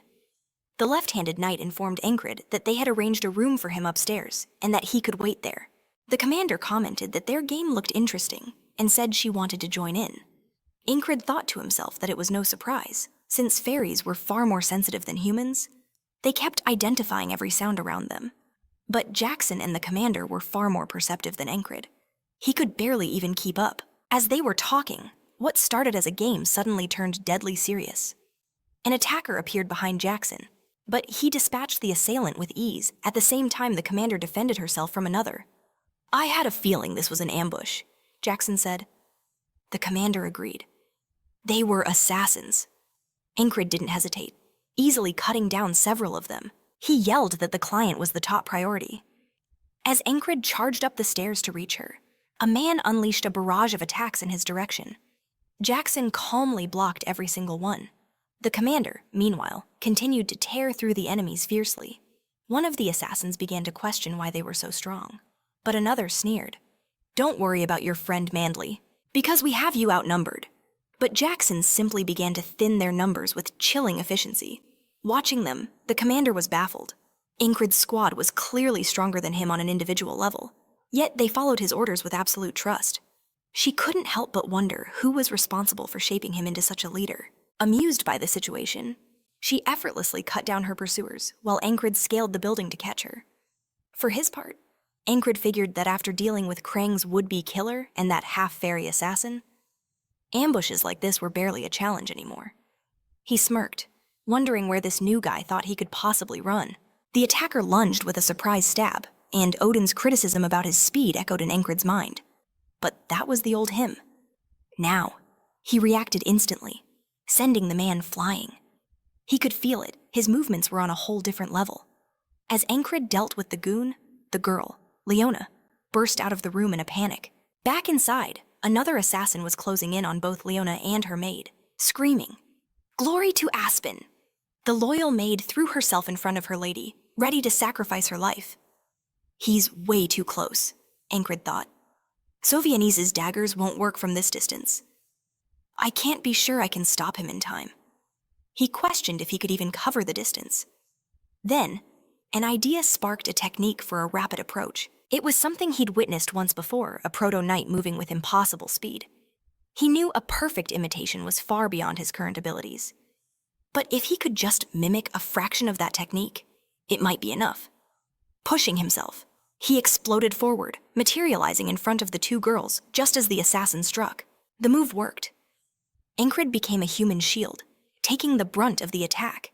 The blade sliced through his cloak, revealing the mantle he wore beneath. The impact of the blade stung like hell, Enkrid noted, but Gilfin's leather armor had prevented any real injury. He turned to the stunned assassin. "How about we continue this conversation downstairs?" With that, Enkrid grabbed the man and tossed him through the window. The long drop nearly finished the assassin off. Enkrid mused that using the guy's own body to break the fall was a pretty solid move. Plus, that cleared the second floor of any threats. The guy downstairs had to be hurting from that fall, but to Enkrid's surprise, he was still standing. The man scrambled to his feet, grabbing two swords and calling Enkrid a madman. "Are you one of the border guards?" the assassin demanded. "Nope," Enkrid replied casually. The man scoffed, saying there was no way he couldn't take down some random guy. Enkrid's eyes narrowed. The assassin wielded two blades of different lengths, yet his posture was perfectly balanced. This had to be the art of the fluid sword. "So, how should I handle this?" he wondered. The assassin broke his train of thought, boasting that he'd kill Enkrid first and then deal with the woman. Enkrid sighed. "Has anyone ever told you that you talk way too much?" Then beckoned him forward. As the assassin charged, Enkrid felt a thrill. It had been a while since he'd had a proper fight. He seems decent enough, Enkrid thought. So what should I test out first? As the attacker closed in, Enkrid recognized the style, a two-sword tandem technique, essentially a Valen duet. The man swung, and Enkrid sidestepped the blow with grace. But the follow-up attack from the second sword came instantly. Enkrid continued to weave and dodge. The assassin went low, aiming for his feet, but Enkrid leaped back just in time. Then, as the assassin built up momentum for a powerful lunge, Enkrid sidestepped again, appearing directly behind him. The assassin was floored. He couldn't believe this random guy had not only dodged every single one of his attacks, but was now standing right behind him. "Not bad," Enkrid commented. "I could never learn that style myself, don't have the talent for it." He mused that the assassin's speed and precision were almost on par with the dagger master's. Confused, the assassin yelled, "What are you babbling about?" and lunged again. But this time, Enkrid activated his zone, and the world slowed to a crawl, and in that suspended moment, he saw it. The entire attack path laid bare before him, every feint, every slash, every target. Enkrid simply adjusted his sword to intercept, aiming for the man's neck. "I was aiming for the heart," he said as the man fell. "Looks like I still have a long way to go." He made a mental note to get in some practice with Ragnar, or maybe even Jackson. With their leader down, the remaining attackers started to flee. "Got to round them all up," Enkrid thought. But Jackson stopped him, saying their skirmish had already drawn too much attention. "But that guy's getting away," Enkrid pointed out. "Yep," Jackson replied calmly, not moving a muscle. "Aren't you going to chase them?" Jackson just shook his head. "We weren't hired to be Crime Stoppers. They ran. Your commissioner should be safe now," he added. Enkrid got the message. Jackson was sticking strictly to the mission. The fairy chimed in, praising Enkrid with a, "You weren't half bad." He turned to her and asked, "Are you okay?" She gave him a dead serious look. "Oh, are you worried about your little darling? Won't be able to sleep with all those butterflies in your stomach?" It took Enkrid a second to realize she was totally making fun of him. "Are you two a couple?" Leona asked. "Definitely not," Enkrid shot back. The fairy then turned on him, asking if he thought this whole situation was some kind of joke. Enkrid just wondered what was wrong with everyone. Leona then asked for his name. "It's Enkrid," he replied. She thanked him for his protection, promising to reward him handsomely in the future. But Enkrid brushed it off, saying it was just part of the mission and no payment was necessary. His response only seemed to confuse her more. Later that night, the few assassins they did manage to capture were handed over to the army. Reinforcements were called in to guard against a potential second wave. Enkrid couldn't stop thinking about the assassins' identities. Some of them were far too skilled to be common thugs. He concluded they weren't simple burglars. This had to be the work of the other heirs. Just then, Leona came down the stairs and saw that Enkrid was already awake. "It's my watch," Enkrid stated simply. Leona approached him directly. "Come with me," she said. "I want to offer you a position in my personal guard." She admitted that the Rock Fried Company could be better. "My main partners are the Shepherds of Savagery from the Beastlands and the Black Leather Guild, renowned for their dragon hunts. On top of that," she continued, "I have the Glacial Guardians, who defend the permafrost." She went on, revealing she held Rockfried's map, which detailed the primary trade routes and local specialties. "This map alone is so valuable," she explained, "that anyone who sold it could live out their days in absolute luxury, without a single care in the world." Leona declared that an empire this vast was too much to be left in the hands of the previous owner's children. "I have to protect and grow this organization," she said passionately. "And to do that, I need talented people. People skilled enough to save me from certain death." What's more, you have a personality that doesn't seem driven by reward. A spot in my organization is something everyone dreams of, and I'm sure you're no exception. She laid it all out for him, offering him anything his heart desired if he would just join her. But Enkrid turned her down flat. She was shocked by his immediate refusal. "Why?" she asked. "You didn't even think about it." Just then, Jackson showed up, remarking that it was poor form to press someone after they've already said no. The fairy appeared a moment later, agreeing that her behavior was quite improper. Leona conceded that they were right and changed the subject. "The other heirs are set to arrive at noon," she announced. "I need to prepare to receive them." As they made their way down, Jackson quipped that Enkrid had somehow managed to work his magic on a wealthy heiress, joking that complicated women must be his preference. Enkrid flatly denied it. Jackson pressed on, insisting Enkrid had to quit charming every woman he met, protesting his innocence. Enkrid claimed he hadn't done a thing. The elf, her expression completely unchanged, simply mused that Enkrid had a lover and declared she was about to cry, his patience worn thin. Enkrid just apologized and bluntly told her she wasn't his type anymore. Jackson couldn't help but notice that Enkrid had actually responded to her. The elf seemed just as shocked. Nearby, people began to whisper, asking if everyone heard that Enkrid had just tried to sweet-talk another woman right in front of the commander, branding him a total scoundrel. It dawned on Enkrid just what a sticky situation he had just stumbled into. Leona, meanwhile, couldn't help but chuckle at the absurdity of it all. A bit later, Christ caught up with Enkrid, asking if he'd really managed to bed the commissioner after just one night. The rumor mill was in full swing, with everyone gossiping about how Enkrid had won over a rich Aes, saying he wasn't just a spellbreaker, but a heartbreaker too. Completely floored, Enkrid asked Christ if he'd shown up just to make fun of him as well. But Christ clarified it was about the Gilfin Guild, telling Enkrid he needed a heads up. Enkrid thought this was perfect timing, since he needed Christ for a job track down the ones who escaped and figure out what they were scheming. The conversation then shifted to Reno's Rockreed, the man who previously ran the Merchant Association. He was an impressive figure with a brilliant knack for business. He saw his adopted daughter, Leona, as his true successor, valuing her sharp mind and wisdom. But he couldn't bring himself to just cast his own son aside. And so, he passed away without ever naming a clear leader for the Merchant Association. The assassin reported to Leona's brother that the assassination attempt had been a complete failure, lamenting that if he had just left the job to them, they wouldn't have wasted such a golden opportunity. Palid Rockreed grew anxious as the assassins assured him they'd figure something out, nervously asking if their deal was still valid. Ped stammered that, of course, he would reward them handsomely once he inherited the entire estate. The second man inside the carriage, however, looked entirely unconvinced. When their group finally reached the tavern, Jackson and Enkrid were there, taking in the scene. Enkrid grumbled about all the dust, remarking that picking a place like this was typical of Leona. His eyes were drawn to the powerful-looking man standing beside her. Their gazes met for a moment before the man dismissed him. Ped immediately started shouting at Jackson, demanding he fetch Leona. Enkrid figured he made the right call bringing Jackson. If the king had been there, things would have gotten ugly fast. He would have buried an axe in Ped's skull, splitting him clean in two. Jackson, for his part, wasn't exactly the picture of calm either, his hand already moving toward the dagger on his back.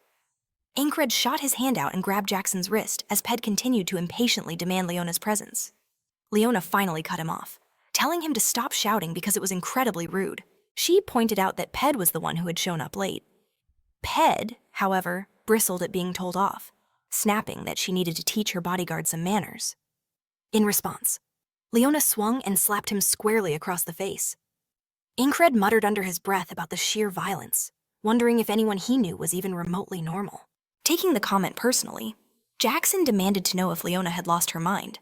She shot back that he was the crazy one for trying to pick a fight with a border guard mercenary, asking if he fancied spending the rest of his days rotting in a jail cell. Ped immediately started to backpedal, claiming he had no idea. The man standing behind him gave a subtle cough, steering him back to the matter at hand. Ped's demeanor flipped completely as he denied everything, accusing her of trying to frame him. He then tried to pull rank, asking how she dared to raise her voice at him when they were family. Leona confirmed she knew perfectly well she was adopted, but pointed out that Ped could barely analyze a trade route, let alone handle the finances properly. A cold sweat broke out on Ped's forehead as he argued that was what servants were for. He claimed he wouldn't be wasting his time like this if it wasn't for the will, adding that it was ridiculous for the succession to be decided by some debate. Enkrid mused that the former owner must have been a very soft-hearted man, because from any angle, Leona was clearly the superior choice to take over. He must have wanted to give his biological son one final shot. Leona declared that Ped's sole argument for being the successor was their shared bloodline. Ped shot back, asking what reason could possibly be more important than that. Leona retorted that no matter how hard she looked, she saw no resemblance between Ped and his father. And with his staggering ignorance, she wondered who he even took after. Furious, Ped started cursing her out as he reached for his sword. Enkrid moved to intervene, but the guard, who was clearly highly skilled, was already on alert. Enkrid simply positioned himself in front of Leona as weapons were drawn all around them. Enkrid locked eyes with Ped's bodyguard. He analyzed the man's stance, recognizing a fluid sword style, but he questioned his speed. Could he really be faster than the king's axe, or a dagger whistling through the air? Enkrid challenged him to step forward and prove his skill. As the bodyguard prepared to draw his blade, Enkrid advanced with a smile, eager for the confrontation. Just then, a border guard commanded them to halt, announcing that they served the king directly, and anyone who failed to sheath their weapon immediately would be considered a traitor. Ped quickly backed down. Enkrid realized there was no way to press the issue. Jackson glanced over at him, remembering Enkrid's earlier comment about how none of his acquaintances were normal. The irony hit Jackson, who concluded that Enkrid himself was the strangest one of the entire group. The Crown Guard explained that the hired assassins were foreigners and that their unit would be handling the investigation. They had already confessed to being paid by a merchant association. The guard turned to Ped, stating that surely he hadn't hired them over a simple succession squabble, and then asked if that was correct. Ped's guilty expression was all the answer anyone needed. Peliad's bodyguard, clearly the brains of the operation, interjected, asking if the confession named a specific merchant association. He argued that it was unlikely they were well known enough to be singled out. The border guard officer shot back that the man talked too much, then asked if he seriously believed the border guard was that incompetent. While they were arguing, Leona made a proposal. She suggested they work to find more evidence to expose the real masterminds. Until then, she proposed, they should arrest both her and Ped. Pedi, the young heir, immediately protested the idea. Enkrid found the whole thing bizarre, wondering why the victim was actively asking to be taken into custody. The border guard official explained that the men they'd captured were all low-level grunts who knew nothing, just repeating whatever their boss told them to. Leona countered that there were still more people to question and that some had escaped the scene. She pointed out that one of them could be the ringleader with all the critical information. "Why aren't you out there looking for them?" she demanded. The official then asked if, despite all that, they still hadn't figured out who was behind the plot. Leona suggested that was a problem for the border guard to solve, adding that it probably wasn't wise for her association to continue discussing the matter with them any further. So, the deal was simple. They could all head back to their city, but only if they promised to return the moment they were summoned. Still, Enkrid couldn't shake the feeling that they'd be sitting ducks once they left the city's protection. Leona's bodyguards were completely outmatched by the Dipalides, especially that one guy with the rapier. The second she was out from under the border guard's watch, she was as good as dead. He was certain of it. Enkrid wondered. What's her angle here? Leona simply stated she was a merchant, and merchants never give something for nothing. "Whoever brings me those fugitives gets this," she declared, revealing an object that immediately caught Jackson's eye. "That's the fourth piece of the Carmen collection, forged in her signature style, a magnificent dagger. You need to get it for me," Jackson demanded, turning to Enkrid. "Just leave it to me," Enkrid insisted, noticing Jackson was way too eager. What's the big deal with this dagger, he thought. Piped, however, recognized Carmen's stiletto instantly. Has she lost her mind? Does she have any clue what that thing is worth? "The stiletto belongs to me," Leona shot back. "So I'll do whatever I want with it." "Is that piece really such a big deal? You've seriously never heard of it," someone chimed in. "It was crafted by the legendary weaponsmith, Carmen." The story goes, she was a slave-turned-assassin bent on revenge. She forged 7 weapons for her quest, and that stiletto is the 4th. People would kill to get their hands on one of those. Grey Dog and Tom Kung Quadra made it clear. Every last one of you is in the custody of the border guard. Nobody is leaving this in. "Don't sweat it," Jackson told them. "And forget the stiletto. I already sent Dog to retrieve it. We'll have news soon enough." Peppiday just thought, this is insane. Just then, a guard's eyes fell on Enkrid. They locked eyes for a moment before the guard turned and walked away. Later that evening, Pepe couldn't help but wonder what the fallout would be if those mercenaries got captured. Meanwhile, another group was strategizing. "We're powerless against the border guard for now. We have to be patient," one of them advised. "If you two can't agree on a successor, the investors will make the call, and you know they'll exploit this chaos." But the first speaker just added, "Don't worry about it. I've already sent out letters promising them a hefty reward for backing me as the successor. If I can get just half of them on my side, victory is mine." As they schemed, the same guard from before glanced outside and spotted Enkrid training in the moonlight. Grey Dog walked up to him. "Still at it with that repetitive training?" Torres asked. "You know, this would be a perfect chance to get some rest," he suggested. Enkrid just answered, "I'd agree with you, if my time was valued the same as yours." But time works differently for geniuses versus everyone else. What they can master in a week might take me a month, or even a year. That's precisely why I can't afford to waste a single second. He thought to himself. It's not that I can't waste it. I refuse to. I'll use every single day to forge a strong foundation for what's to come. One of Torres's men muttered, "Is he the weird one? Or are we just slackers?" Torres, not really getting it, said to Enkrid, "You should really take it easy with this whole quest for power. If you ask me, you're already pretty damn strong.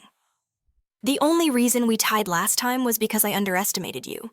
How about we see what happens now?" He grinned, and they squared up for a fight. Torres brought the wooden sword down, stopping it just inches from Enkrid's neck. If that had been a real blade, Enkrid's head would have rolled. One of the men called out, "That's 7 wins for the captain." The whole crew cheered. "Again," Enkrid demanded. Torres sighed. "Don't you ever get tired. That makes it 11 times now." Another guard stepped up, asking for a turn. Soon, they all wanted a piece of Enkrid. Up above, Peppiday noticed the commotion. What in the world are those guys doing up this late? He wondered aloud. One of the guards managed to flip Enkrid onto his back in a single, swift move.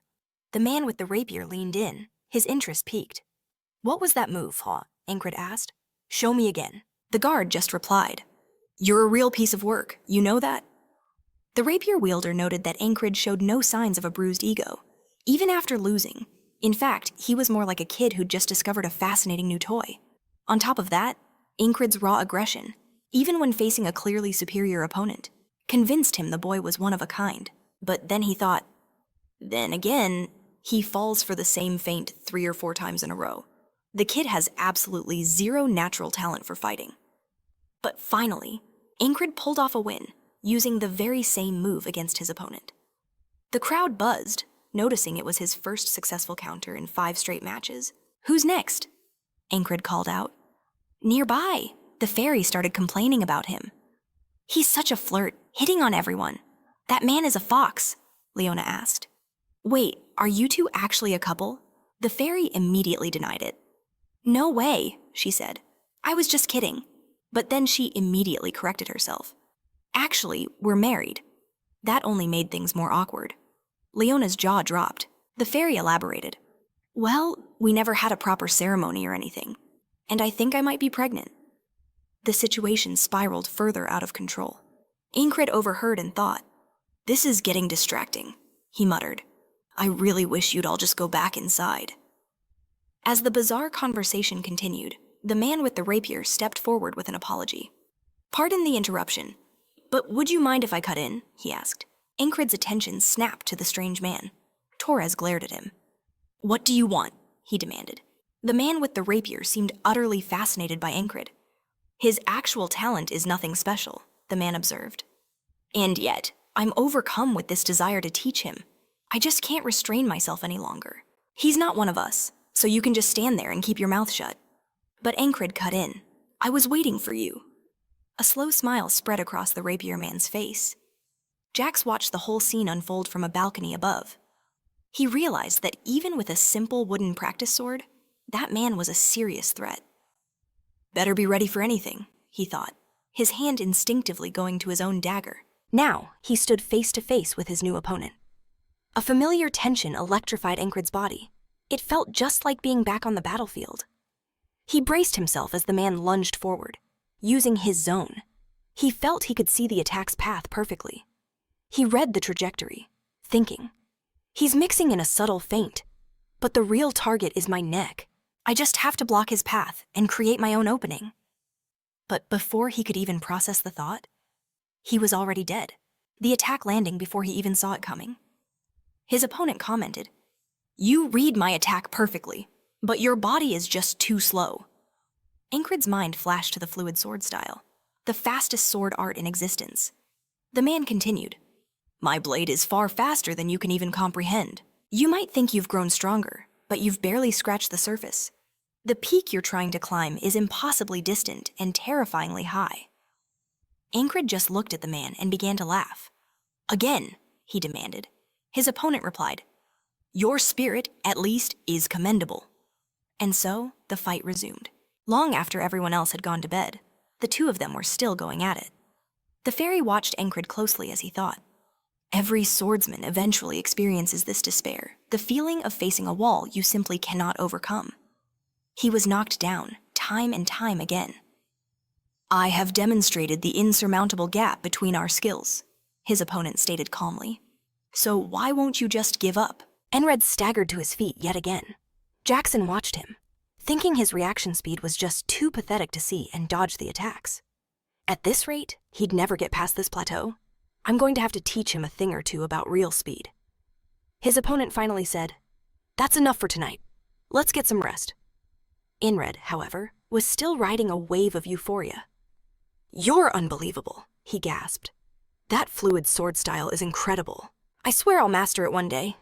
The man just laughed at Enkrid's bold claim. Privately, he thought the kid's drive was impressive. It's too bad he has so little natural talent. Otherwise, he could have been something special. The next morning, Cry approached Torres to give his report. "We've captured the mercenaries who fled," he announced, presenting the bruised and battered group. Enkrid thought to himself that the man had done a fine job. Cry simply said, "It was easy enough, just had to find a few cowards in hiding," Leona commented. "They're most likely from Enkrid's old squad." She offered her thanks to Cry. Torres then turned to the captured merchant and demanded, "Who was your employer?" "Tell me now." The merchant, on the verge of breaking, finally answered, "It was Aspen." The others quickly clarified that he meant a merchant from the Aspen Association, who were aiming to expand their influence into the conflict zones. The man swore he had no idea which specific individual was in charge. All he got was a letter delivered with a bag of money. On top of that, they'd promised him a bonus after the job was finished. A shiver went down Pedio's spine. Leona recognized that the matter was now in the hands of the border guard. Torres looked at her and remarked, "You seem unusually pleased with this outcome." "You were hoping that bastard was behind all this, weren't you?" he asked. Leona replied, "Of course, Tain. I was so certain that I offered my precious stiletto as the reward." Her answer made Torres understand her perspective. He declared, "Taking care of this scum is my duty." He then turned to Rock and Frida, telling them, "You two are dismissed." As they walked on, Jack already had the stiletto clutched in his hand. Enkrid immediately scolded him. "Don't wave that thing around in public." Jackson got the message. Enkrid then asked, "Are you that happy about this? You act like a child sometimes." Shri, who was beside Enkrid, started to speak. "Don't fall for Leona's act," Enkrid replied flatly. "I won't," Cry pressed on. "She's a scary woman." Enkrid asked him, "Are you even listening to me?" "But doesn't this feel strange, no matter how I look at it? I was sure Pedio hired those guys. So how does Aspen fit into this?" Enkrid continued, explaining that he only ran into real trouble when a third party showed up on the scene. He said he was going to speak with Cry directly. Someone nearby corrected him, sneering. "You mean Cry of Squad 444? Leona's little servant?" Cry explained. "We already had a few leads on their location and knew everything about the Giffen Guild's involvement. They even tried to pay off the army to let the mercenaries go free and do as they pleased." Enkrid wondered aloud.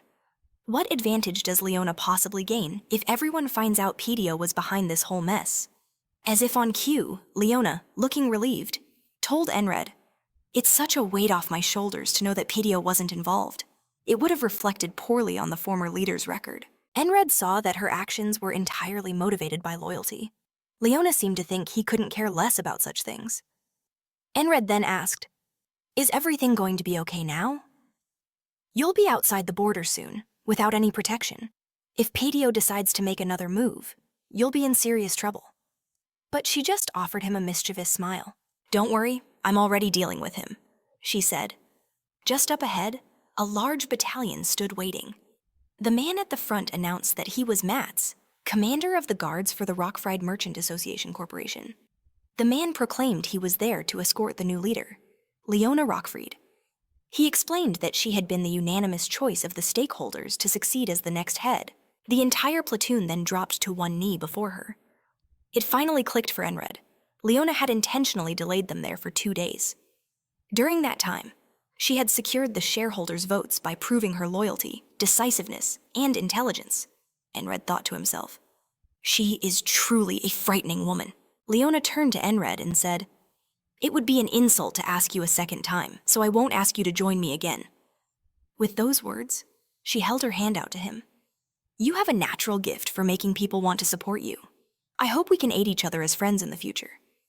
This time, Enkrid's demeanor was much warmer.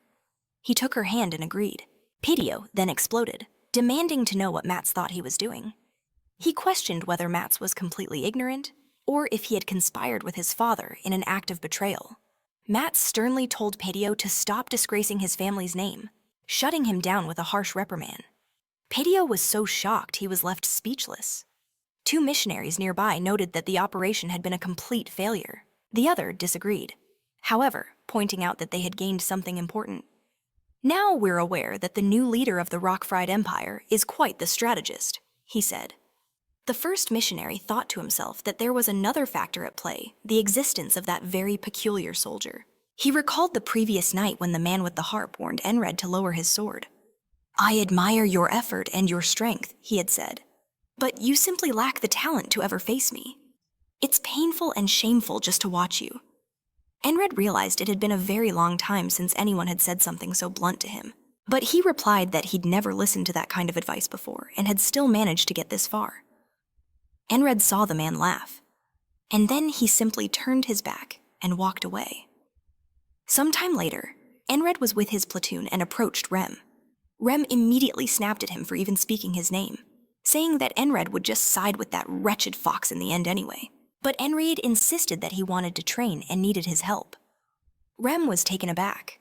a flicker of happiness in his eyes as he asked if Enkrid was serious about needing him. Enkrid figured that to master the fluid swordsmanship style, he first needed to make snap decisions to find the most efficient attack lines. As Rem lunged at him, Enkrid started to predict what move he would make next. He knew he had to generate an explosive power that could flow efficiently through his entire body. In an instant, Enkrid landed a shallow cut across Rem's neck. Rem was so startled he could hardly process it. The whole thing felt bizarre. In that same moment, Enkrid came to a realization he was faster than Rem. He thought about all the endless drills on the fundamentals, the liquid flexibility, the reinforced muscles, and how it all came together to create this outcome. Rem finally spoke, admitting that Enkrid had actually caught him by surprise. "You must have figured out a new way to swing your sword faster," he said with growing excitement. "Well then, I'll just have to get faster too." Enkrid didn't get what Rem meant at first, but he felt it firsthand when a powerful blow sent him reeling. He could barely withstand the impact. Rem kept up the pressure, attacking him with even greater intensity. Enkrid noticed that Rem's axe had always been quick, but this was on a whole new level. It was faster and more ferocious than ever. And with that, they launched into an even more thrilling duel. Enkrid knew he still had a very long way to go. While he was practicing his sword swings that afternoon, he heard Jackson's attack coming and managed to block it. Enkrid thought his eyes and ears were already plenty sharp and didn't need more training. He asked Jackson what he was on about and if he really came all this way just to tell him that. Jackson replied that for the time being, yes, Enkrid was completely lost, and figured this was exactly the kind of thing Rem meant when he called Jackson a fox. The moment Enkrid let his guard down, Jackson struck not with a blade, but with a piercing mental blow. He called it killing intent, the raw, unmistakable aura a person gives off when they are about to end a life. Jackson explained that when sight and hearing weren't enough to predict an attack, Enkrid would have to learn to feel that intent instead. Mastering this skill would be like unlocking a sixth sense, an ability to perceive threats that the other 5 couldn't. As a thank you for the stiletto, Jackson promised to teach him everything he knew. Enkrid realized there was a whole new world of things to master. When Jackson said the training would begin immediately, Enkrid felt a surge of excitement for the endless fun that lay ahead. Jackson's first lesson was that Enkrid's senses were too reliant on instinct, and he couldn't afford to depend solely on his perception anymore. Perception is tied to your 5 senses, Jackson continued. But instinct is deeper. It's your sense of direction, the flow of your movements, the way a predator stalks its prey, all of it comes from instinct. If Enkrid continuously sharpened his instincts through combat, he too could learn to sense that sinister intent. Suddenly, Enkrid became aware of something right beside him. However, Jackson warned him that it wouldn't come easily at first. But if you keep pushing yourself, Jackson assured him, your 6th sense will definitely awaken. That evening, Rem commented that Enkrid seemed a bit different. Is that right? Enkrid asked, thinking he'd put on some muscle. No, that's not it, Rem replied. Alden suggested that Enkrid was smiling a lot more than usual. Ragnar disagreed, certain that wasn't the reason either. Christ, who was known for his outlandish comments, declared that Enkrid was simply crazier than ever. To his surprise, everyone in the room agreed that was the perfect explanation. Enkrid sighed, claiming he was the only normal person among a group of lunatics, wondering if they actually believed it. Meanwhile, Jackson just watched, wondering when Enkrid would finally accept that he was far more unhinged than any of them. As they settled down for the night, the panther made her way to Enkrid's bed. Rem grumbled, "Are you sleeping there again?" "What is it? Does he smell like food or something?" The panther knew Enkrid had once again pushed his body to its absolute limits. Curled up next to him, she thought about how he trained himself to the brink of death every single day. She mused. If it wasn't for his magic, he would have perished long ago. Her thoughts continued. If this man dies, I'll never be free of my curse. Her gaze then shifted to something lying next to Enkrid. She studied his clothes and, upon touching the fabric, could feel the magic imbued within it. For Enkrid, it felt like he was living the same day over and over, training relentlessly without ever growing tired of the grind. Even deep into the night, Rem and Alden would find Enkrid still at it, continuing his grueling stone training. Enkrid believed that just knowing he was getting stronger was all the reward he needed. He kept training and meditating, even in the dead of night, and began noticing Jackson walking past. This started happening more frequently, with Enkrid spotting Jackson every time. Soon, everyone else began to sense that something was off. Rem told Enkrid to just forget what he'd said about him looking different, claiming that he hadn't changed one bit. Alden, on the other hand, thought it was bizarre, saying that Enkrid's skills had improved dramatically in a single day. Ragnar felt it too. He once thought Enkrid was a genius, but now he wasn't so sure. Jackson commented that if Enkrid wasn't improving after all that work, it would be a very bad sign indeed. Rem added that there's no substitute for real-world experience. The Aspies, who had been quiet until then, suggested that if Enkrid took on a beast hunting quest or something similar, he might see some progress. With that push, Enkrid went to check the quest board. He could feel the four of them pushing him toward more dangerous encounters, almost as if they were eager for him to test his limits. Enkrid silently disagreed, knowing full well he wasn't making any real progress. As he scanned the board, a voice interrupted him. "If you haven't found a task you like, you should do this one for me." Enkrid looked at the notice, a mission to investigate a shoemaker's basement. He questioned why a reconnaissance team couldn't just handle a simple task like that. Carol replied that a single team wouldn't be enough for this job. He explained that according to the shoemaker, there was an undead lurking in his basement. Enkrid was slightly intrigued but skeptical, saying it was impossible for something like that to be in the city. He figured the shoemaker probably just heard a rat. Enkrid argued that he needed genuine combat experience at the moment, and a pest problem would be a waste of his time. But Carol addressed him as the spellbreaker, saying, "You must have already guessed it, but no one wants to take this mission. The shoemaker has a short temper, but he's a good man." Carol then added that the shoemaker's wife had recently vanished, and the man was likely overcome with grief, begging Enkrid to just have a quick look. Enkrid initially declined, apologizing and stating he wouldn't accept that kind of personal request. Nevertheless, he ended up taking the job. When Enkrid got to the address, a little girl told him to head down to the basement, where her father was busy digging up the floor. Enkrid recalled the warning about the shoemaker's temper. When he got downstairs, the man simply pointed to a large hole, saying, "I dug up the ground, and this was here." Enkrid was stunned to see a man-made tunnel right in the middle of the city. The shoemaker muttered that this was definitely not the work of a rat. As they ventured into the passage, Enkrid noted that it was expertly constructed and incredibly vast. He thought there could even be monsters down there.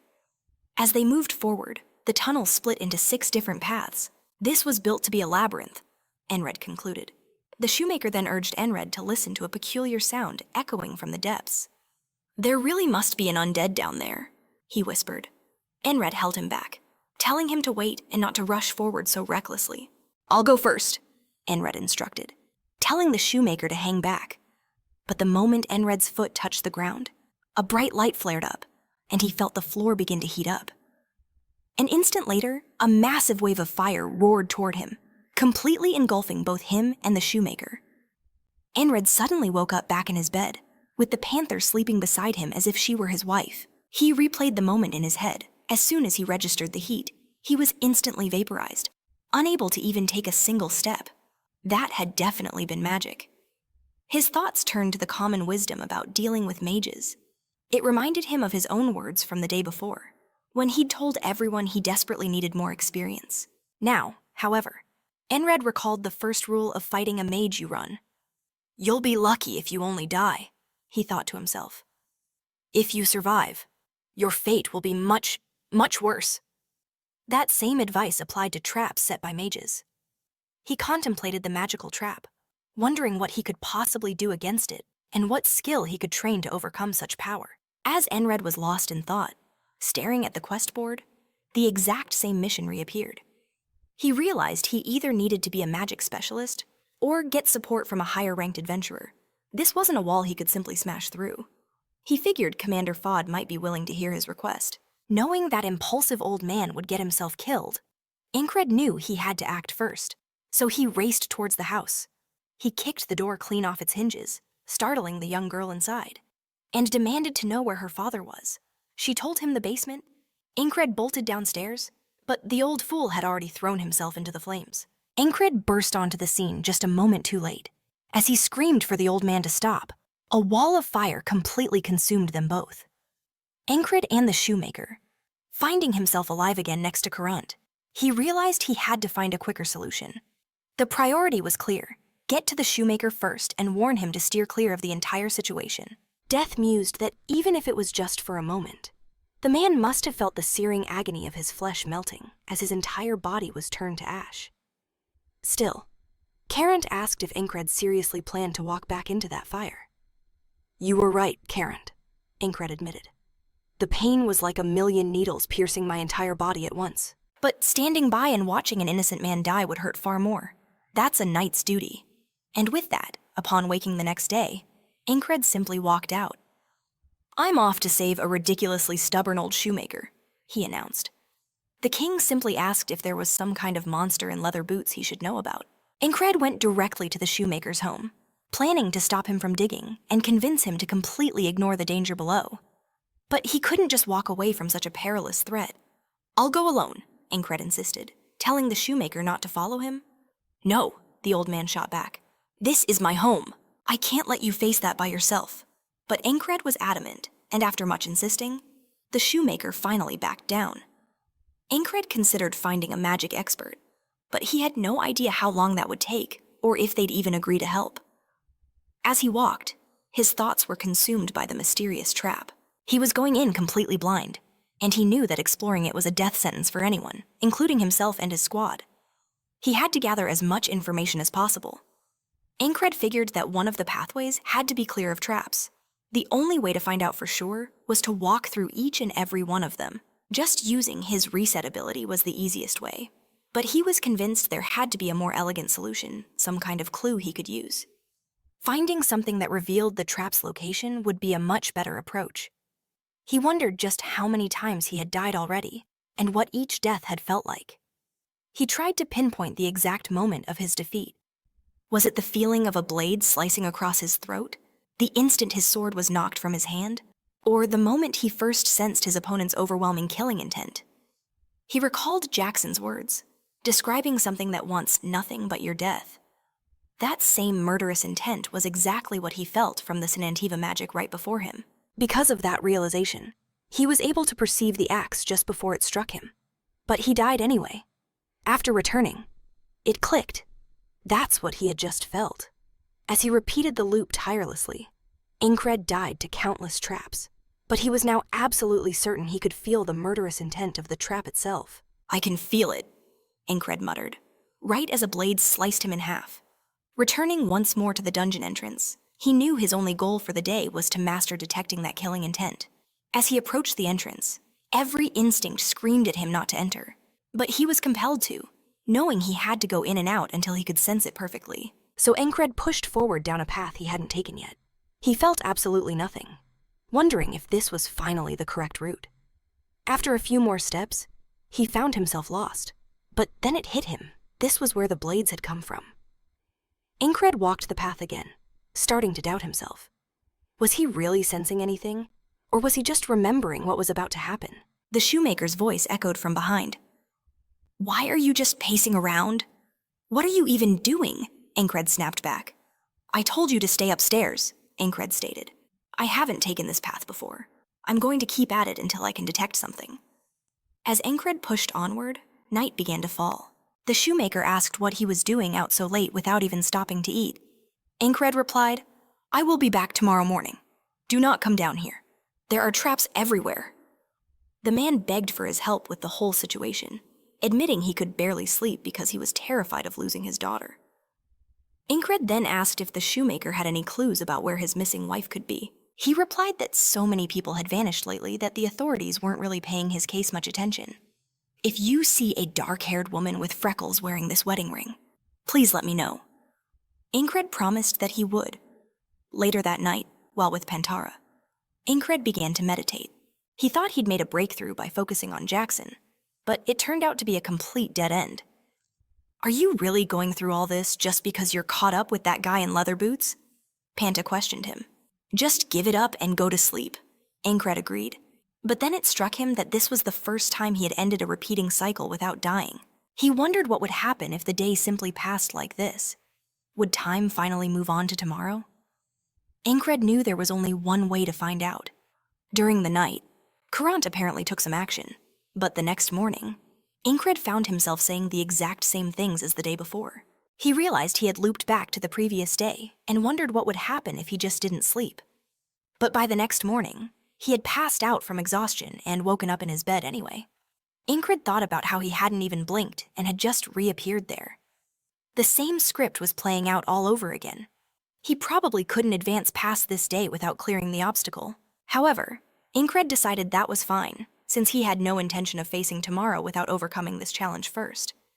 And just like that, 20 days passed, Enkrid said. This is different from simple fear. This is feeling imminent death. As he continued down the same path, 40 days went by, then 50, 60, and soon it was 70. At one point, rotten hands began clawing their way out of the ground, grabbing onto Enkrid. This time, he allowed himself to be dragged under. A short time later, Enkrid knew he had finally accomplished something. The next time Jackson tried to kill him, Enkrid managed to dodge. Jackson was in shock that he had mastered it in such a short period. But for Enkrid, it had been 72 long days. He prepared himself one more time. Arming himself to the teeth, Rem questioned him. "Are you going to wage war on a cobbler's house?" "I won't come back until I've killed at least 10 boots," Enkrid replied. Rem could tell he was only half joking. As Panta watched him, she thought about the 6 paths and how only one was supposed to be free of traps. But that was just what everyone assumed. Whoever designed that tunnel was a true madman. There were traps on all 6 of the paths. To be fair, Enkrid never for a second believed there would be a safe path. Every single path, whether it had grasping hands, slicing blades, or scorching fire, and all the other horrors that could kill him, he knew they were all dead ends. And yet, he saw that there was a way, model. The only rule was brutally simple. Don't step on the traps. Enkrid knew that on this first path, one wrong move meant being instantly turned to carbon. So, he began the grueling process of trial and error, getting vaporized with every single misstep. But eventually, he started to string together a few moves, each one calculated down to the millimeter. Enkrid pushed forward one step at a time, testing the ground, dying, and trying again. He burned the correct sequence of steps into his memory. As Enkrid respawned again, he focused on awakening his 6th sense. He replayed every correct footfall in his mind, forging a path through the deadly maze until he finally reached another room. Enkrid figured he had cleared another obstacle, but just then, an undead creature lunged at him. Reacting on pure instinct, Enkrid slit its throat, the wave of its murderous intent being the only warning he got. He offered a grim thank you to the corpse as several more shambled toward him. Enkrid considered it a welcome gift, a perfect chance to warm up. The undead horde continued to close in. He remembered that these ghouls' claws were laced with a potent poison that caused agonizing wounds. Ordinarily, he'd heard it takes a whole squad of soldiers just to handle one of them. But I'm getting stronger and stronger, he thought, a grim smile on his face as he cut them down with ease. That has nothing to do with the man I used to be. He then charged forward, becoming a whirlwind of steel that slaughtered everything in his path. Enkrid finally stopped, panting for breath. He knew he had fought like an absolute demon, and he couldn't help but wish his old squad mates, the ones who always called him weak, could have seen him in action. But his moment of satisfaction was cut short when a grotesque animal, some unholy mix of a dog and a deer, pounced on him. This wasn't a demonic wolf. It was something else entirely, a twisted fusion of other beasts. What the hell is that thing? He wondered, scanning the area for more of them. Meanwhile, Panta was tracking Enkrid, thinking he had been acting especially strange all day. Why would anyone need to be so heavily armed just to visit a simple shoe repair shop? Panta knew his recklessness would get him killed eventually, and his death would just become a massive problem for her. She felt a strange energy pulsing from inside the building and caught the distinct scent of a magic spell. With a sigh, she prepared to charge in and drag him out. Back inside, Enkrid was busy slaughtering monsters, but he could feel his stamina draining away, pushing him to the brink of collapse. Just then, he heard a new sound cut through the chaos. He wondered if it was another twisted creature or maybe the person responsible for this whole excavation. He crept forward, only to find a scene that was utterly bizarre. Human body parts were hanging from lines as if they were freshly laundered clothes. Staring at the grotesque display, Enkrid told himself he'd been on the battlefield for a long, long time. The sight of a normal corpse didn't even faze him anymore, but this was definitely getting to him. In that moment of horror, he heard someone speak. "I just want to be at peace. Please, kill me." As Enkrid looked closer, he noticed a familiar ring on the person's hand. It was the shoemaker's. He suddenly remembered the old man's words. "If you see a woman with brown hair, freckles, and wearing a ring like mine, you have to let me know." In that instant, Enkrid's blood ran cold with fury. A new figure emerged from the shadows. Nissan. "Someone told me there would be more healthy ingredients here," he said with a smirk. "I have no idea how you got in, but your timing is perfect. With you, I'll finally be able to create a friend for Bello, the creature standing right behind me." Enkrid's voice was low and filled with rage. "Were all these corpses you're doing?" Nissan just laughed. "Yes, if it wasn't me, who else could have done it?" He gestured to the hanging limbs. "These are merely failures. The creature behind me, Bamelo, is a true work of art. And you will be too, because I'm going to convert you into something incredible." Enkrid realized Nissan was a mage and remembered the stark warning he'd been given: if you run into a mage, just run away. If you fight one and die, consider yourself lucky. If you survive, something horrifying will happen to you. But Enkrid didn't care about any of that. He gripped his sword, pure hatred burning in his heart as he snarled, "Even if it costs me tens of thousands of lives, I will kill you." With that, Enkrid drew his Ovante dagger and hurled it straight at the mage. But Nissan, of course, simply conjured a magical barrier to block it. Enkrid then charged in to finish the job, closing the distance and trying to strike him down. But his blade just glanced off the invisible barrier. The mage flung him back with a wave of force, but Enkrid dug in his heels and refused to fall. Just then, Panta arrived, watching from behind him. "A mage, as I expected," she thought. "Even with the power I've built up, I'm still weak. But if I use it completely, someone like him will die." At that moment, the mage launched a spell that shot past Enkrid's head. He had been a hair's breadth from being hit squarely. Enkrid thought that he couldn't see or hear the attack, but he felt the assassin's intent and moved on instinct alone. The mage was stunned that he'd managed to dodge. Without hesitating, Enkrid surged forward and activated his zone. The mage began firing spells in every direction, trying to hit Enkrid. As he dodged, Enkrid remembered asking his squad mates how to take down a mage. Rem had said he had to shoot with everything he had first and kill him instantly. Using that tactic, Enkrid was almost hit. Jackson, on the other hand, had suggested, "You have to kill him when he isn't looking." And Odin's advice was, "You have to get as close as you possibly can." Enkrid was doing all of this, Ragnar added. "If he's alive, and if you can cut him, he will surely die." The mage was becoming more and more frightened as he saw Enkrid approach, wrapped in a gigantic aura of murderous intent. Enkrid focused on the invisible shield protecting him. If he couldn't break it with a dagger or his Evocante, he would shatter it with pure brute force. He would cut him down with everything he had. In that instant, as Enkrid leaped into the air, the mage used his magic to try and pierce him. Magic surged from the ground, aiming straight for Enkrid's chest.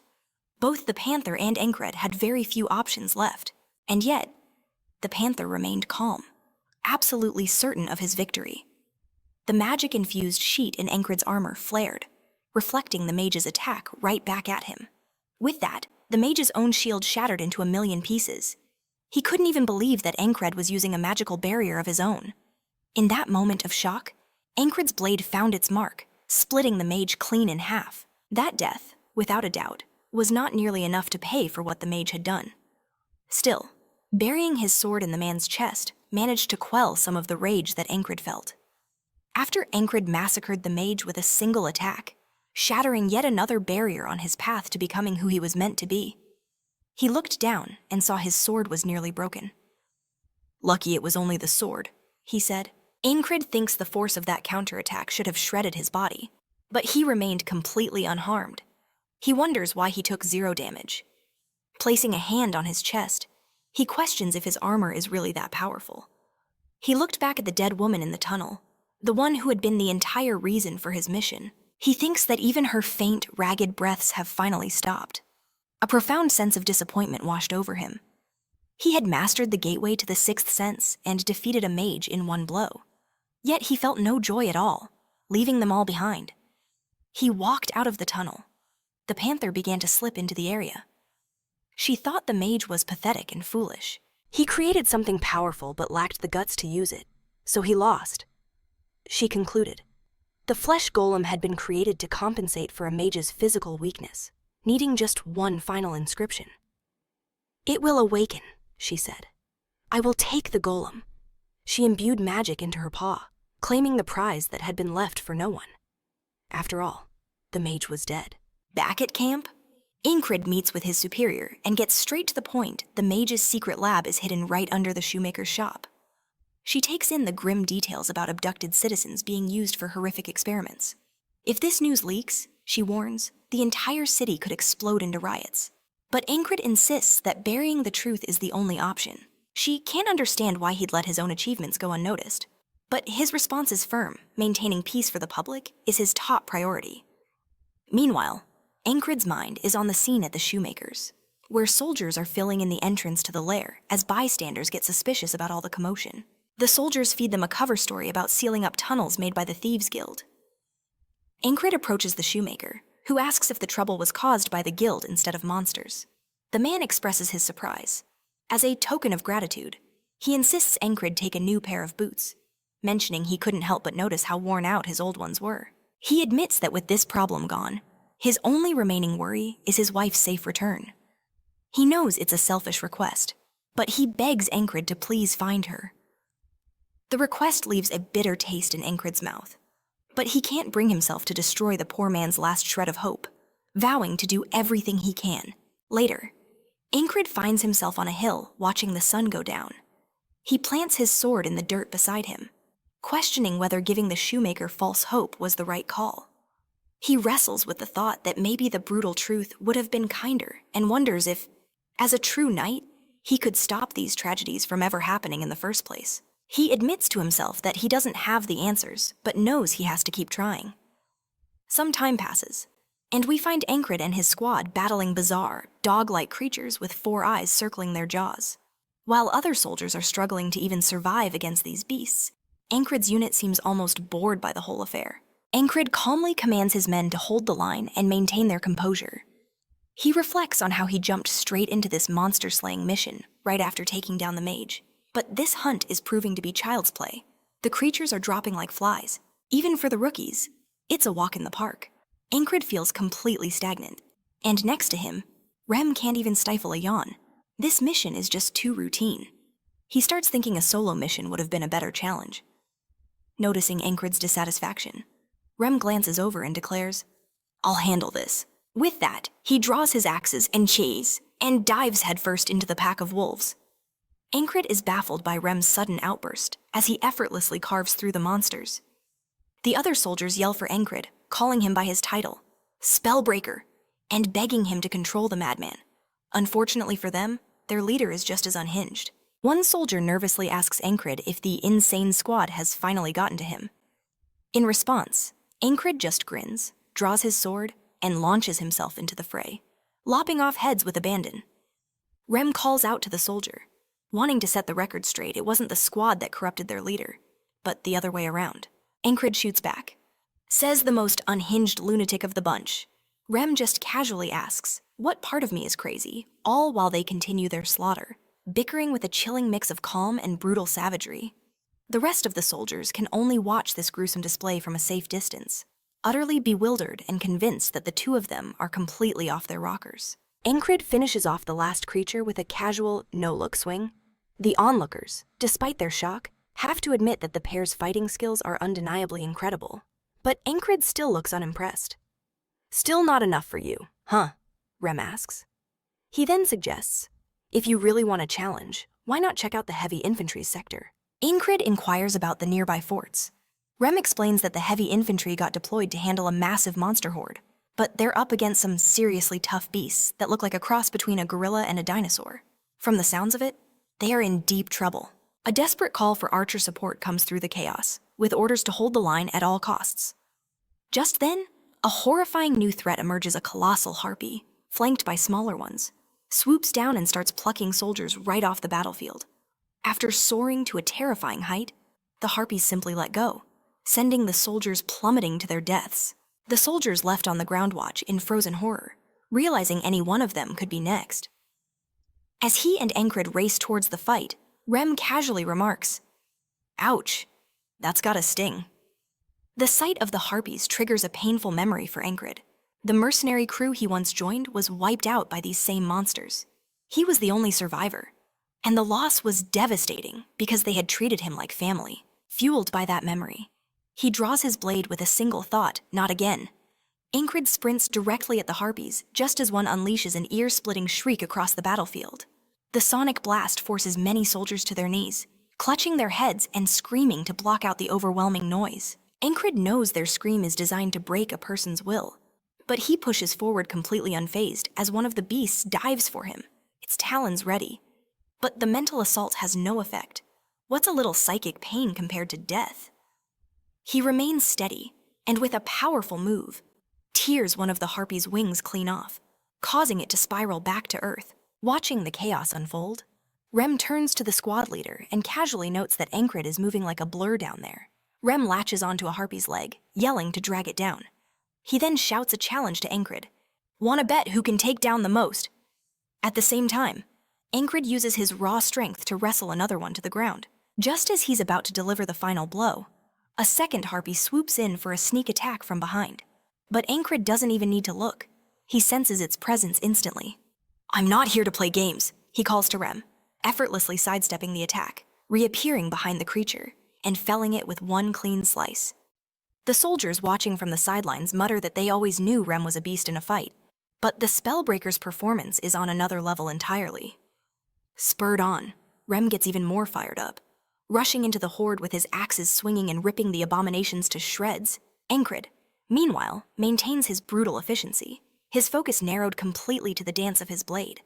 A soldier named Torres comments on how much Enkrid's swordsmanship has grown, adding that their squad might as well just kick back and enjoy the show, since they're only supposed to be providing backup. Frankly, Torres continues, it looks like those two can handle this entire flock by themselves. Just then, a pair of harpies dive bombs Enkrid, managing to disarm him and send him flying backward. He immediately clocks where his sword fell. The harpies rush him, but he's already pulling out his howling dagger, which he plunges into one's skull for an easy kill. Enkrid's concentration doesn't waver for a second. With one harpy down, the other comes at him head-on, but he charges right back because his sword is lying on the ground directly between them. Before the abomination could even make its move, he drew his sword in a flash, spun, and cut the creature down with a single, decisive slash. The three harpies still in the air began to circle over the soldiers. One of them wondered aloud, "Are the harpies actually running away? They're scaring off the other monsters too." Another replied, "Those guys are something else. They aren't human." On the ground, Enkrid surveyed the carnage, his mind fixed on the harpies that had slaughtered the mercenaries. They might not have been the exact same creatures, but for him, this was personal. He vividly recalled a man from that group calling him weak when he was just a kid. The man had flashed a ridiculous smile, claiming they had all died just to save him. Remembering this, Enkrid thought to himself that now, it was his turn to be the one doing the saving. Torres suggested that since the harpies were gone, it was time to pull back. However, another soldier argued it felt wrong to leave without contributing more. He asked if they shouldn't at least hunt down the remaining humanoid monsters. One of the other soldiers countered that they were only sent as support against the harpies and were now free to go. Rem looked at Enkrid and asked what he planned to do. Enkrid's response was firm. It's too early to head back. He raised his sword, and everyone who saw it thought he was completely out of his mind for wanting to continue the fight. As night fell, the soldiers back at camp couldn't stop talking about Enkrid. They all knew he was a risk-taker, but they'd seen him training with a giant stone on his back. While there had always been whispers about his potential, he had now reached an entirely new level of power. They reasoned that if someone as overwhelmingly strong as him was still pushing himself that hard, then they had no excuse not to do the same. His friend beside him wholeheartedly agreed, vowing to train harder. Enkrid's influence was felt everywhere as he relentlessly took on one mission after another.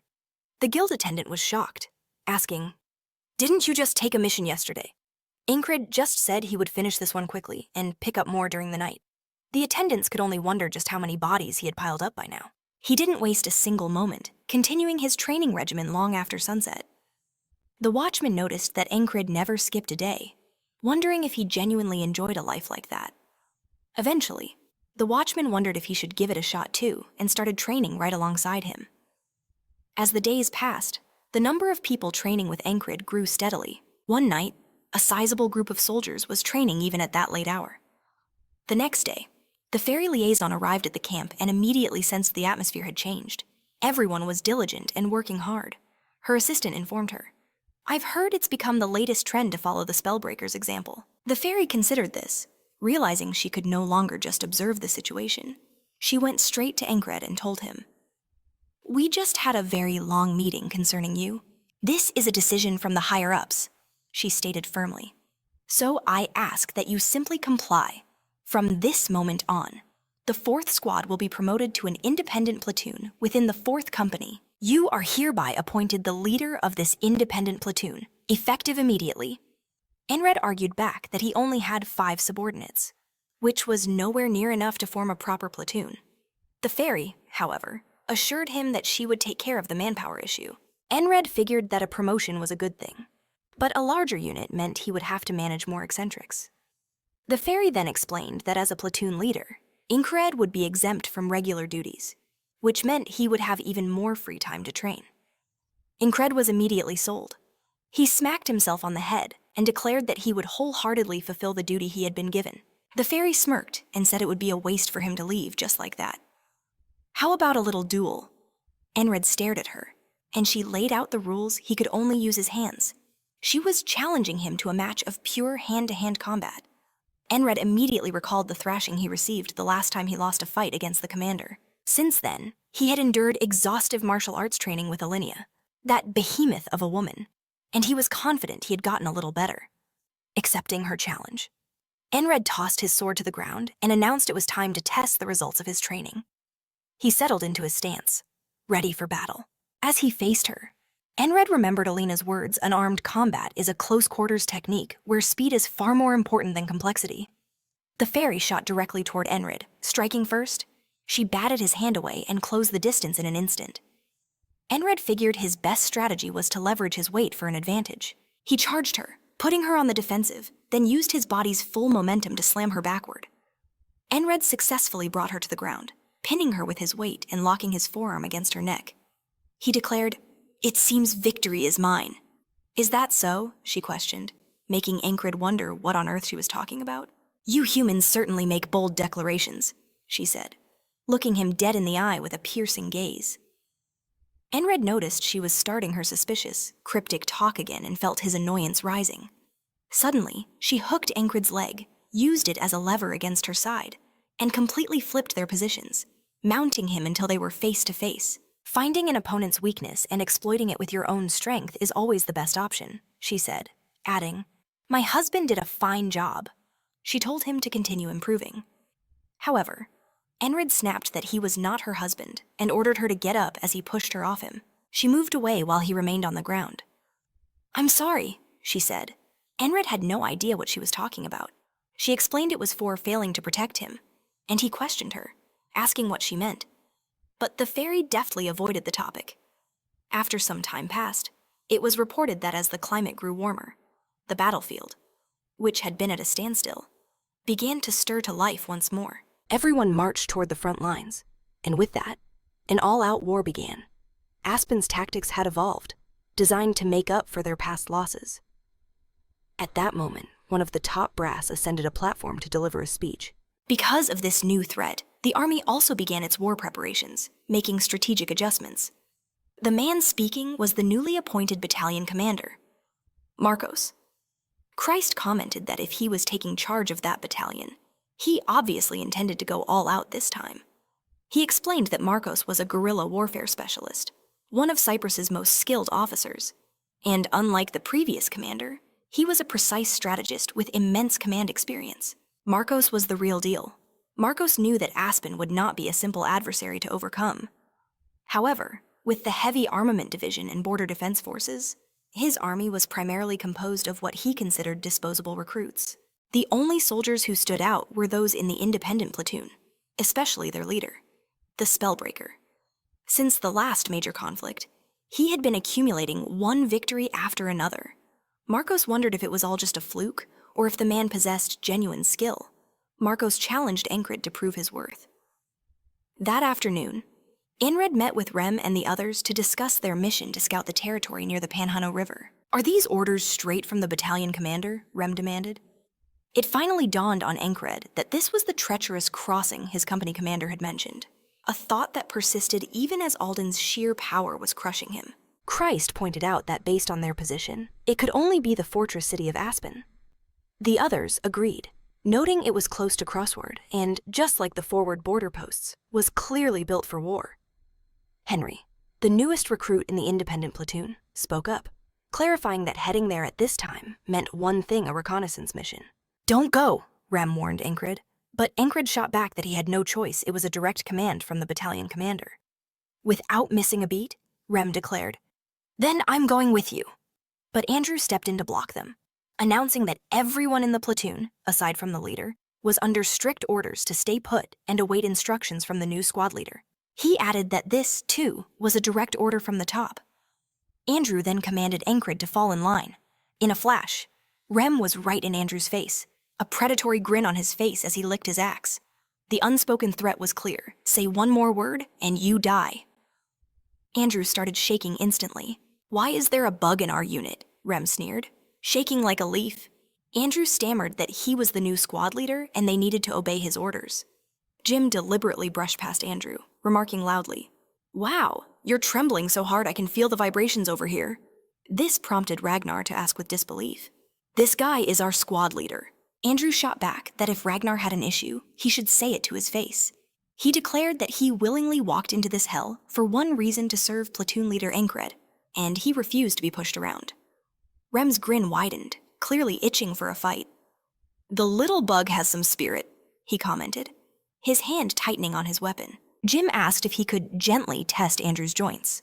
Meanwhile, Jackson had already drawn his dagger, figuring a single finger would be all he needed.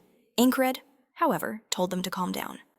"Just focus on your own fight," Ragnar told him. A frantic Mike pleaded with Enkrid. "You have to stop them seriously. Get your platoon under control." But Enkrid just raised an eyebrow and asked, "Why would I do that? Looks to me like they're all getting along just fine." He explained that if his men were challenging the new guy to a duel, it meant they were starting to like him. Mac shot back, "Are you sure this is a duel and not a public execution?" Enkrid didn't answer, maybe realizing that a fight between his hardened veterans and the rookie could only end one way. "Why are you so quiet all of a sudden?" Mac pressed. Andrew, trying to put on a brave face, shouted for them to bring it on, boasting that an Andrew of the Gardner family never backs down. Mac hissed at him to shut his mouth, warning him that he was provoking monsters and this was getting genuinely dangerous, cutting through the tension. Henry asked Enkrid if he was familiar with the terrain near the Manhwa River, stressing that the area was crawling with hazards. He offered to share some intel before the mission kicked off the next day. "Tell me everything," Enkrid replied. Later that night, under the cover of darkness, Enkrid slipped out of the camp to scout ahead. On the trail, he ran into Torres, who called out, "So you're the one they sent for this mission." He grinned. "We sure keep crossing paths. Must be fate."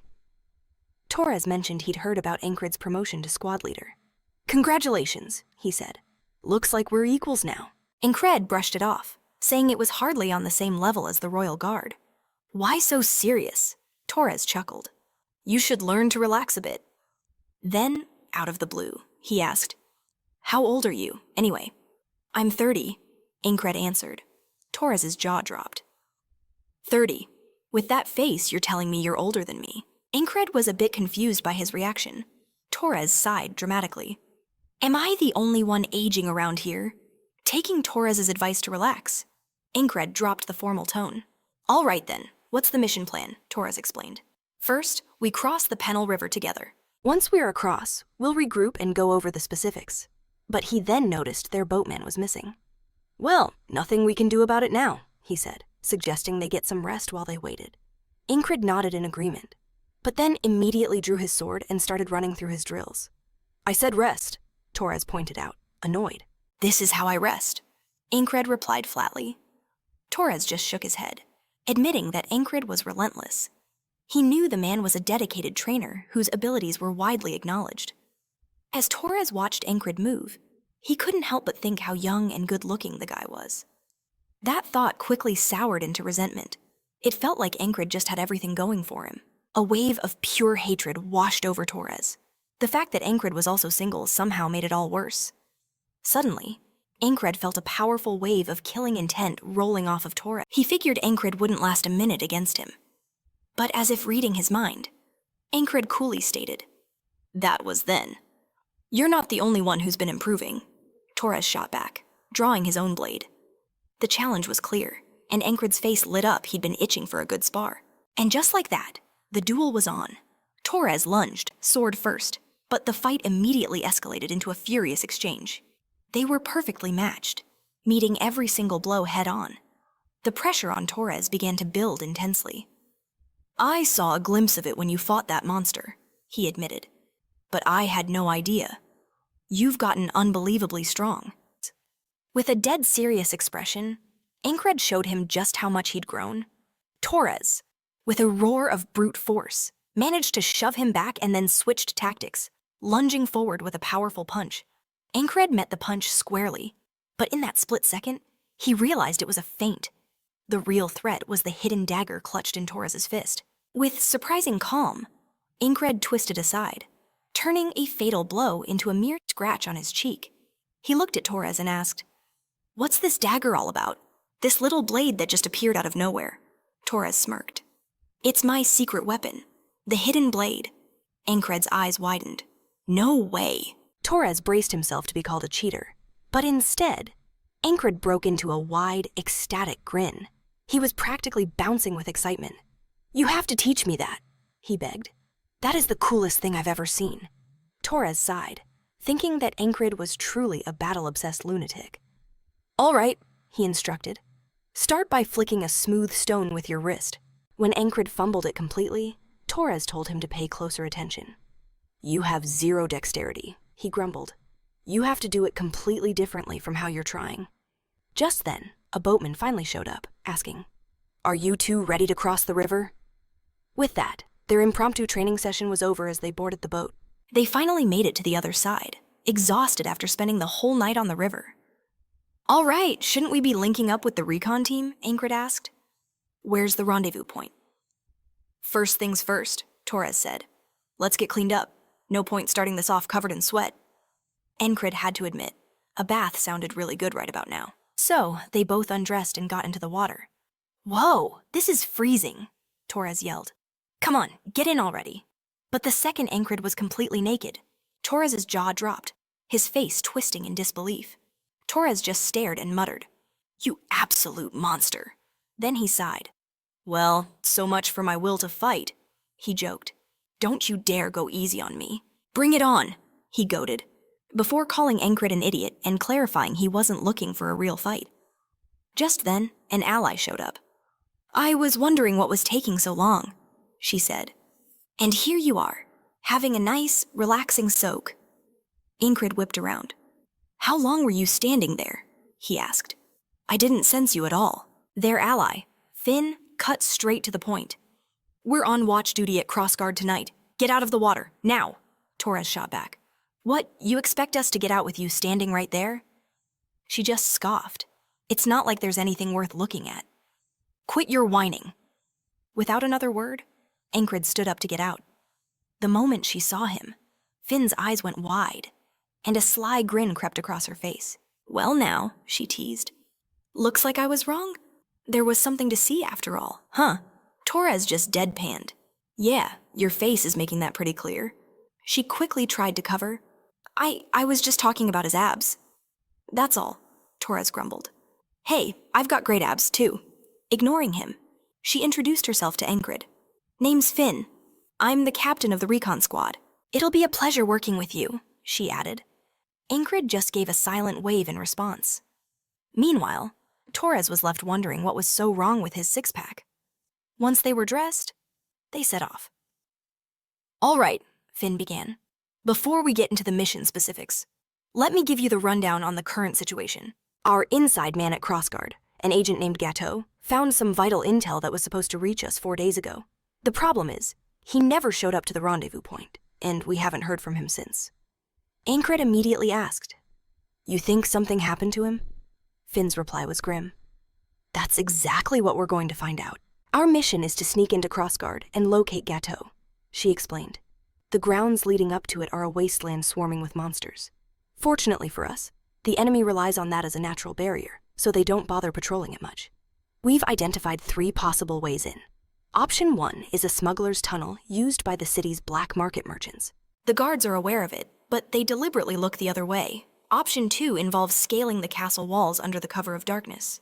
It's tough physically, but it's also our most secure route. And the last option is to go in disguised as traitors. It's definitely risky because you have to use the main gate, but it's by far the easiest and most comfortable way in." Finn finished. "Each route has its own set of challenges. It's your call which one we take." Enkrid considered their options. Finn had laid them out so casually, but he could tell none of them were going to be a walk in the park. Torres spoke up. "Shouldn't you be the one to decide you know this terrain better than we do?" Finn made her decision. "We move out at dawn. We're taking the smuggler's tunnel." As night fell over the grim forest, a strange red moon hung in the sky alongside the regular one. Enkrid immediately went back to his training, practicing the hidden blade technique Torres had shown him. Watching him, Torres couldn't help but feel a little let down. How did he ever master the grimace when his form is this sloppy? Torres wondered to himself, but his disappointment faded. He'll get the hang of it. He just needs more practice. Just then, Finn approached them, realizing they hadn't eaten. "What are you up to?" she asked, curious. "Just training," Enkrid answered. "You can eat while you do that," Finn told him. "One of the guys on my team fancies himself a chef. I think you'll like his cooking." Enkrid took a bite. "This is amazing," he said. Torres, also chewing, asked, "What is this stuff?" "The seasoning is unreal," Finn smiled. "I can get you more. The guy's parents run a shop near the border guard post. We can drop by whenever we want." Then she added a warning. "If you're going to keep practicing, stay away from that spot over there," she said, pointing. "There's a poisonous snake that lives under that smooth, reddish rock." Enkrid cut her off, asking, "And how would you know that?" She explained. "One of my squad mates used to be a hunter. I picked up a few things from him." Seeing how ridiculously prepared Enkrid was, Finn grinned. "You know, I'm starting to like you more and more," she said, a playful smirk on her face. "How about you and I do some training together? A more advanced kind of training." At this, Torres felt a stab of jealousy. Enkrid, however, just stared at her blankly. "What are you even talking about?" he asked. She burst out laughing. "I was hitting on you. You blockhead, are you completely dense?" Then she leaned in again. "So, what do you say? I might not look it, but I can be very gentle." Torres, feeling completely sidelined, finally chimed in. Could you two not do this in front of me?" Enkrid flatly refused her offer. Finn then turned to him. "Why not? Are you taken or something?" Then it clicked. "Oh, that's right. You're engaged to the commander, aren't you?" "Too bad." Enkrid was starting to get irritated. Since when was that ever set in stone? "Whatever," Finn said, changing the subject. "You don't have to be so formal with me," Enkrid shot back. "Fine by me," Finn then announced.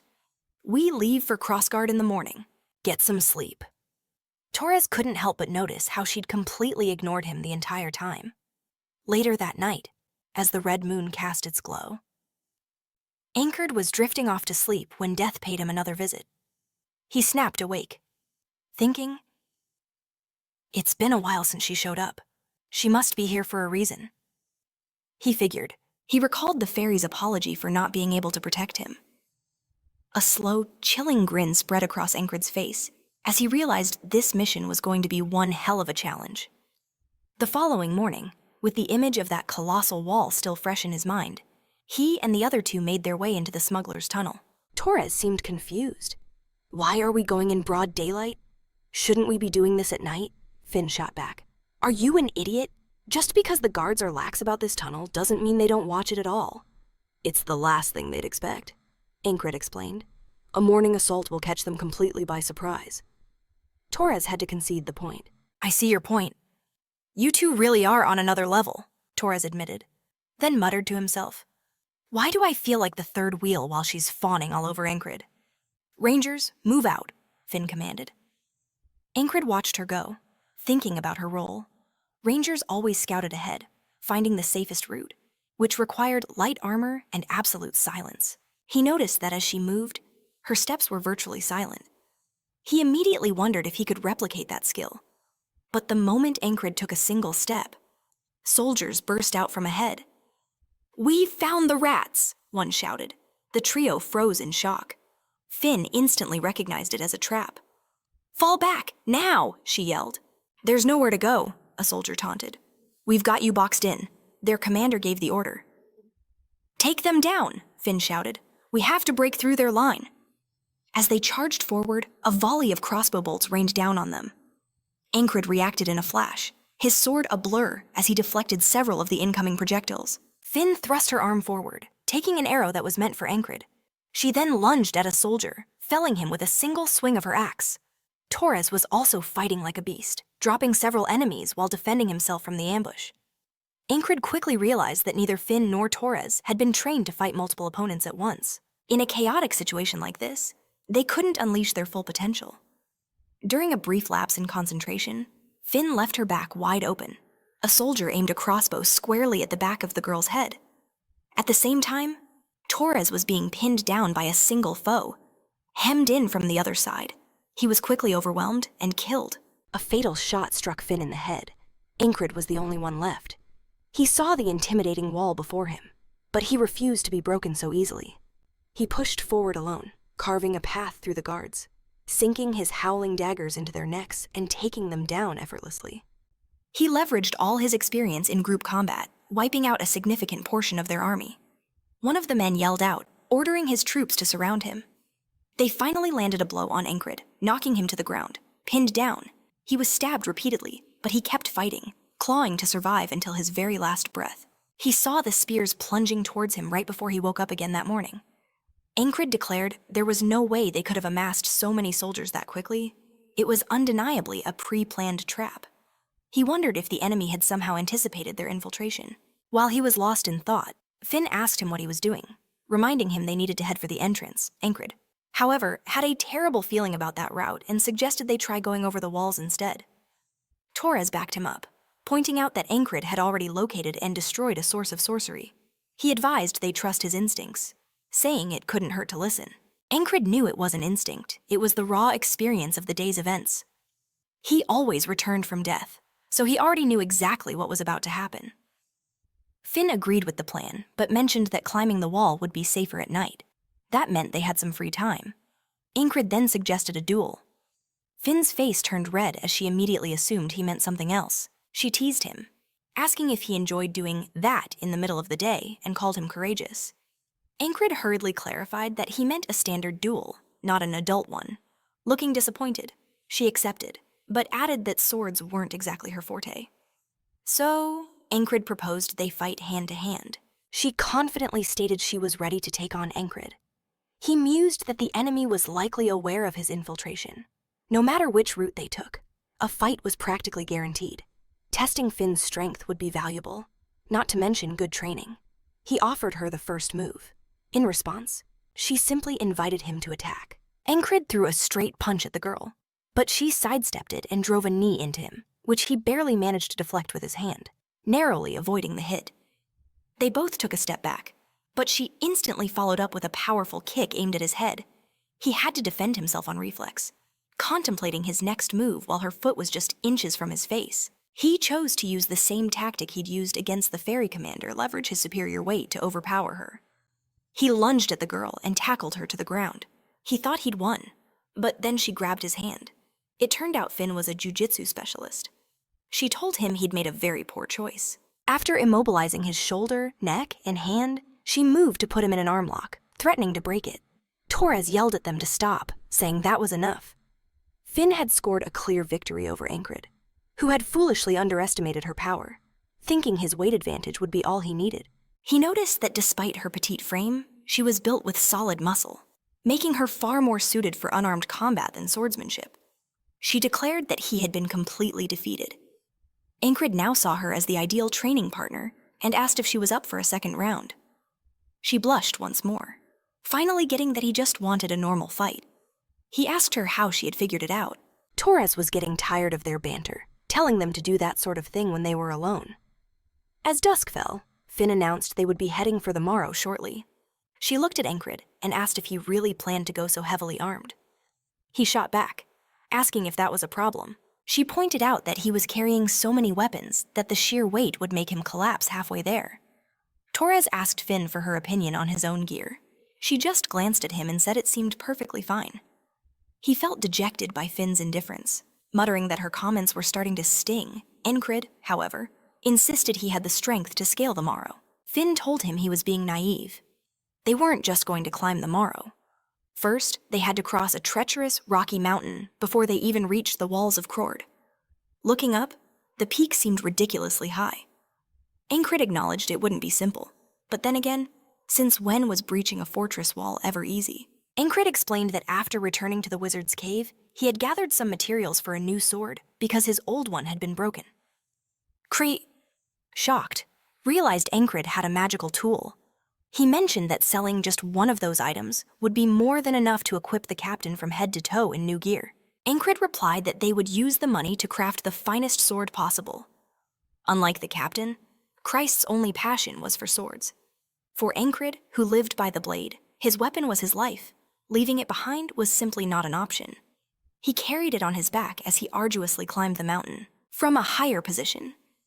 Finn reminded him that this was precisely why she had told him to leave the longsword. Even if he ditched the rest of his equipment, the sword alone would completely exhaust him. Enkrid conceded that the weight was pressing down on him, but he believed that muscles pushed to their breaking point only grew back stronger as he clung to the mountainside. He told himself he had already faced and conquered countless walls, and this one wouldn't be what stopped him. Finally, he hauled himself over the top. Finn began to notice that he seemed to enjoy making things difficult for himself. Torres guessed that Enkrid had probably brought the sword on purpose, purely for training. He doubted anyone would actually be that reckless. At the summit, several wolves were howling at the red moon. But as Enkrid looked down, he saw creatures that were far more like werewolves. Enkrid knew right away that it was a pack of lycanthropes. Torres remarked that seeing them move in such large groups was rare. As the beasts started to charge, Finn announced it was time to get serious. As the wall was now in view, as they observed the scene, Torres said there was no cover, with soldiers patrolling everywhere. Finn reassured him, explaining that the bright light of a full moon actually makes guards complacent and unfocused. Then, seeing a guard turn his back, she gave the signal for them to move forward. They crept closer to the wall. However, Enkrid noticed that one of the guards was still alert and watching carefully. The guards were completely oblivious, their gazes missing the figures that slipped past like ghosts in the night. Finn couldn't help but wonder if they'd been spotted, despite her earlier confidence that the darkness would shield them. Enkrid, however, couldn't shake the feeling they'd been made, questioning if it was just paranoia creeping in. Wiping her hands, Finn laid out the plan. Once we're over this wall, we hit the slums on the other side. We just have to melt into the crowd, and they'll never find us. She then produced a grappling hook from her gear. First things first, she ordered. Ditch the sword. This wall is twice the nightmare that mountain was. Enkrid shot back that he needed the extra weight for his training regimen. Torres just scoffed, muttering about what a complete madman he was, as they all started the ascent with Enkrid shouldering that insane load. Okay, now I get why they call this the safe route, Enkrid grunted. If they could just conquer this wall, they'd be a hair's breadth away from infiltrating Krozard. Of course, that was assuming it was just a wall. After the ambush in the smuggler's tunnel, he knew there was a high probability of more traps waiting for them. Finn moved ahead, her movements as silent as possible. Enkrid whispered, wondering how their enemies planned to intercept them up here. The moment they crested the top, a woman with an overwhelming presence materialized before them. You're making me work awfully late, she sighed. It's time you all went to sleep. With a gesture, her magic caused thick vines to burst from the ground. Finn's eyes widened in horror. She was a mage. Everyone, down! She screamed. The thorny tendrils lashed out with deadly force, whipping just inches over their heads, nearly taking them off. As they scrambled to dodge, Finn yelled for them to get off the wall immediately. As the grappling hook swung down, The sorceress intercepted it midair, shattering it with a blast of pure magic. Enkrid was stunned. What was a mage doing out here? This was a perfectly executed trap, an ambush they never saw coming. He lunged at the witch, sword ready, but she effortlessly raised a vine barrier right in his path, forcing him to abort his attack and leap aside. He tried to calm himself, thinking he'd beaten a mage before. If he could just tap into the gate to his sixth sense, he might stand a chance. Even as Enkrid schemed about how to defeat her, the witch's ensnaring vines closed in around him. As his blade swung toward the woman's neck, he noticed her eyes were eerily similar to Joan Felinino's. He remembered Jackson's warning, follow your instincts, but never trust them blindly. A powerful opponent can trick your senses, and mages were masters of deception. She proved it by slamming him skyward with a vine fist, sending him airborne before the tendrils wrapped tightly around him. Watching Enkrid get caught, Finn was furious, screaming, "What in the hell are you doing?" The vines then shot towards the two men below, piercing them straight through the chest in a single, fatal blow. As they fell, Enkrid struggled against his bonds, realizing the vines were impossibly tough and he couldn't break free. He was dragged before the witch. "Impressive," she commented.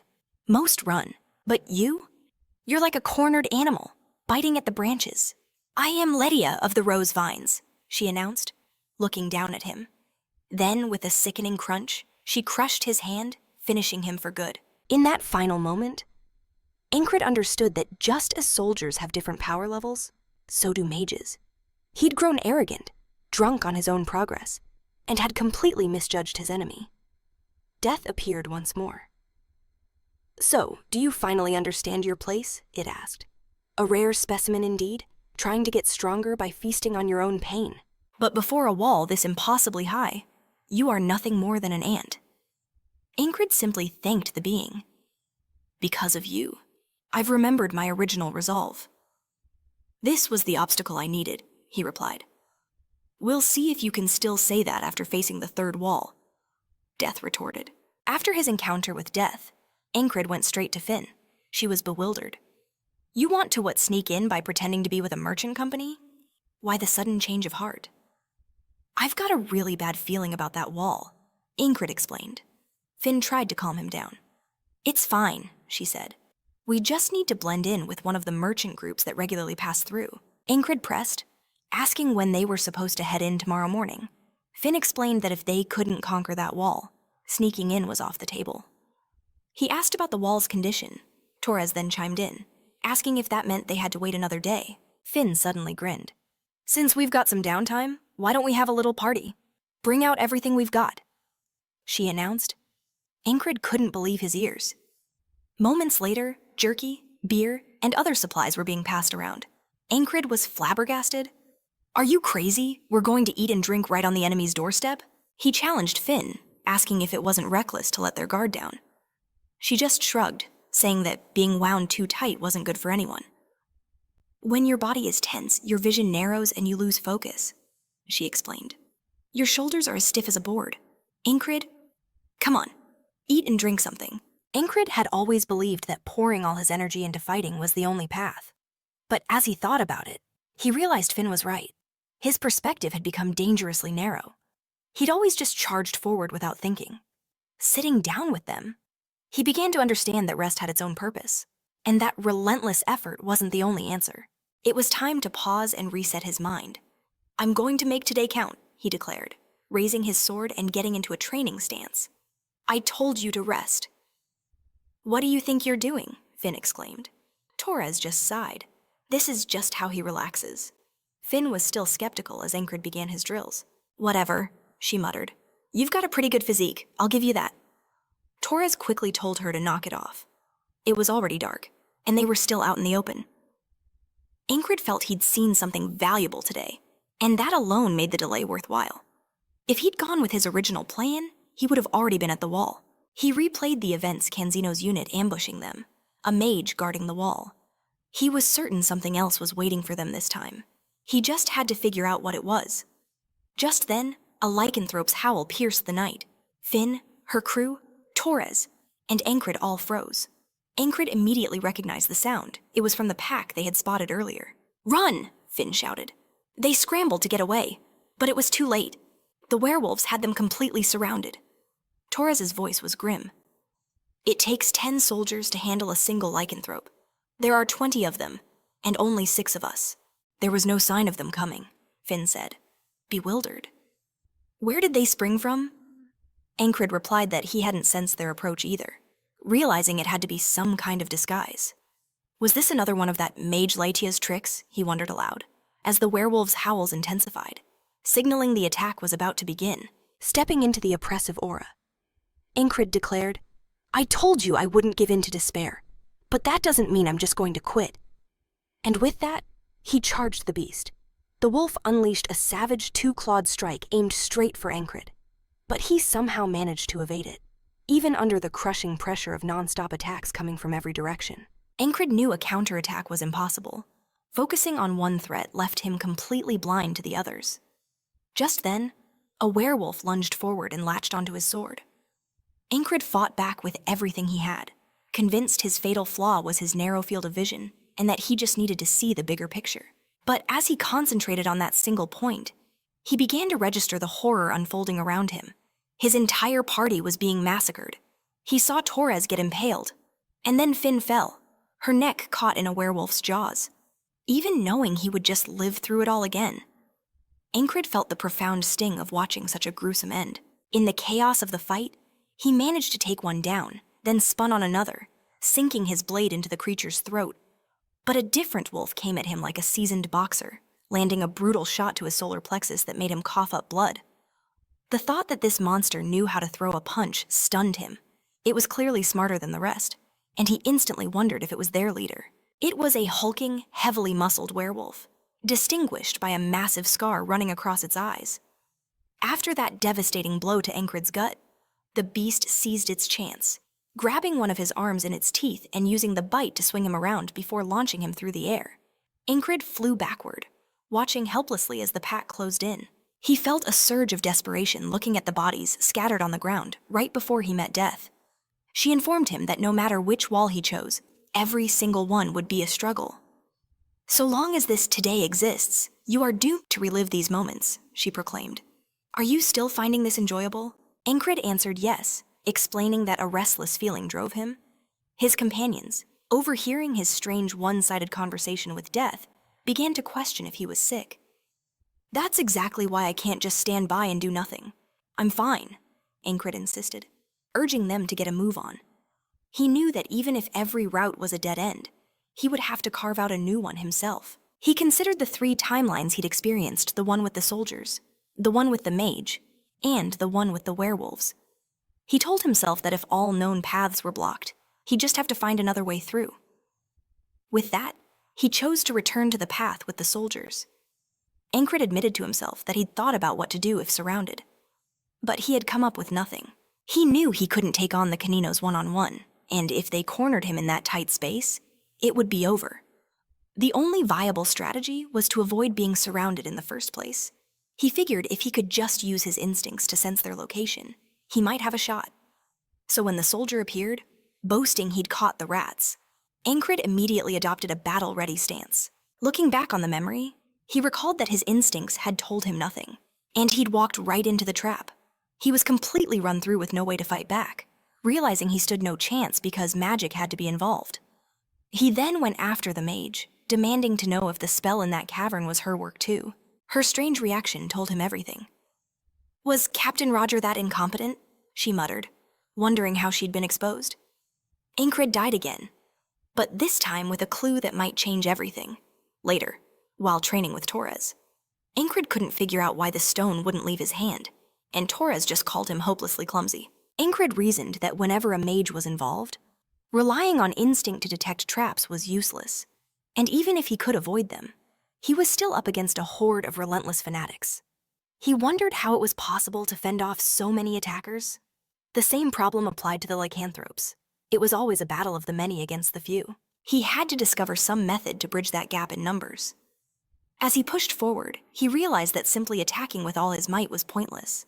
He needed a smarter approach. Returning to the soldier's path, he managed to kill a few before being surrounded, and then a piece of advice came to him. Don't be so hasty with your thoughts. This is a rare opportunity to experience as much real combat as you could ever want on each of these routes. And so, he threw himself into battle against every foe: the soldiers, the lycanthropes, and the witch. Each time he repeated the loop, he progressed just a little bit further. He refused to let this time go to waste without honing his abilities. And gradually, he began to master each of the challenges thrown his way. Death, having watched him perish over and over, finally spoke to Enkrid again.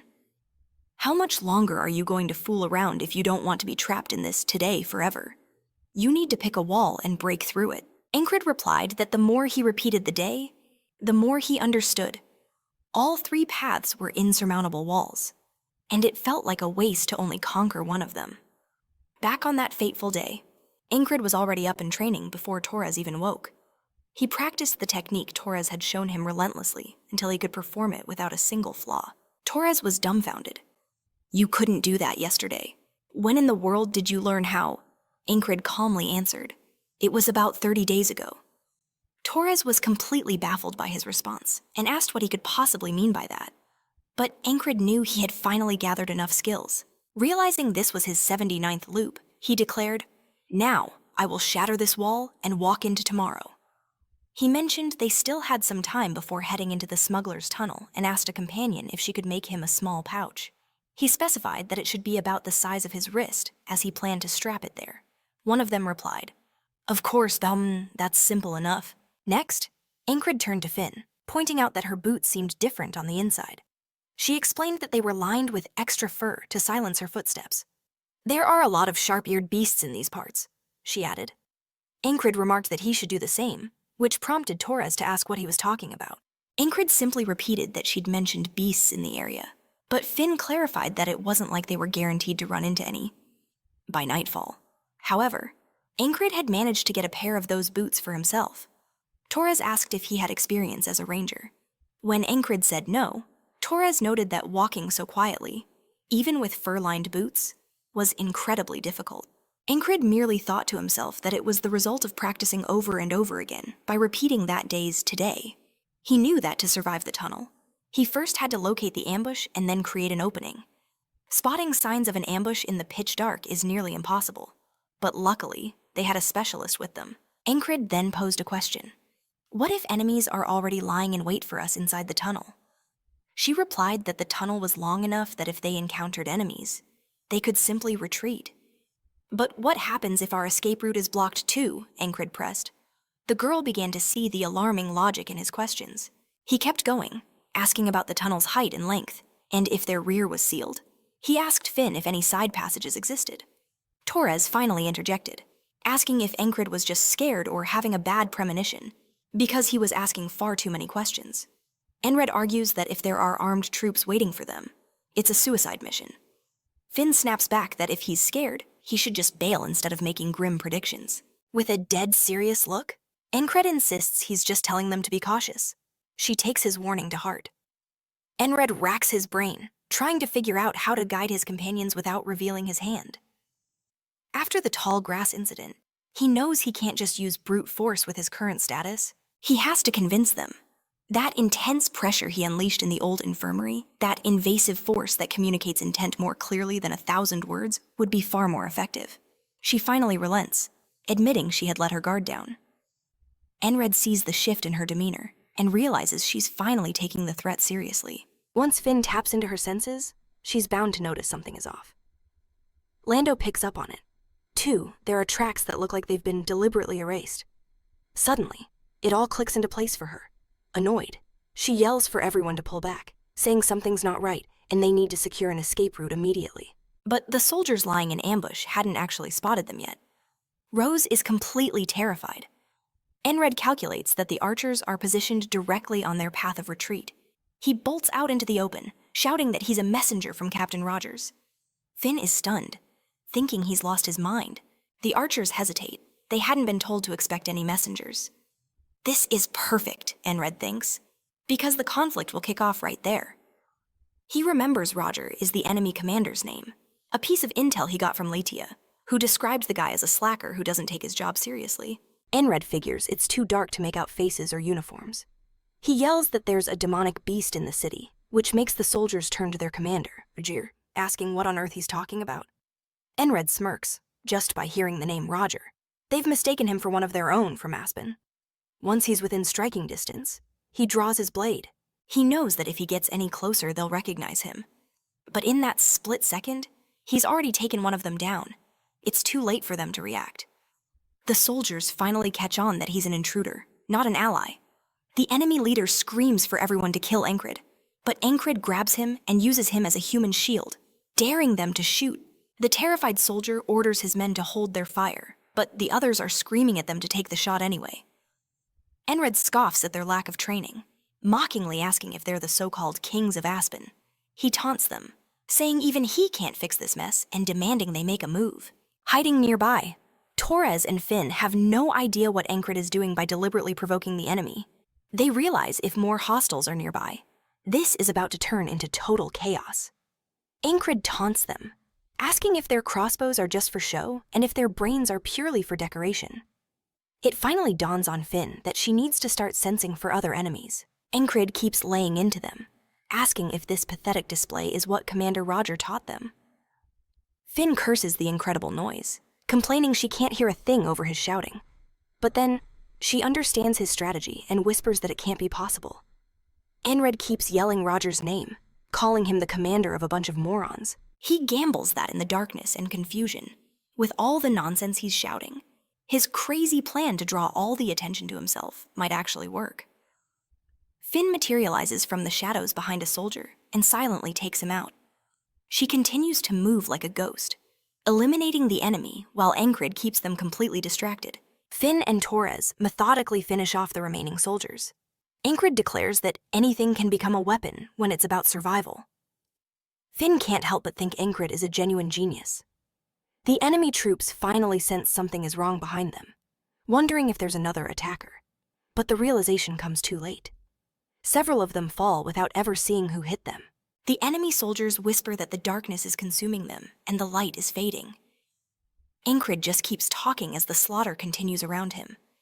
The last soldier standing lunges at Enkrid, but Enkrid just shoves the man next to him into the path of the attack, using him as a shield to intercept the crossbow bolt. The enemy soldiers scream that they'll kill Enkrid and charge forward, crossbows raised. Enkrid figures he's bought all the time he could, and it was more than enough. He unleashes 2 of his living daggers at the approaching men, taking them both down instantly. Enkrid then regroups with the surviving Finn and Torres. Finn points them toward the exit, but Enkrid suddenly realizes the main force of the Greyhounds, led by Roya himself, has finally shown up. Enkrid tells his friends to relay Latia's message. Roya is shocked, demanding to know how that bastard managed to capture their mage, Leia. Enkrid then yells for his entire group to run for it. Roya realizes Enkrid was just stalling for time and orders his men to capture him. Enkrid's team finally makes it out of the cave just as the sun is setting. Finn points out that Roya isn't going to give up the chase.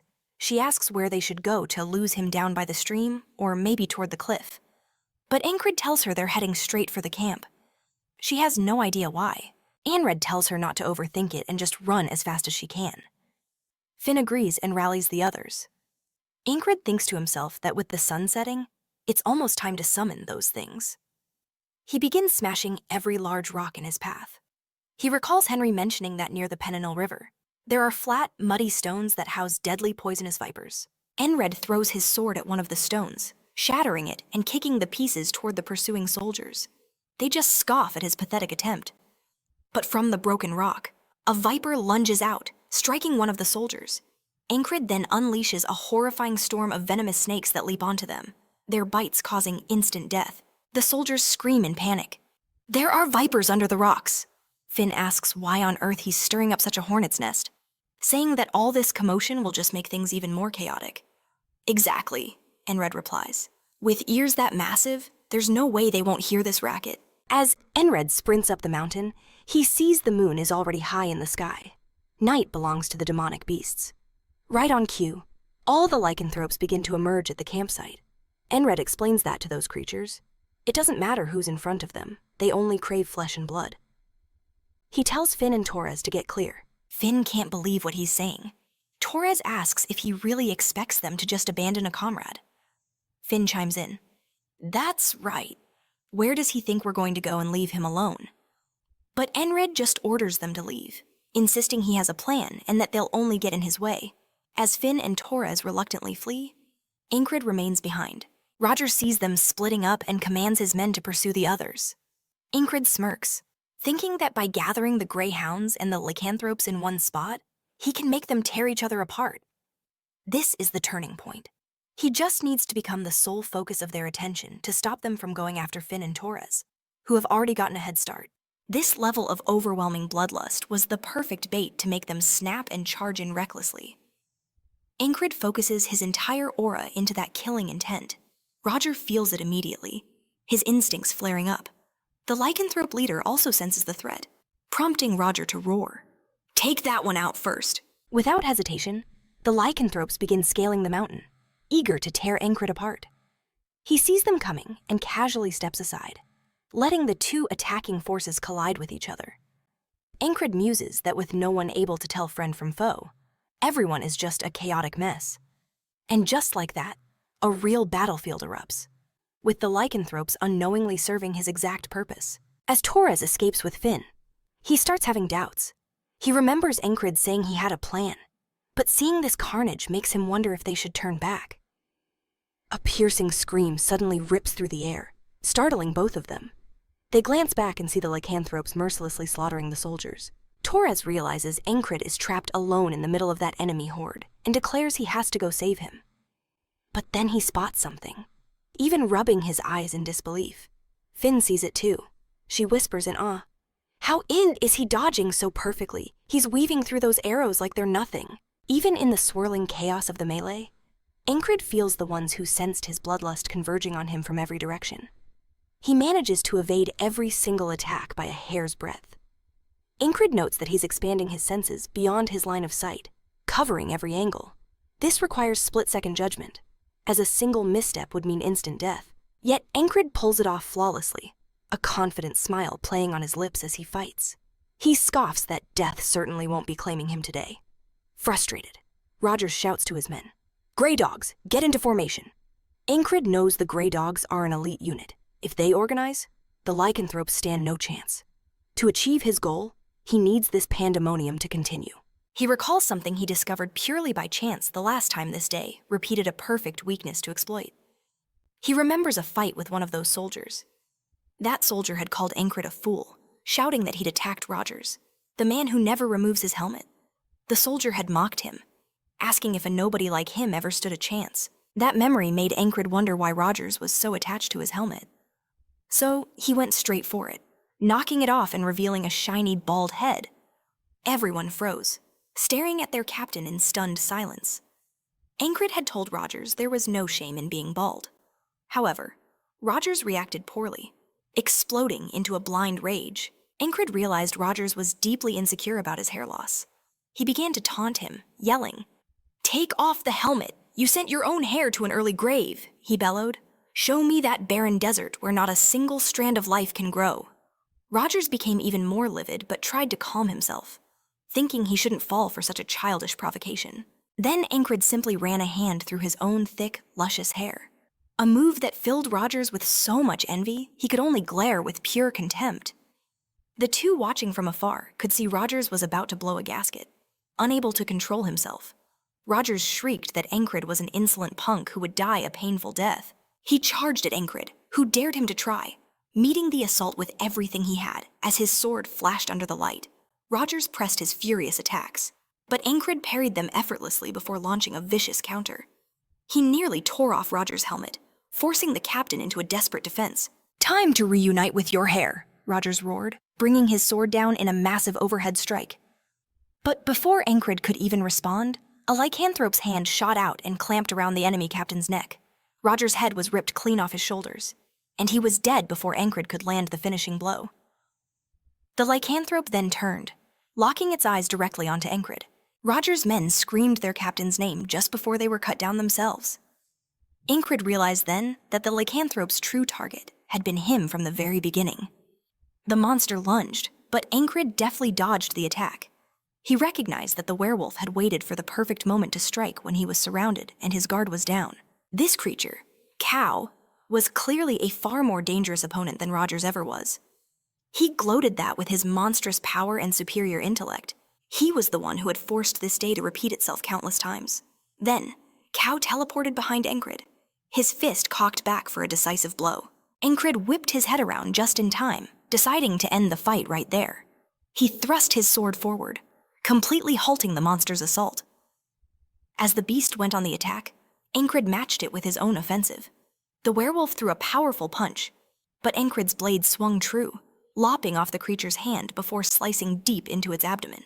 The monster tried to lash out in pain, but Enkrid ducked under the wild swing. He finished the battle by plunging his sword straight through the chest of the werewolf alpha. The onlookers were shocked into silence by the display. Finn and Torres could hardly believe their eyes.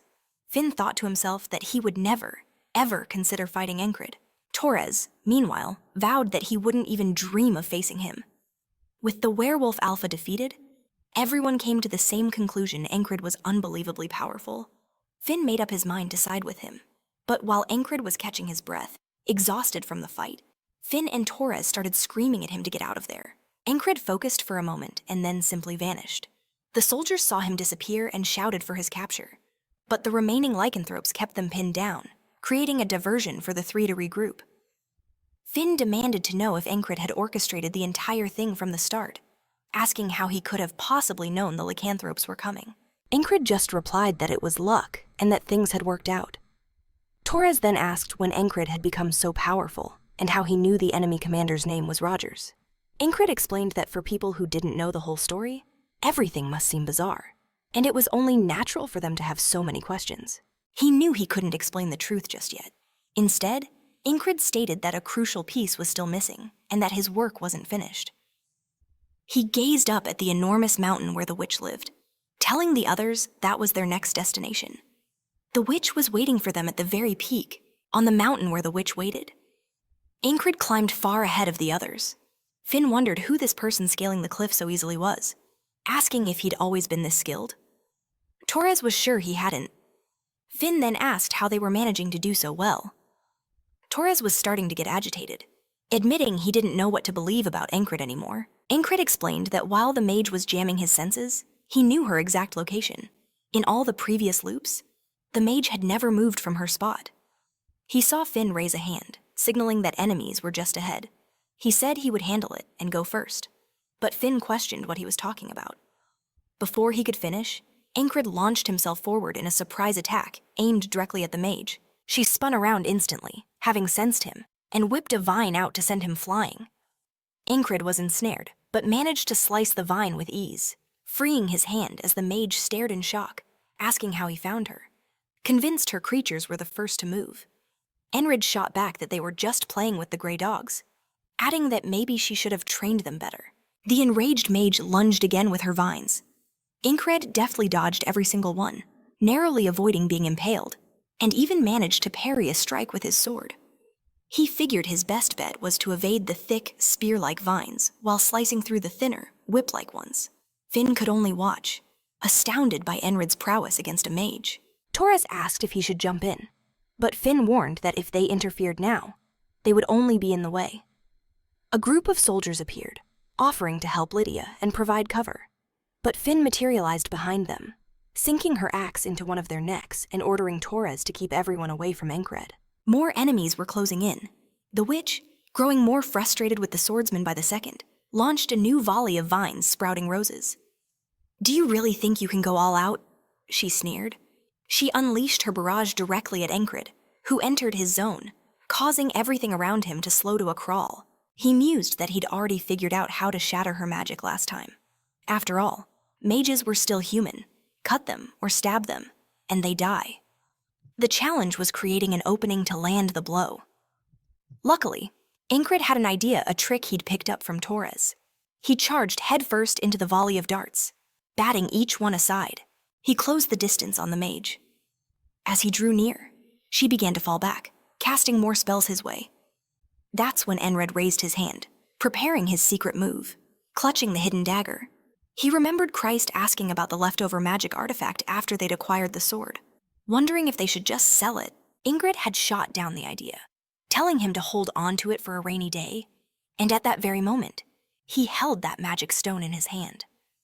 The witch watched as a blinding light flared to life before her. Enkrid knew it was the magic artifact he'd snagged from the mage's cave. A massive explosion erupted between them, blinding both Finn and Torres, who cried out about their eyes. Below, beggars huddled against the wall saw the brilliant flash from above. The blinded witch clawed at her eyes, giving Enkrid the perfect opening he needed. He sliced her clean in two. He realized that by simply relaxing his shoulders, he could see everything clearly. He didn't have to choose just one. All three were fitting punishments. She collapsed to the ground, dead. As Enkrid stood bathed in the crimson glow of the moonlight, he muttered that he'd used all of them to achieve today's victory, and he was satisfied with the result. All the while, Finn continued to cut down enemy soldiers. Noticing that Enkrid had finally used the artifact, Torres cut in, shouting that it was no time for questions, as the light would surely draw enemies and they'd soon be surrounded. Finn urged Enkrid that they had to get out of there fast. As the guards scrambled to investigate the commotion, the trio melted into the crowd of beggars. Enkrid considered the infiltration of Crossward a success. If they could just rescue Kat as planned and escape, the mission would be over. Finn gestured to the spot where Kat was last seen. Torres realized with a grimace that it was a torture site, littered with signs of a struggle. They all wondered if Kat's cover as their spy had been blown. Looking at the grisly scene, Finn knew it for certain. "Kat is dead," she stated flatly. The pieces began to click into place for Enkrid enemies stationed on every route, and their contact had been dead for a long time. He declared that the entire operation was nothing but a trap set by Iceman, including the message that Kat had vital information. It must have been a plot to lure them in and eliminate them. They'd been completely played. It was an ambush from the start, Torres realized. Just then, a soldier approached, asking if they'd found anything. As the soldiers talked nearby, the three of them hunched over, resuming their disguise as beggars. Finn whispered that at this point, their only objective was to get out alive. Torres suggested they make a move. Enkrid replied with a smirk. "If that's the problem, I know a time-tested method. Care to try it?" As they fled, they set a building ablaze. "Nothing grabs attention quite like a good fire," Enkrid commented. He'd done it so many times he was getting the hang of it. "At this rate, I'll end up an arsonist instead of a knight," he thought to himself. Enkrid decided that as soon as he returned, he would focus on honing his swordsmanship. He left the cave and called for everyone to retreat toward the border guards. Sometime later in Aspen, the report came in that the invaders had escaped by taking advantage of the fire. The man in charge was furious, stating that every trap they'd laid had been overcome in a single night. He admitted they'd suffered a major blow. Who would have thought Greece would die in a place like this, he wondered. It was a perfect plan to execute before the war. We eliminated their spy, which should have completely crushed their morale, he reasoned. But it's fine. We still have plenty of resources. He instructed his subordinate to prepare the next phase of their plan. This man was Abnar, Aspen's brilliant strategist, and his genius was renowned. If Enkrid hadn't had an unexpected ace up his sleeve, they would have been in serious trouble. By daylight, they were returning by boat. Everyone was completely exhausted, except for Enkrid, who remained perfectly composed. He turned to Torres and asked, "How about another training session when we get off the boat?" Torres looked at him as if he were insane, reminding him they'd already had over 10 sessions just on the way there. The boatman wondered why those men were always sweating so much. As they docked, he commented that the mission was over and asked why they weren't getting any rest. Enkrid then told the others to rest up. A moment later, he called Finn over to train. She replied, "It's useless trying to seduce me. Your intentions are obvious, you training demons." As they neared their camp, they saw a bald man desperately searching for Enkrid's platoon. Torres wondered what the bald man was up to. Enkrid told the others to go ahead and file their report, explaining that he knew the man. The man rushed over, shouting, "Captain Enkrid, you're in danger!" Enkrid recognized him as the guildmaster, who then informed him that Mr. Crisis was in danger. "What happened, Gilfin?" Enkrid asked. He replied with one word, "Frog appeared." Enkrid remembered that when he'd taken over Gilfin's guild, the bald man had told him the previous boss was a mercenary paid by Iceman. Every spring, someone from Iceman would come to inspect the guild, and it was always Frock. Enkrid realized that Frock, the very same one from the beginning, had returned, only 3 days ago. He and Christ had been counting their money. Enkrid had mentioned there was a lot to prepare before they left. In fact, he hadn't been back to his own quarters for an entire week, since his own superior had also taken some heat because of him. He figured disappearing for that long wouldn't be a problem. That's when Jeline had arrived with a report from a worried innkeeper, who claimed to have seen a suspected Iceman spy. Enkrid had given his men a simple order: find out if he's a spy. And if he is, capture him and dispose of him. At this point, the Gilan Guild was basically running the night shift, bringing order to the back alleys that the border guards wouldn't dare enter. This move polished their public image and made collecting trials significantly easier. Now, nearly every resident served as their eyes and ears, flooding them with an unprecedented amount of intelligence. Enkrid knew that if they made a serious push to expand, their influence would become unstoppable. If everything went according to plan, he could completely dominate the alleys within a year, maybe even just 6 months. That's when a hooded man appeared. Enkrid watched him and shouted for him to stop, but it was Frock who suddenly emerged, casually tossing the man inside. Christ was stunned to see Frock, asking how he had gotten there so quickly, while Frock just squared up, ready for a fight. Seeing that the man was still alive, Christ thought they could still negotiate and tried to get Frock to sit down, but Frock just roared with laughter. "Now that's a funny reaction," he sneered. "Do you have any idea who you're talking to?" Frock growled. "That's not what's important right now," Christ shot back. "Frock, have you eaten? You're a real comedian." "Christ," Frock commented, right before he attacked. He snapped Christ's head back with a vicious uppercut that lifted him off the ground, then grabbed him by the collar. "Humans only listen after you beat them into submission," Frock told him. "That's my philosophy," Christ replied. "You don't need to hit me. I'll tell you anything you want to know." Frock shot back. "You take a punch and you're still smiling. The last guy just disappeared, and now they send me a clown." "Are you talking about the old guildmaster?" Christ asked. "He's dead." A grin spread across Frock's face, thrilled at the prospect of a good fight, and he ordered a bald underling. "Get Ragna in here." "What are you talking about?" Frock demanded.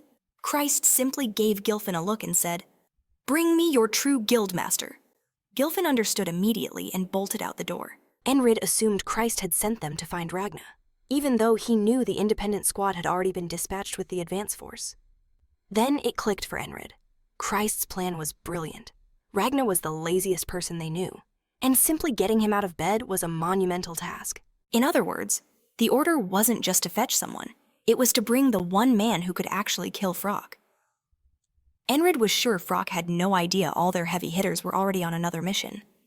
Enkrid wondered how Christ had convinced that pack of madmen who only ever listened to him. "So, the big guy didn't die in those 3 days?" he asked. "No," the other man replied. "He's still alive," Enkrid confirmed. "Are your arms and legs still attached? Did they work you over?" "I'm still in one piece," he assured him. Enkrid remembered this guy had taken down the commander of the Grey Dogs, a lycanthrope, and even a mage. He was worlds stronger than before. Even so, Enkrid's thoughts turned to the Toad. The last time they fought, he'd been utterly defeated, but now he was beginning to believe he could actually win. To be honest, he was itching for a fight to test his new strength. He figured one day was all he needed to recover from the exhaustion of the crossguard. With that decided, Enkrid gave the order. "Go tell the Toad that Ragna will pay him a visit tomorrow." Enkrid, he added that Christ could survive another day. Frock's attitude made it clear he wasn't going to kill his hostage just yet. The Toad may act like a crude, ignorant beast, but he was far from it. Taking Christ hostage was a calculated move to gauge their response, which wasn't the action of a simple-minded brute. Enkrid went to his captain to report his return. "I heard your soldiers shipped out to the front island with the advance party," the captain said. "Are you heading out to join them now?" "I'm exhausted," Enkrid admitted. "I'll join them in 2 days. If I die fighting the Toad and have to try again, I need to be in peak condition." With that, Enkrid rested, ate, and trained, still not fully recovered. He noted he was down to his last 2 whistling daggers and needed to figure out how to get more. Just then, Star padded over to Enkrid and let out a soft meow beside him. Enkrid said, "Well, that's a bit coy of you. Were you getting bored all alone?" "Want to come with me?" he asked her, his mind drifting. "I just want to check it out. I'm actually eager for this." She watched him as a psychopathic grin spread across his face. He truly wanted to fight the Toad again. Meanwhile, in the toad's den, Frock was losing his patience. Today's the day. He better make good on his word and show up. He growled. Of course, Christ replied smoothly. Ragnar will surely come, but you should have this first. These incredibly fresh worms will delight your palate, Christ offered. Huh, you actually know a thing or two. Frock grunted. It'd almost be a shame to kill you. You flatter me, Christ said while thinking. Someone from the squad needs to get here now, or I'm dead. The dreadlocked toad sat beside him, munching on apples and looking more irritated by the second. Christ was getting seriously nervous. It was getting way too late. He wondered what in the world was taking those lunatics so long. Frock declared he was about to go look for him personally and then demanded more food. Christ, beaten and bruised, forced a smile and agreed, thinking, this crazy toad barely sleeps. He's always on watch. I just need to hold out a little longer, and then we can finally take Frock down. At that moment, Enkrid's group was arriving. Christ thought, if just one of those nuts finally shows up, I can finish Frock. Outside, Enkrid reached the door, his living daggers already in his hands. Inside, Frock kept eating calmly until he sensed an approach. When the door burst open, he was still sitting down. Enkrid prepared to unleash his daggers, but when Christ saw it was Enkrid, he grew even more frustrated. He couldn't help.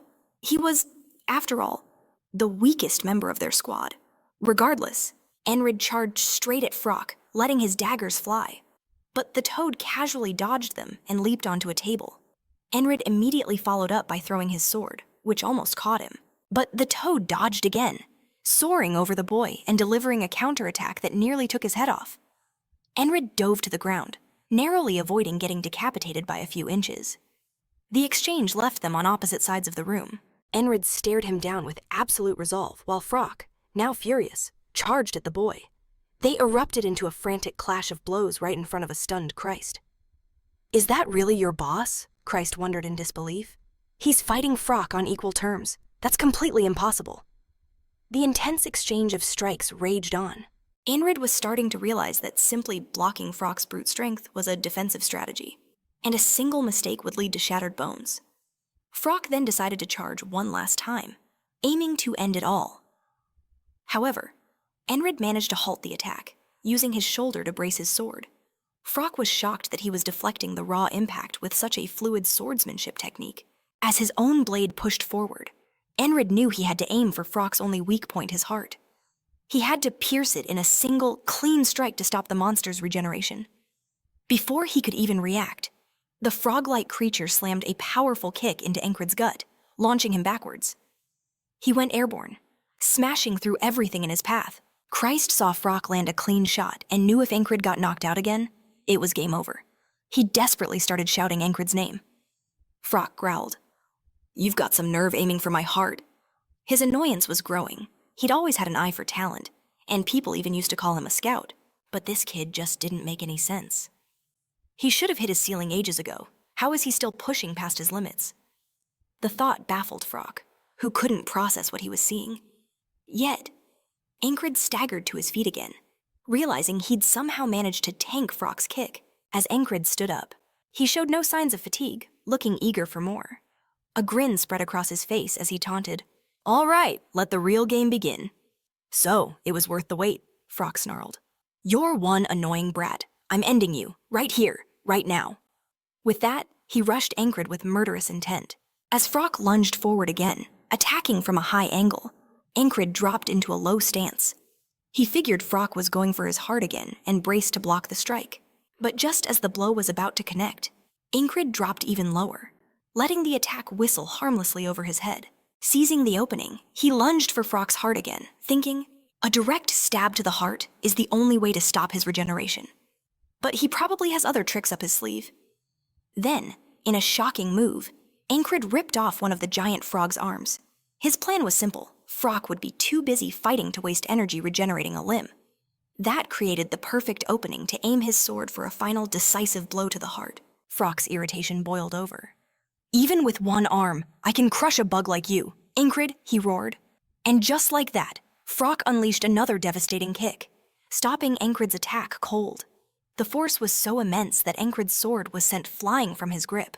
Pain shot through him, and Frock gave him absolutely no room to recover. The monster appeared right in front of Enkrid, ready to deliver the final blow. Seeing this, Enkrid wondered if this was the best he could do.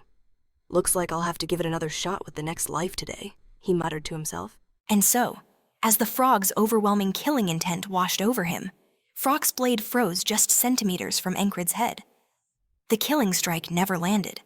Frock's face contorted in anger as he pulled back his attack, stopping the fight entirely. Enkrid was baffled. Why would he stop at the very last second? But Frock knew exactly what he was feeling. It was the stare of the Black Panther behind him. He was utterly terrified of it, sensing an immense and powerful magical energy. The panther was really there, right behind him. Frock understood that the energy was a clear warning from the beast. If I kill the human before me, my own life will be at risk. Still, a part of Frock screamed at him to kill the boy, this kid who defied his own limits. This completely unpredictable variable. He knew people like that had to be eliminated. He raised his sword again, earning a confused look from the panther. But instead of striking, Frock simply sheathed the blade on his back and turned to walk away. He decided killing the kid just wasn't worth his own life. Frock told Enkrid to remember his name, Myron. "Next time we meet, I will definitely kill you," he declared, before vanishing and leaving a trail of destruction behind him. Neither of them could process what had just happened. Christ, in disbelief, asked if Frock was really gone for good. He admitted he was sure Enkrid was a dead man. "Since when could you go toe-to-toe with a monster like Frock?" Christ asked, bewildered. "Going toe-to-toe isn't good enough," Enkrid replied. Confusing Christ. Enkrid thought back to Frock's final attack. It had struck his right wrist, forcing him to drop his weapon. A deep, ugly bruise was already swelling on his wrist, despite the pain. Enkrid clenched his fist, thinking to himself, "That makes 3 times." He figured that with just 3 more attempts, he could have actually won. The thought gave him a flicker of hope. From the sidelines, Christ started talking to Enkrid again. He mentioned that no matter how long they waited, everything just went silent. Christ was clueless, never imagining those psychos would just obediently head off to fight. Enkrid admitted he was just as surprised. Christ just shook his head, saying it was a miracle Frock decided to leave when he did. "But it still bothers me. Why did Frock just walk away? He could have wiped out both of us with a single move." His eyes then fell on the panther. "Wait, was it because of Star?" The panther just let out a soft meow in response. Christ suddenly recalled the rumors about Enkrid going insane and asked, "Are you seriously talking to the cat now?" Right at that moment, another knight walked up, demanding to know where Enkrid had been. Enkrid recognized him as the commander of the first company, who immediately asked if he was hurt. Enkrid just explained that he'd run into some troublemakers and had to run them off. The captain looked annoyed that this happened right now, but figured they didn't need Enkrid for his muscle anyway. He then told Enkrid that if he was up for it, he was needed in the battle, an order that came straight from the company commander. Enkrid was taken aback. The request was coming directly from the main company commander. Moments later, Enkrid found himself staring at a brutal battlefield littered with bodies. He was finally starting to see why they called these guys the Madmen. Elsewhere, King Pra strolled through the chaos, dispatching soldiers with a chilling nonchalance. He casually counted from 1 to 3, taking a head with each number. Before announcing his daily quota was filled and walking off, he'd killed exactly the number he'd set out to. One of his men shouted a warning about more enemies approaching from the rear, but Pra just repeated that he'd already met his quota for the day. Suddenly, everyone realized Pra had returned.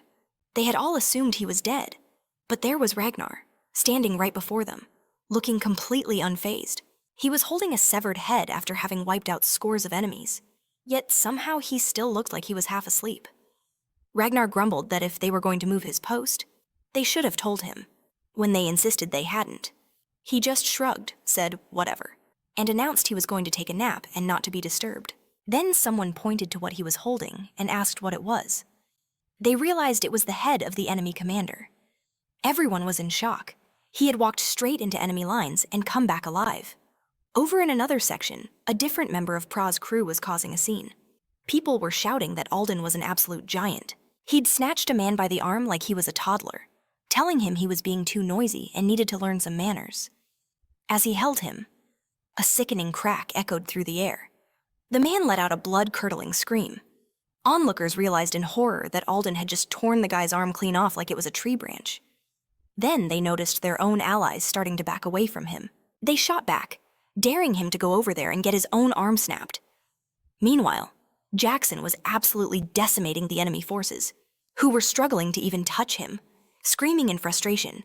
They couldn't figure out why none of their attacks would connect, begging Jackson to just hold still for one single hit. He just kept weaving through their attacks with a completely serene expression. Suddenly, the man trying to kill him just crumpled to the ground, and Jackson walked away without a second glance. The downed man was actually pleading for Jackson to strike him. Jackson just thought it would have been better if the guy had managed to land a punch on his first attempt. The fairy, witnessing the whole thing, was in utter disbelief. Later, in a briefing, the commander asked the fairy if she had successfully recruited the so-called Indomitables. She reported back that bringing them in was surprisingly simple. She had walked into their cabin and requested they fill the opening left by their platoon leader. The rich kid spoke up, confirming they would get ready to join. But Rem didn't like her tone at all. He accused her of poaching their leader and then having the audacity to ask them to fill the hole she created. He shot her an arrogant glare, which she met without flinching. She pointed out that a soldier's insubordination falls on their commander, asking if he really wanted to cause problems for Rancord. Rem was still visibly annoyed by her words, but he finally relented, agreeing to do it for 3 days. After that, he was done, with everyone in agreement. The fairy thought to herself that getting these lunatics on board was a feat worthy of praise. Still, she knew her superiors wouldn't see it that way. At another meeting, a different commander stressed that his battalion held the front lines, and any victory or defeat there would drastically affect the entire war. He inquired if Aspen was still provoking their soldiers into duels, remarking that they'd resorted to such petty tactics ever since losing the last war. The fairy replied that while that was true, the enemy always sent skilled fighters, yet they hadn't managed to win a single duel, after so many losses. Their own troops were starting to whisper that, with such a massive skill gap, they'd be slaughtered in a full-scale battle. The commander knew that if this talk spread, morale would hit rock bottom. He proposed they just send in a powerhouse of their own, suggesting it would be the perfect job for those lunatics to handle. The fairy, however, explained that just getting them onto the battlefield was a challenge in itself. If they pushed for anything more, the squad might just refuse to fight, and she asked if the commander was sure he wanted to take that risk. He was getting irritated. They were too stubborn to manage, but far too valuable to get rid of. He demanded to know if there was any way to control them more effectively. The fairy said she understood completely, and that they would have to bring back their platoon leader. That psychopath was the only one who could keep those madmen in line. Once he was alone, the commander stewed over the situation, thinking that those Aspen bastards were always plotting something. Using dirty tricks wasn't their usual strategy. He recalled hearing whispers that a young, brilliant strategist had recently joined Aspen's ranks. This had to be his doing. That afternoon, the rich kid, Andrew, was visibly shaken, along with the 2 others who were with him. As the firstborn tasked with rebuilding House Gardner, Andrew was currently the acting squad leader for the Madmen, and he was completely battered. He felt the crushing responsibility of keeping the members in check while their captain was away. Henry asked if Andrew was okay, suggesting he should probably stop training with Rem for a while. Andrew shot back, asking who else could possibly curb Rem's murderous urges. If they let him off the leash, he'd turn the battlefield into a bloodbath. Besides, every time he sparred with Rem, he felt his own skills improve dramatically, even if it brought him to the brink of death. He explained it was like he was getting stronger every single day by constantly walking the line between life and death. Mac had to agree, admitting that as frustrating as it was, it undeniably helped. Andrew was thankful that the 3 core madmen of the squad were busy with their own duties. The real headache was some other guy trying to boss around their independent company. This guy was demanding to know if they could at least pretend to be soldiers. Andrew saw him and immediately knew things were about to go south. The man got right in Rem's face, yelling about how everyone else was fighting for their lives and asking if they thought the war was some kind of joke. Andrew wondered if this new guy was the captain. He had to have a death wish, because talking to them like that was just insane. So Andrew stepped between them, reminding the man that authority over their independent company came directly from their superior. The captain sneered, asking if that meant they could just slack off. As he was shouting at Andrew, Rem's chilling voice cut in from behind, wondering if seeing the captain's insides would cheer him up. An overwhelming and murderous aura began to pour off the psychopath standing behind Andrew. Andrew sensed disaster and realized he had to save this poor, clueless captain right now. He slammed his body into the captain, shoving him out of the way. He then shouted that if the captain had a problem, he should fight him instead, with the winner taking command. "What's the matter?" he taunted. "Are you scared?" The captain, whose life was just saved, actually fell for the provocation? He scoffed, asking since when a squad leader called the shots, and told Andrew to follow him so he could tear him to pieces.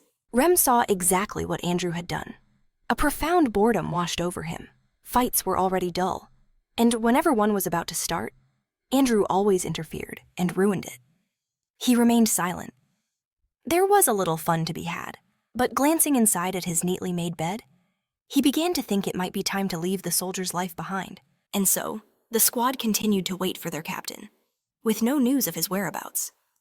As time stretched on, Ragnar started to fear that the captain might actually be dead. Alden decided it was probably time for him to leave. Staying here any longer was inefficient and served no real purpose. Jaxel felt the same way, stating that the reason he'd gone to war in the first place was nearly fulfilled, so there was no point in wasting more time.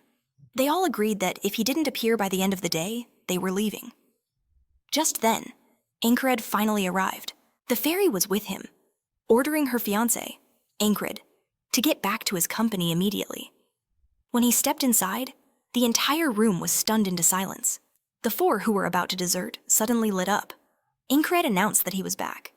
Pra looked ready to charge him, but no one was happier to see their captain's return than Andrew. He immediately started yelling at his captain, demanding to know what in the world took him so long to show up. Andrew practically tackled Enkrid, bawling his eyes out. "Do you have any idea how long I've waited? It's been hell without you." Prada was ecstatic, demanding to know who got there before he did. He grumbled that his captain had taken way too long, as the whole crew gathered around them, beaming with happiness. Their bond was unbreakable. The team had been on the verge of quitting entirely just because their leader, Enkrid, was gone. Enkrid smirked, saying their rush to get here at least kept the men behaving themselves. He added that, at a bare minimum, they should try to follow orders. Rem shot back. "You can bet your ass I won't do that." Enkrid knew they weren't the type to just listen. Rem immediately changed the subject, saying, "Look, there's something more important. That's not the issue right now. Are you feeling better?" Enkrid took the question as a challenge and got ready to throw down. Ragnar slammed his swords into the ground, calling him out for a fight. Christ yelled for them to wait, asking, "Can't you see his wrist is busted?" Rem, however, just turned on Ragnar. "Are you blind? I always get the first fight." "Since when do we care about who's first?" Ragnar retorted. "You want to fight me for the spot?" Aldine stepped in, pulling the two apart like they were a couple of bickering kids. "Calm down!" "It's been a while. Don't you want to warm up with the isolation technique first?" Rem grumbled. "That big oaf shouldn't be cutting in line." Enkrid told everyone to take it easy. Christ was just hoping the captain would finally shut them down. But then Jan declared he'd fight every single one of them, one at a time. Christ pleaded, "Jan, don't do that. He's hurt." But Enkrid insisted his wrist wasn't broken and that he could still use it. Jaxel warned him not to underestimate an injury and suggested taking off the bandage to see how bad it was. Enkrid admitted he shouldn't put too much pressure on it, but he figured he could at least handle a sword. His mind flashed back to the recent mission. After clashing with the pros from the Crusade Guard, he'd gotten a whole lot stronger. And after facing Frog, he'd started to have a revelation. The path of the night was still a long one. They all said it was a peak that was almost impossible to climb. Jaxel advised Enkrid not to overdo it, because in the end, he'd be the only one suffering. Enkrid saw him smile. He then walked out with the others, who were all itching for a fight, and stood face to face with Rem. Rem grinned. "You're looking pretty confident. Let's see just how much stronger you've gotten." With that challenge, he charged at Enkrid with everything he had. The axe blade whistled inches from Enkrid's eyes, but he calmly deflected Rem's assault, knocking his hands back. Rem was floored, the shock written all over his face. Enkrid felt different. There was no hesitation in his movements. Only someone who had truly unlocked their potential could fight with such mastery. Rem just got more and more fired up. "That's incredible! Enkrid, show us more!" he yelled, bracing himself to charge Enkrid again. Jaxel commented, "He's only been gone a week and he's already improved this much." Alden watched it all unfold, happier than anyone. feeling the limits of human patience being tested. Ragnar and the rest were silently screaming for Rem to hurry up so they could get their turn.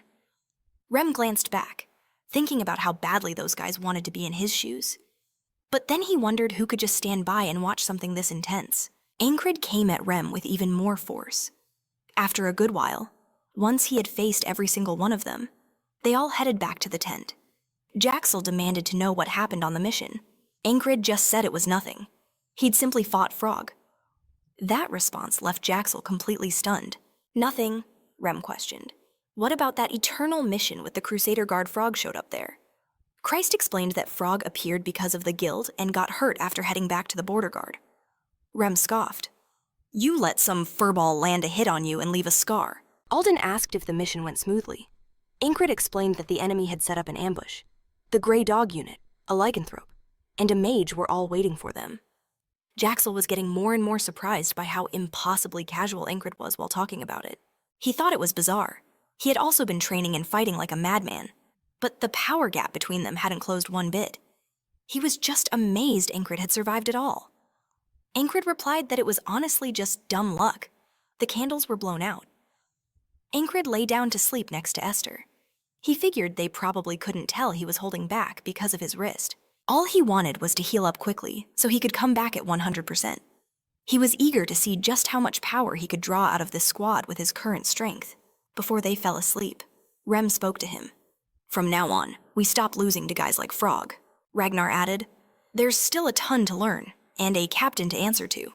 Jaxel pointed out there were still areas where Enkrid was lacking. Enkrid, however, declared that if they ever fought again, he would definitely win. Rem smirked that at least he had his confidence. They all settled in for the night, but Enkrid's mind was still racing. Rem said that once Enkrid's wrist was better, they were having a rematch. Everyone agreed that this would only make them stronger, repeating their mantra that the training never ends. Jaxel mentioned there was a way for Enkrid to sharpen his senses. Enkrid agreed, saying that once he was better, they would get into all that. Once again, everyone tried to get some sleep, but the chatter started right back up. This time, Rem was getting annoyed, and Enkrid was right there with him. Rem started trash-talking Father Frog, saying, "Just block like this, hit like that. Ugh, when your wrist is better, I want you to completely annihilate that guy." Ragnar declared it was time to learn techniques that went beyond the basics. Alden was completely hyped up, adding that even when someone's weak, the isolation technique can't be underestimated. Jaxel chimed in too, ordering them to never let their guard down. Enkrid finally asked, "Aren't we supposed to be sleeping?" At last, the three of them flopped back onto their beds. Only then did they finally fall asleep. The next morning, Enkrid wondered if he'd overslept, since it had been ages since he'd woken up so late. Esther was still passed out in bed. He asked if she'd slept well, and she just stretched a little. Outside, Christ was surprised to see Enkrid already up and about. Enkrid asked if all the other members had already left, noticing that all the fighters had deployed to the front lines. Only the support unit and a handful of guards remained. Enkrid immediately went to the training ground to try some bridging exercises. He noticed his hand felt even worse after all the fighting the day before. He figured he'd probably overdone it, but the fighting spirit boiling up inside him made him ache to pick up his sword again. He was determined to use it. He knew a longsword was meant for two hands, but he had managed to wield it with just his right before. He thought if he could just train up his left hand, it might actually work. He started his training, but every move felt clumsy and awkward. It felt just like the first time he'd ever held a sword, utterly pathetic. But there was no better time to relearn everything from the ground up. Enkrid simply couldn't stand being idle. As he pushed through his drills, he was reminded of just how tough it is to start over from scratch. Thanks to his isolation training, he wasn't lacking in raw power. Just then, vengeance approached him again. People had been saying Enkrid was injured, yet here he was, doing something completely reckless. Enkrid looked up, surprised to see him. "What are you doing here? Weren't you supposed to be on the battlefield?" Vengeance shot back that his unit was assigned to base defense. As Enkrid resumed his practice, he noticed the cloth wrapped around his sword's hilt had started to come loose. "Looks like both the owner and the sword are completely worn out," Vengeance commented, motioning for the weapon. "Hand it over. How exactly were you planning to tie that with only one hand?" Vengeance took the sword and began to fix it for him. Enred found it odd. A moment ago, the guy was practically growling at him. But now he was acting all friendly. "What was with the cold shoulder earlier?" Enred asked. "And why do you hate my guts so much?" Vengeance mentioned a name Jenny, but Enred had no clue who that was. "Jenny, from the herb stall," Vengeance clarified. Enred still drew a blank. This made Vengeance even more irritated. "Forget it, I'm done talking to you," he snapped, storming off and kicking the ground in frustration. Enred figured he wasn't interested anyway. It sounded like this Jenny girl had a one-sided crush on him. But now that Vengeance had mentioned it, a memory surfaced. Jenny, the girl who always ran the herb shop for the border guards. Of course, he knew who she was. Her herbs were incredibly effective, so he was a frequent customer. He put two and two together. She must have developed a crush on him during his visits. And here was Vengeance, clearly on his way to see the very same girl with a bouquet in hand. Enred finally understood Vengeance was in love with her. He had to admit, he'd always been more interested in the herbs than the girl selling them. Vengeance seemed to agree, muttering that Enred was far more passionate about swords than women. In his mind, though, Vengeance chalked it all up to a bitter inferiority complex. Jenny, who had never once given him a second glance, was completely smitten with Enred. The thought made Vengeance find Enred absolutely unbearable, though Enred himself remained totally oblivious. Vengeance simply handed the rewrapped sword back. "Just try to take care of it," he said curtly. "I have to get back to work." Enred watched him go, thinking that man's mood changed at least 10 times a day. What a strange guy. Inside his tent, he found Esther stretching. "You look completely exhausted," he said. "Are you hurting somewhere?" Esther silently fumed, blaming Enred entirely. She was already injured, but she'd foolishly trained with him anyway. And now she was spending the day trying to recover from the fatigue. She figured it would be a while before she could use her magic again. At least they were stationed in the rear for now, Enred thought, so she could get some proper rest. Outside, a couple of guards patrolling near the river spotted strange ripples in the water. One of them looked back suspiciously, and his partner asked, "What is it?" "It's nothing," he answered. "Thought I saw something in the water." In that split second of doubt, a spear flew out and buried itself right in the middle of his forehead. The screams reached Enred and the others in an instant. Alarms blared across the camp. "It's an enemy attack! Protect the supplies! Don't let them take anything!" Enred rushed out, demanding, "Where are they?" Chris immediately intercepted him. "What do you think you're doing? You're injured, Captain. Get back to safety," as shadowy figures emerged from the river. Enred's gaze locked onto one in particular. He recognized them instantly. They were Antis's hounds. It was him, the one who had sworn they would meet again. He knew that face, Mitchroria. Enred stood face to face with the man, who offered a chilling smile. "It seems the gods have answered my prayers. I was really hoping to see you again," Mitch said. Enred was shocked he even remembered his name. "Of course I do," Mitch replied. "Thanks to you, I abandoned my foolish arrogance and reached a whole new level. Now I have to finish what we started, with my own hands." He raised his sword, aiming it straight at Enred. In turn, Enred yelled to Chris, "You take care of his men, this one's the primary target." They faced off, their swords poised, but with only one good hand to fight, Enred was at a crushing disadvantage against Mitch. His sword was parried almost instantly. Enred knew he couldn't do much. "Are you injured?" Mitch sneered. "What a disappointment." He raised his blade to deliver the final blow. Just then, Vengeance charged in, blocking the attack and saving Enred's life. "Get out of here," he shouted. "I'll deal with him." But Enred screamed for him to fall back, knowing Mitch was on another level. The warning came too late. In a blur of motion, Vengeance's head was sent flying, landing right beside Enred. Enred was frozen in shock. Mitch looked down on them with an ice-cold gaze, dismissing them as insignificant insects. Esther let out a cry of rage and charged, but Chris yelled at her to stop and retreat. Enred then screamed for them not to go, knowing the consequences would be catastrophic. Without a hint of hesitation, Mitch cut Esther down, slicing her in half. Next, he lunged at Chris, running him through the chest. Enred stood paralyzed as Mitch wreaked havoc on his friends. "It's a shame," Mitch said calmly. "If your wrist were fine, I might have actually seen your true power." One after another, he slaughtered them all. Everyone Enred cared about was murdered right in front of him.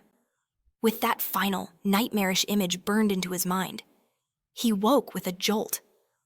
Back in the previous morning, he immediately went to Esther's side, gently stroking her hair. He felt so useless, completely powerless to do anything just because of his injured wrist.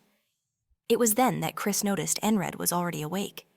As he was greeted, Enkrid's mind raced with the terrible knowledge there was no platoon coming to help them. Before the afternoon, the hounds would launch a surprise attack on the base. Enkrid immediately resumed his training, dedicating every moment to improving his one-handed swordsmanship. He pushed himself to the absolute limit to prepare. The memory of his former squad dying to protect him flooding his mind. His old superior had screamed at him that it was because he was a weak, miserable insect that they died trying to save his worthless life. Enkrid let those words fuel him. Vengeance approached, shaking his head. You already injured your right hand, so now you're trying to destroy your left one if this is what you call training. It's more like a sickness. Do you really think this will achieve anything? He asked. Enkrid's response was resolute. If it's not enough, then I'll make it enough. I will protect all of them. Vengeance looked at him, completely confused. By the way, Enkrid said, I'm sorry about Jenny. Vengeance was caught off guard. You knew? He sighed. Forget it. It's not like you did anything wrong. Enkrid tried to cheer him up, saying, There are plenty of women in the world who don't care about looks. This, without a doubt, struck a raw nerve for the rugged-looking Vengeance. Furious, Vengeance shot back. Just say you're handsome already. You walk around so arrogantly because of your pretty face. Enkrid simply laughed in response. That afternoon, when the invasion finally hit, Enkrid was armed and ready. He finally stood before Mitch once again. Enkrid recalled that Mitch was already a powerhouse, a special class fighter, and seeing him now, he knew he had to be even more careful. Enkrid took his stance, blocking a few attacks to get a measure of Mitch's current strength. He quickly realized he couldn't even handle him with two hands. He was still hopelessly outmatched. He put every ounce of strength into stopping the onslaught, but his own swordsmanship, the skill he had polished the most, felt like it was boxing him in. The limitations were too great, and soon enough, a blade grazed his neck, sending him to the ground. Mitch stood over him and asked about his right hand. Enkrid admitted that it was, in fact, injured. Mitch scoffed. What a shame. I was hoping to defeat you at your absolute best. With that, Mitch plunged his sword into Enkrid's chest, killing him once more. As his vision faded, Enkrid understood that no matter how much he improved, there was only one path forward. He had to train his left hand. With every single loop, his training intensified. He had to relearn everything: how to grip the hilt, the arc of the swing, the proper footwork, diagonal cuts, downward slashes, and every kind of thrust. He wasn't starting from zero. Since he was a child, he'd learned from his village's instructor, picked up intermediate sword styles from Ragnar, and even studied the fundamentals of other schools. He had the knowledge. He had no excuse to be lost. He kept training, and each confrontation with Mitch was a little different. Every time he came back, his left hand was stronger. He figured he'd already pushed his right hand to its peak. With each reset, the training grew more intense. Yet he kept dying to Mitch. And when he died, he trained even more. He died and he trained harder. Since he'd already mastered his right hand, his rate of improvement was incredible. Even so, after 40 deaths, his movements were still clumsy and unstable. He couldn't figure out why, wondering if it was simply a lack of familiarity with his non-dominant hand. As Vengeance was watching him practice one day, he seemed to notice something and asked Enkrid, "Want to spar with me?" Enkrid was shocked. In all his previous loops, Vengeance had never wanted to train. He wondered what had gotten into him. Vengeance's expression was dead serious. Seeing that intensity, Enkrid knew he had no reason to refuse a training match. The moment they faced off, Vengeance charged at Enkrid with everything he had. Enkrid managed to deflect the blow, using only his left hand. He recognized the feeling of being in this situation again. Vengeance was also a squad captain. After all, Vengeance pressed forward. But this time, Enkrid used his legs, sweeping his opponent and sending him face first into the dirt. Enkrid declared, "Looks like I'm the winner." Vengeance realized that Enkrid had done all of that with just his left hand. It was a staggering humiliation. But Enkrid just said that he trained his left hand on occasion and asked why Vengeance had suddenly challenged him. Vengeance replied that he wasn't sure, but just watching him practice made his blood boil. Enkrid mentioned he had only been working on the basics. Vengeance said. That's exactly it. Watching you reminded me of the first time I ever held a sword. That desire to become stronger. The pure excitement of just swinging a blade. But, Vengeance added, your sword feels strange, Enkrid asked. What do you mean, strange? Vengeance struggled to explain. How do I put this? It feels more like a dead sword. Enkrid pushed. What is that supposed to mean? Vengeance admitted his explanation was terrible, but that it was the best way he could describe the feeling. Enkrid asked again what a dead sword meant, wondering if his strikes were weak or something else. Vengeance asked if he was even listening, but Enkrid was lost in thought. He'd been through this before with his right hand. He was just trying to copy the same patterns. He suddenly understood that he'd been mindlessly forcing his left hand to mimic his right. His left and right hands had completely different sensations. He turned to a straw dummy and tried again, thinking he had to find a pattern that was unique to his left hand. That cut was flawless, an incredibly precise strike. Enkrid noticed that even the sound of the blade slicing through the air was completely different. With that realization, Enkrid chuckled and thanked Vengeance. Because of him, he'd finally found a clue to mastering his left hand. He figured he needed to awaken his left hand's sensitivity, and that would be the key to unlocking its potential. He would have to change everything, starting with his daily habits. Kratos asked Enkrid if he always ate with his left hand. Enkrid replied that he'd hurt his right, and if he gave it a rest, it would heal faster. But Kratos questioned if he wasn't taking it too far, since Enkrid could barely eat, dropping food all over the floor. Enkrid thought that everything from eating to getting dressed and even training had to be done with his left hand as the priority.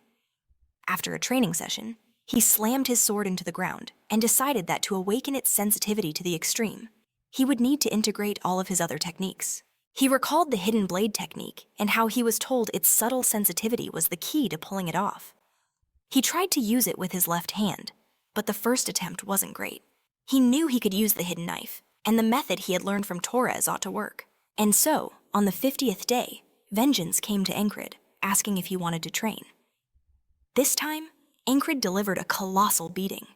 Vengeance then said that even with his left, Enkrid fought incredibly well, but his sword still felt strange. Enkrid realized it was still a dead sword. He started his training regimen all over again. He kept going until the 60th day, fighting against Vengeance again and again, wanting to know if it was still a dead sword. On the 70th day, they clashed once more. This time he used the hidden knife technique and managed to disarm Vengeance using only his left hand. Vengeance was amazed that even with his left, Enkrid could fight so skillfully. Enkrid questioned what Vengeance was thinking and said that when they returned to the battlefield, he'd have to pull twice his weight. And then it hit Enkrid there was no more talk of a dead sword when he used his left. This was a massive breakthrough. Then Enkrid told Vengeance to keep pushing himself, because that way, one day, Jenny might finally become interested in him. Vengeance flew into a rage at hearing that, shouting that it was because of Enkrid's face, not his skill. He yelled that Enkrid knew this and was just trying to provoke him. Vengeance challenged him again, promising to teach him a lesson. At that, Enkrid just walked away smiling, thinking that Vengeance always gave the best reactions. Enkrid thought that, at the very least, he had to let Vengeance confess to Jenny. To do that, he couldn't afford to die here. Then he waited for the invasion and contemplated what talent truly was, since it couldn't be defined by a single word. He thought about physical skill, which was the most obvious part. He remembered himself swinging his sword, but realized that being able to forget everything and just focus was also a part of talent. He remembered how he would train with his sword until he was on the verge of collapse. He knew there was only one thing he had to do. As he unsheathed his sword with his left hand, the movement felt completely right. For the first time in his life, Enkrid understood what true talent felt like. He realized that after just 100 days of relentless training with his left hand, he had equaled 30 years of practice with his right. Today marked his 112th day. As Mitch and his men appeared, Enkrid felt certain that he had finally shattered his old limits. Vengeance bellowed at the men, ordering them to secure the fort and drive the invaders back. Chris urgently reported that a wounded soldier was fighting like a madman, telling his captain to retreat. But Enkrid was an island of calm in the chaos, walking directly toward Mitch. A smile touched Mitch's lips. "I must thank the gods. I was hoping to see you again, Enkrid." The feeling's mutual. Mitch Roria. Enkrid replied. I've brought a little wake-up call for you, since you've been so stagnant. Mitch declared he would obliterate Enkrid today and ascend to even greater heights of power. A hint of disappointment crossed Enkrid's face. If this was Mitch's true power, it was nothing special. He'd seen this level of skill countless times among his own warriors. He knew instantly that he couldn't win a formal duel against this man. So, he exploded forward, lunging at Mitch before he had any chance to react. Enkrid fought with pure, unbridled savagery, putting Mitch on the defensive with his relentless pressure. Mitch was baffled by the assault, because Enkrid wasn't just relying on his sword. He grabbed Mitch's wrist, twisting it sharply to throw the knight off balance. With that opening, Enkrid unleashed absolute brutality. A knee smashed into his gut, sending him flying backward. Mitch was forced to drop his sword, roaring with rage as he realized Enkrid had just broken his thumb. You're using dirty tricks, Mitch accused. Enkrid retorted that for years he'd beaten him honorably in duels, and now he was simply going to grant his wish for a real fight. A proper fencing match with Mitch would be a good test, but dragging this out wouldn't help his left hand evolve. He needed to blow past today's limitations. Mitch shot back that Enkrid shouldn't think he was the only one pushing his boundaries, claiming it wouldn't matter because he would use his left hand too. Mitch boasted about being ambidextrous. As of today, you will be too, Enkrid stated. This fight is to crush you and move on to tomorrow. But this approach isn't fencing. It's a desperate last resort, the secret art of Valen-style mercenary combat. With that, Enkrid went all in, flinging his sword directly at Mitch. Mitch was frozen in shock by this act of insanity. Enkrid closed the gap, grabbed him by the collar, and declared, "From this moment on, it's a gutter fight." Enkrid swarmed him in close quarters combat, throwing left-handed punches and trying to land a decisive blow. All Mitch could do was dodge. His opponent, Mitch, fought dirty, trying to slash Enkrid with his sword. Enkrid then executed a perfect takedown, slamming Mitch onto his back. He knew he just had to stay on top of him, no matter what.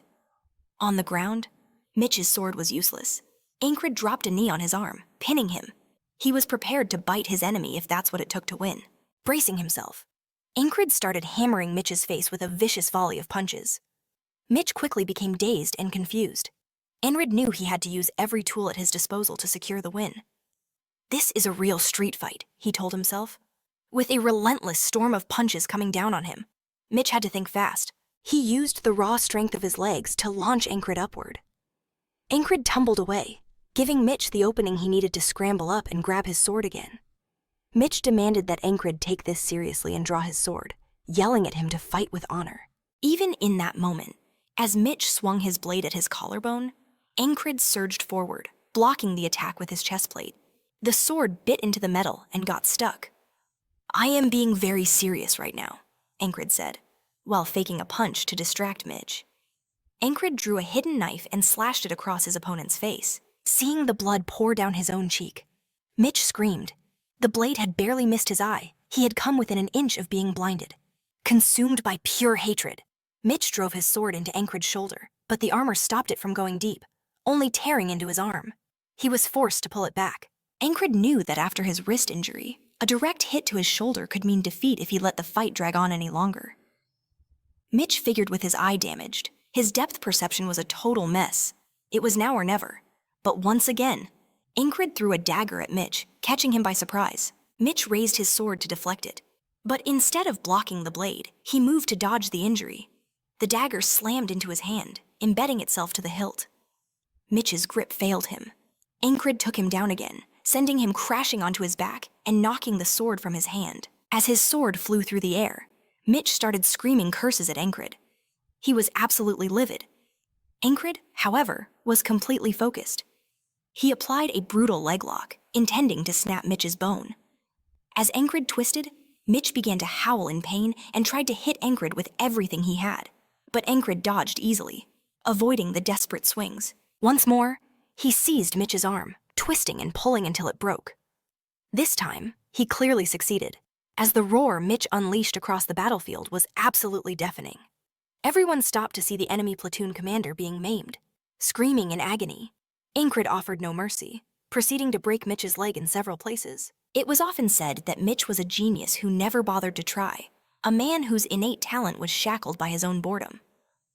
Mitch Hoyer had changed completely since returning from the last war. He remembered the humiliating defeat he suffered against Enkrid. Since then, he hadn't left the training grounds for a single moment, practicing his swordplay relentlessly. When hard work was added to his natural talent, his sword skills finally began to truly shine. But at this very moment, with his limbs shattered, he was utterly defeated, sprawled on the ground. Mitch couldn't understand why. Enkrid simply stood over him, looking down at his sword. Mitch tried to speak as Enkrid looked back, thinking that the wall that once seemed insurmountable was now rubble at his feet. Mitch believed Enkrid was the rival who had finally awakened his potential. He gasped to Enkrid that he never wanted this kind of victory, but that wall was already crumbling before the boy. Mitch said all he ever wanted was a true duel against him, but in that instant, he was no longer a wall to be climbed.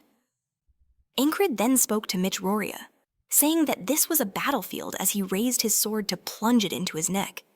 Even with Mitch's eyes burning with hatred, Enkrid brought the blade down and decapitated him, proving this was never a fight with honor. After Mitch died, all his soldiers charged at Enkrid.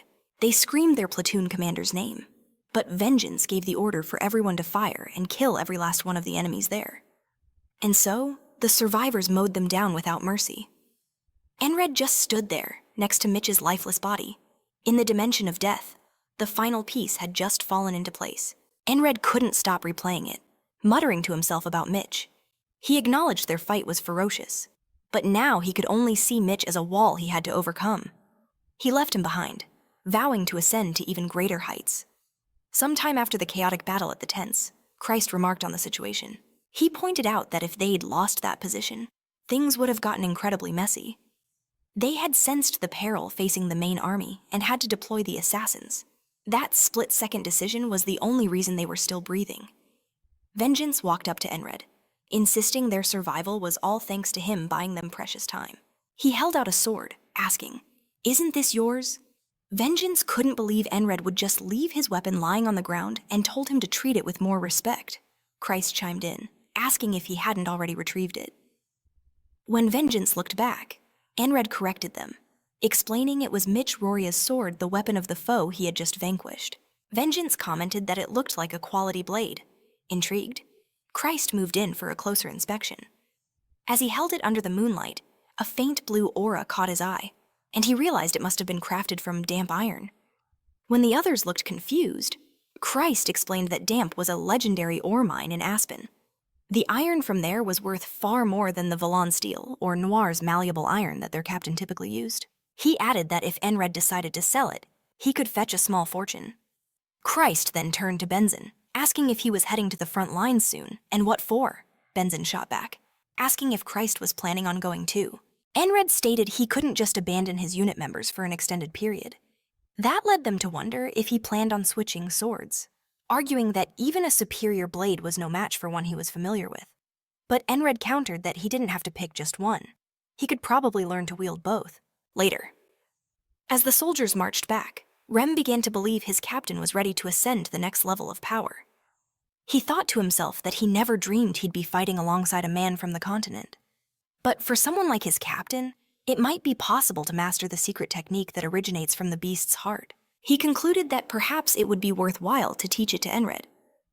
Meanwhile, Alden was contemplating that the muscle modification phase was now complete. The next step was to work on the joints. After that, by altering his stance, his entire body shape would adapt, creating a frame that could withstand any twist or impact. He knew they couldn't do it all at once, or Enkrid's body would break down. He resolved to tackle each stage separately. Alden was so lost in thought that he just stood frozen in place. Rem barreled right into his back, immediately getting angry. "Are your feet glued to the floor?" Rem snapped at the huge man, telling him to move it. Alden just replied that Rem seemed like he was still in a growth spurt and that Valinho possessed true fluidity with an axe. The two squared up, ready to fight, but Ragna simply walked right between them. Alden grumbled that Ragna cutting through was just plain lazy, while Rem started hurling curses at him. Ragna was lost in his own world, thinking that training to keep his sword fused to his body could be beneficial. It wasn't about swinging freely, but about making the blade's tip an extension of himself. But first, he decided he needed to get some sleep. Over on the side, Jackson mused that Enkrid could really benefit from improving his footwork. It didn't need to be as silent as an assassin's. Still, achieving maximum effect with minimal motion would be a huge advantage. He then wondered if he really wanted to bother teaching him, considering what a tedious job it would be. Their thoughts always seemed to circle back to Enkrid. Meanwhile, Ragna and Rem were bickering at every chance they got. Jackson worried that their commander couldn't afford to end up like these squabbling soldiers. They had to come up with a solution. At that moment, the fairy rushed ahead of the group, telling them to halt. She had encountered a group of enemy soldiers. One of them stepped forward, introducing himself as Lel, a soldier from the Principality of Aspen, and challenged Noin to a formal duel. She sighed, recognizing this tired old tactic once again. Aspen's pathetic strategy of trying to crush enemy morale with one-on-one duels is completely without honor, the fairy declared. But with defeats mounting, the tension among her troops was palpable. If they simply ignored the challenge and marched past, the enemy would spread rumors that they fled in fear, which would only make things worse. Fighting was really their only viable choice. The enemy soldiers started mocking them, saying there was no way a commander-level fighter would show up and sneering at how low they'd sunk. The fairy admitted it was an uncomfortable situation for even her to step into. She reasoned that if they could secure an easy victory, it should turn the mood around. So, she decided if they were going to do this, they might as well put their soldiers to good use. From the commander's perspective, this should get them in good spirits and make them obedient for a while.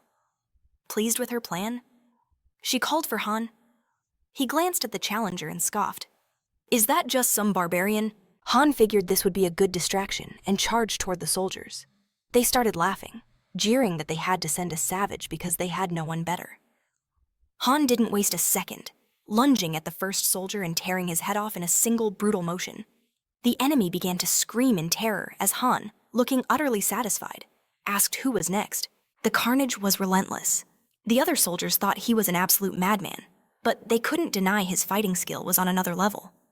Soon, they were on their knees, begging for their lives. The fairy noted that having a strong warrior did, in fact, give morale a slight boost. However, as Aspen's soldiers started to surrender, Han refused to accept it. The fairy quickly realized the grave error she had made in sending a psychopath to handle this. Her own soldiers asked how long he was going to keep it up, saying the cruelty was becoming too much to watch. The fairy desperately shouted for him to stop. Another soldier from their own front line also yelled for Han to stop, calling him a monster. He pointed out that the man had already surrendered and was pleading for his life. Han, however, was merciless, claiming he couldn't hear them as he continued the slaughter, turning the man into a bloody pulp. The survivors declared they wanted no part of any battlefield that included that man. They were terrified and just wanted to flee. The fairy watched in horror as her troops' morale plummeted even lower than before. Sending him out there had been a terrible mistake. It was clear that the only person capable of controlling these monstrous fighters was Enkrid himself. Back at the base, Enkrid was resting calmly. As night descended, his team finally returned to speak with him. Jackson said he was supposed to be resting, but Enkrid had somehow returned even more battered. He insisted that even if Enkrid had to go to the battlefield, he had to avoid fighting at all costs. Han agreed, stating that he was pushing his body way too hard before it was fully healed. The fairy seized the moment to approach Enkrid, remarking that her fiancé had a bad habit of overexerting himself.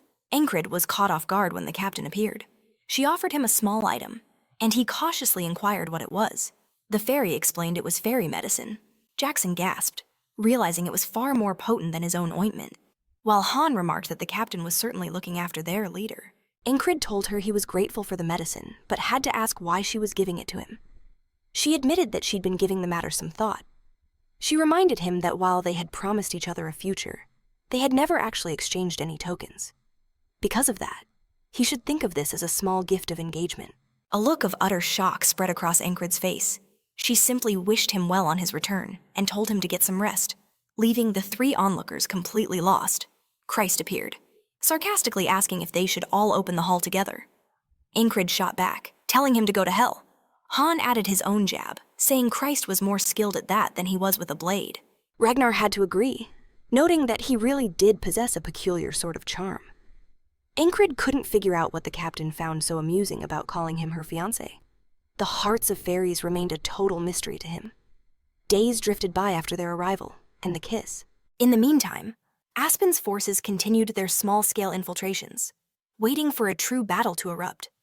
Enkrid, showing his incredible resilience, was already training with a colossal stone on his back. This intense training was supposedly a way to accelerate his recovery time. As he pushed himself early one morning, Alden approached, asking if Enkrid was physically okay since he'd been going at it since dawn. Enkrid replied that thanks to the fairy medicine, he was perfectly fine. Hearing this, Alden proposed they have a light sparring match. Enkrid eagerly agreed. They engaged in hand-to-hand combat, but it was over in an instant, with Enkrid flat on his face in the dirt. Alden observed that first it was his right wrist, and now his shoulder was taking a beating, not to mention the bruises all over his body. Enkrid conceded that, just as he feared, he still couldn't control his strength properly. Regardless, he knew that when war began, he would be forced to fight. He declared that as long as his body could move, he would be on the battlefield. Alden listened to Enkrid's resolute words, then looked away before speaking to him. Enkrid asked what was wrong. Alden stayed quiet, and then, without any warning, a brilliant aura began to glow from his body. That radiant glow was a sacred power, and the sight of it left Enkrid completely stunned. Wielding this sacred power, Alden unleashed a powerful healing energy into Enkrid, creating a pillar of light right in the middle of the camp. Afterward, Enkrid was floored by what Alden had just done. Alden, however, quickly told Enkrid not to say a word to anyone. He made him swear an oath to the Lord to keep it secret. Seeing the gravity in Alden's expression, Enkrid agreed, promising to stay silent about what had just occurred. After that mysterious display, Alden turned to depart, saying that even the mist along the riverbank is a blessing from the Lord. Enkrid reflected on it. Sacred power was the mark of a true priest of God, a miracle that could heal the wounded. Alden, who was constantly praying, had never once shown this power, which is why his status as a true priest remained unknown. He then returned to his prayers, asking the Lord for forgiveness. Enkrid wondered if using sacred power was forbidden by some religious doctrine, a rule Alden had just broken specifically for him. Realizing the risk Alden had taken, Enkrid left, thanking him one last time. Alden thought to himself that if the Inquisitors ever learned he'd used his sacred power, they would hunt him down. He had fled the Order, unable to bear its suffocating restrictions, and had placed a seal on himself to suppress any fragment of his divine power from showing. He had even tolerated the agony, which felt like a sharp blade piercing his heart. But he couldn't just stand by and do nothing. He prayed to a Lord who was supposedly always present but had never given him an answer. Yet, after meeting his brother in arms, he started to think the Lord's will was found in actions, and he decided to follow the orders of his own heart. A while later, the group gathered for a meal. Once they finished, Christ asked Enkrid if he needed help applying ointment to his wounds. Enkrid refused, insisting he could manage on his own.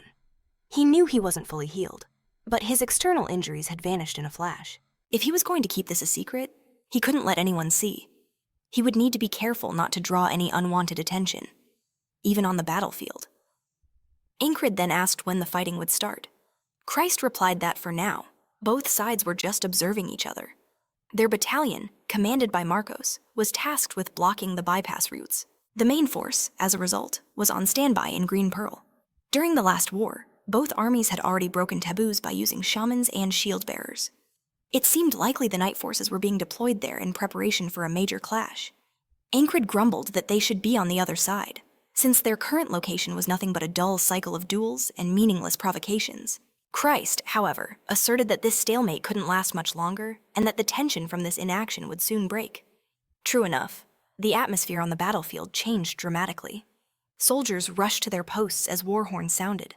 Cries rang out that the enemy was advancing. Enkrid's squad immediately took their positions on the front line. The army's commander, along with the fairy, watched as a few enemy scouts approached by themselves. The enemy scouts started yelling at Enkrid's army, calling them useless cowards in an obvious attempt to rile them up. Rem scoffed. "Those idiots are back with their taunts," he then asked. "Are they planning on using their swords to stir soup later?" Christ remarked that it was a clear case of psychological warfare. Unless a game-changing force like Knights intervened, both the Aspen and Wade armies were nearly identical in numbers and strength. That was why they were resorting to tactics meant to psychologically unsettle their opponents before the real fight. The strategy was working, as their soldiers were clearly becoming nervous and losing their composure. Rem muttered that if they loosed their arrows now, the scouts would die where they stood. The enemy soldiers continued their taunts, shouting that Enkrid's army was too afraid to even use their weapons. But with morale already so low, attacking first would only guarantee their defeat. Rem suspected the commander knew this, which is why he refused to give the order. The commander himself knew they had a trump card, but now was not the moment to play it. The strategy to use scouts to swing the momentum had completely backfired. All they needed was a spark. If something happened to shift the atmosphere, everything could fall into place. The three enemy soldiers continued their provocations, jeering at them and calling them pathetic virgins. Only the most hot-headed soldiers were falling for the bait, while the enemies just laughed. Just then, Enkrid stopped Andrew, who was about to erupt in a fit of rage, promising him that he would get his chance to let loose. Andrew was completely baffled by Enkrid's comment. He'd been perfectly calm until Enkrid started talking, who then insisted it was fine because being a virgin was nothing to be ashamed of. Enkrid told him to channel all that rage into the upcoming battle. Everyone else just stared, realizing what a terrible attempt at consolation this was, especially since Andrew wasn't even angry to begin with. Andrew flatly stated he wasn't angry at all. Enkrid just kept going, but Andrew just kept repeating that he wasn't mad. Suddenly, everyone burst out laughing. Both Enkrid's squad mates and Andrew's own men were all mocking him. Alden chimed in, "What if they decide to switch sides now?" while Ragnar just said Andrew's time would come. Rem egged the young man on, pushing his buttons pretty hard. Andrew finally cracked, asking why they were all doing this to him. But Rem just kept telling him it was fine. Everyone watching was confused about what was happening with the fighters, as it looked like the so-called virgin had actually fallen for the bait. They all started wondering who this virgin was that everyone was talking about. One soldier muttered, "He's that handsome and still a virgin man. That sucks." Andrew finally snapped, telling everyone to shut up and insisting he wasn't angry. Then another soldier piped up, asking if he wanted them to show him a good brothel once they got to the city. Andrew shot back that he didn't need their help. Jackson remarked that this kind of taunting was having an unexpected effect. Enkrid, confused, asked, "What are you talking about? Andrew is young, so it's normal for him to get annoyed. I was just trying to help." Rem was practically dying of laughter at the whole scene. Christ wondered if Enkrid was being serious, joking, or if he'd just instinctively sensed the mood and acted on it. No matter what the reason, Enkrid was certainly a strange character. Christ approached him, asking if he could have a word with him outside. Enkrid replied that he had nothing to talk about, but Christ insisted he had a plan, whispering it right into Enkrid's ear. Anthony, overhearing, thought it sounded simple enough and took the lead. Christ declared that if Enkrid was the same demon-tongued commander he knew, then he was certain Enkrid could single-handedly turn the tide of this battle. The wave of change sparked by the commander would spread like wildfire. Just then, they spotted the scout platoon arriving at the front lines, and it was Enkrid himself, flanked by Alden and Rem. Their path to victory was about to open up. According to Christ, the plan was for Enkrid to put on a show of incredible boldness, marching right up to the enemy and taunting them from within arrow range. Seeing this, the enemy soldier who'd been issuing challenges shouted, "What in the world are you doing?" Enkrid shot back, that he'd just joined the front line, so the guy should shut his mouth. The soldier warned him that if he took one more step, he'd be shot full of arrows, questioning what he was trying to pull. Just then, Enkrid arrived right in front of the three taunting soldiers, announcing that a new group of challengers had appeared. Enkrid sized them up, remembering what Christ had told him when he said he had nothing to say to provoke them. Christ had been confident, saying that once Enkrid was out there, he'd think of something, adding that the commander had a real knack for provocation. So, Enkrid looked at the main taunter and asked who he was, and why he had a ghoul's head just like the monsters around them. The provoker flew into a rage, screaming, "What did you just say?" as everyone on Enkrid's side erupted in laughter at the insult. Another one of the enemy taunters, who was also incredibly ugly, claimed Enkrid must have planned that. Knowing full well the impact of his appearance, Enkrid offered a fake apology, saying he never would have imagined such a thing due to his poor eyesight. Before asking, "Was your mother a ghoul?" the man got even angrier, practically lunging at him. Enkrid's men were howling with laughter. Odin commented that even God would punish someone for saying something so savage. Ragnar added that, for a human, the guy was remarkably unattractive. Even Angel was cracking up. wondering where such a vicious taunt even came from. The provoker's bodyguard realized he'd taken the bait hook, line, and sinker, especially the part about being called a virgin. The soldier pointed his sword at Enkrid, vowing to cut out his insolent tongue. Enkrid thought to himself that the enemy had fallen for it and accepted the duel. All he needed to do now was win with an overwhelming display of skill, and this whole situation would be resolved. However, another man stopped him, asking what Enkrid thought he was doing and where he was going. They reminded him of his injury, which surely hadn't healed yet. Enkrid knew it was true. He had to be careful not to reveal his actual condition. Rem stepped up, saying that for a rookie, Enkrid was pretty good, then ordered Enron to go kill the guy. The provoker, seething with hatred, drew his blade. He thought to himself that for someone who lived only for the Gardner clan, nothing else mattered. So there was no shame in his past. But Enkrid had humiliated him by calling him a virgin. He decided the fault lay entirely with the man who had shouted that insult. The provoker then announced he had no interest in fighting some smaller soldier, demanding they bring out the ghoul-headed man who had insulted him, and taunted that the man was probably too scared to show his face. Enron yelled at him to shut up, promising to rip his mouth off his face as he charged. But his first swing missed its mark. The command staff knew that any Aspen soldier who challenged someone to a duel was a seasoned veteran, more than capable of defeating most of their own men. This was not going to be an easy fight, and indeed, the Aspen provoker put up a fierce fight against Enron, skillfully parrying the young man's blade. Enron was taken aback by his opponent's fighting style. It was clear the provoker had a few tricks up his sleeve. He was well-trained and showed incredible persistence. Enron charged again with an even heavier blow, forcing the veteran onto the defensive. But the young man refused to give an inch, thinking, "No matter the hardship or adversity, I, Enron Gardner, will always get back up. Even when I was under the king's command, after Kasoa beat me to a pulp, I found the strength to get up and do push-ups with that brute sitting on my back. I fought and won for my dreams." With that surge of determination, he finally defeated the veteran with a sword strike straight to the throat. Enron declared that compared to his resolve, the veteran was simply too weak. An onlooker mused that Enron was actually incredibly talented, but his skills had always been overshadowed by the extraordinary people he was surrounded by. All the soldiers in Enkrid's army erupted in cheers for the young man. He was the one who had taken down the ghoul head and put on an amazing show. Enkrid thought to himself that, when you looked at it this way, it really was his style. Everyone chanted for Enron, a member of the Madmen Squad, now known to all as Enron the Mad. He shouted to the crowd, "Did you see that I've already become a man?"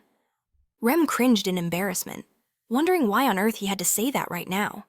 He muttered that Enron had absolutely no style, but at least he'd gotten the job done. Christ analyzed the situation just as expected.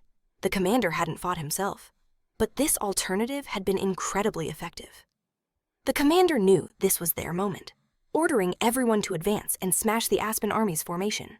They charged with everything they had into the enemy ranks, who were looking back in disarray, and began a merciless slaughter. And that's when they spot Lael's army hitting them from the flank, coming from a totally different direction. The border garrison, along with Torres, fly into a rage, carving a bloody path through everything in sight. The commander explains that while the enemies were distracted by the flanking troops, he had already called up the archers. On his command, a storm of arrows descends, forcing Aspen and Enrid's group to fall back or be turned into pincushions. In that single volley, several soldiers are cut down before they can even react. The tide of battle is clearly turning. The commander tells his men to watch carefully, saying that no matter how many mind games they play, the simple truth of the battlefield is that the better fighter always wins. The Madmen platoon takes the lead, surging forward right into Aspen's army. The enemy commander, however, remains cool as a cucumber, just watching the chaos as his soldiers anxiously ask him what to do. He speaks with the captain of the Greyhounds, who confirms they're ready and that it's time to pull out. Hearing this, a grim smile spreads across the enemy commander's face as he says the moment has finally come. Everyone sees Aspen's forces retreating and starts cheering that the enemy is on the run and that they've finally won. But Ice's eyes hold a strange glint. Even with the advantage, it's just too suspicious for Aspen to retreat so easily. The commander himself feels that something is definitely not right. One of his men approaches, asking if they should give chase and land the final blow. He says no, they're retreating as well. because Nala is without a doubt scheming something. Later that night, the leader of the Greys attends a meeting with all of Aspen's top brass. The commander asks if he got the message through. He says yes, and that they're waiting far from the camp to avoid drawing any attention. The commander scoffs that Nalila's tactics are still completely predictable. All they know is how to attack with the border garrison and use those turtle-armored infantry. He says that Mr. Abner's strategy, however, is on another level. Abner points out to the commander that battlefields are decided by small, elite groups, a fact already proven by the existence of knights. However, he adds, this small group doesn't necessarily need to be knights. The commander declares that they, Aspen, will be the ones to win this war. A little while later, we see the commander flipping a coin, thinking that it's been 2 days since they got back from the fight, and all they've done is wait. Instead of the immediate counterattack they expected, there's just an eerie calm, like the silence before a hurricane. Aspen is left with 2 choices: retreat or unleash some kind of asymmetrical force. The commander even considered they might use sorcery and prepared for it. But even after doubling the recon patrols, they've found absolutely nothing. He wonders what in the world Leela is plotting out there. Meanwhile, some of the men ask how anyone can be so carefree in the middle of a war. Enkrid is about to head out for another duel with Ragna when Fairy suddenly appears. Enkrid asks her what she's doing there. She asks if it's really so strange to check on useful soldiers during wartime. But Enkrid wonders why the captain herself would bother. He thinks to himself that enough time has passed for his recovery to look natural, and he's eager to start the duel. Ragna asks if Enkrid is leaving right at this moment. Enkrid just smirks, replying that last time he went easy on her because of his injury, but today, he won't be holding back. Ragna replies that she wasn't planning on taking it easy either, before launching herself at Enkrid with an incredibly heavy attack. Enkrid is forced to defend with everything he has. Enkrid thinks to himself that Ragna's swordplay is so refined, with a rebellious and unpredictable blade trajectory. His own style, in contrast, is crude, rough, and clumsy. But even that is something he's built from the ground up. Enkrid charges at Ragna again, this time using the techniques he's been absorbing. He scrapes his sword along the ground and flicks dirt right into Ragna's eyes, who expertly defends herself using both her shoulder and her blade. An observer notes that the unconventional swordsmanship is the same kind the commander used to use, and wonders if it's the old Zole mercenary style. Enkrid follows a path he'd already planned out, bringing the sword behind his back and launching it at Ragna, who dodges the attack easily. Enkrid then slams his sword straight into the ground. Ragna comments that this is a new possibility, the broadsword style that he taught him. Enkrid then pulls another sword from his sheath, instantly switching to a dual-wielding stance with the tip of one blade aimed right at the center of Ragna's forehead. Ragna barely dodges in time, avoiding a strike that would have plunged the sword right through her skull. Viro is shocked, pointing out that Enkrid is using 2 swords. Enkrid settles into his dual-wielding stance, ready to charge again. Ragna says that if Enkrid is going to fight with 2 swords, then she'll have to get serious as well. Welcoming the challenge since the duel is far from over, an electrifying laugh escapes Enkrid. As Ragna takes the fight more and more seriously, the entire atmosphere crackles with tension. Renho, watching from the sidelines, is amazed, saying that Enkrid is really going all out. If he hadn't lost that bet, it would be his turn. He just wishes the duel would end quickly so he could get in on the action. Meanwhile, Jackson thinks about how much he hates fighting head-on, but he desperately wants to fight. Still, he knows it isn't in his nature to just walk away from this. Alden is watching Enkrid with intense focus, noting that he's gotten bolder. He thinks to himself that next time, he'll be the one to break his tendons. Alden thinks that Lee isn't strong enough yet. He almost sent Enkrid to an early grave. The elves watching, they wonder if these guys are in their right minds, because Alden looks like he genuinely wants to kill Enkrid. They realize that Alden is completely insane, and in fact, every single one of them is on edge, dying for a chance to face Enkrid. The fairy watching all this notes that they look like a bunch of desperate children. Even the laziest soldier gets fired up when he's in front of Enkrid. And she wonders if it's because of his inexplicable magnetism. She admits that she feels the same way, and if it were possible, she would love for him to duel with her sword. Nah. And so Christ observes that even the captain has been infected by this fervor. Hank starts yelling that he can't take it anymore and wants it to be his turn already. He shouts that if anyone cuts in line, even the captain, he'll kill them. She just asks if that wouldn't be insubordination. Meanwhile, Enkrid realizes just how strong these fighters are. They're probably not even fighting at their full power in these duels. The raw ambition to surpass one another was practically visible in the air. Everyone is looking at Enkrid as if he were prey, like something they needed to hunt down and devour. He is the center of all their attention. Enkrid thinks back to the day they returned from patrol in that field of tall grass. He saw the very same expression he had sworn to bring out of them. He declares, "If you have time to argue, then you should advance. I'm not stopping until I've fought every last one of them." Later, an utterly spent Enkrid collapses onto his bed. Enlil insists he needs to shower and get some sleep, but Ren waves him off, telling them to just let him be. The guy must be running on fumes. Chryson mutters that they're all a bunch of monsters, wondering just how many more of these duels they have to get through. The poor guy can barely get back on his feet before he's knocked down all over again. Ren starts teasing Chryson, joking that he's already looking hungry for another round. Meanwhile, Enkrid finally succumbs to exhaustion and drifts off, falling into a dream. He finds himself in a forest, a setting that catches him completely by surprise. This isn't like his other dreams. No ships, no fields of flowers. This place feels different. A flock of harpies screeches overhead as a man barks orders for everyone to engage. It hits him. Then this is a memory, a flashback to his days with his old mercenary company, back when they were hunting harpies. He sees his younger self scrambling across the battlefield, desperately trying to avoid being killed. That's when he spots another soldier watching him, a cruel smirk playing on his lips. The face clicks into place. Enkrid knows exactly who that is. Another mercenary smacks Enkrid upside the head, calling him a coward. "Didn't I tell you to stop playing the hero?" he yells. "Now get out of the way." The man effortlessly blocks a harpy's attack with nothing but his wooden shield. Enkrid remembers that beneath all their harsh words and rough attitudes, these men were like family. That mercenary company was the one that took him in without a second thought, even though he was just some wanderer with mediocre skills at best. But then, a despicable figure crept up from behind the man protecting Enkrid and suddenly ran him through.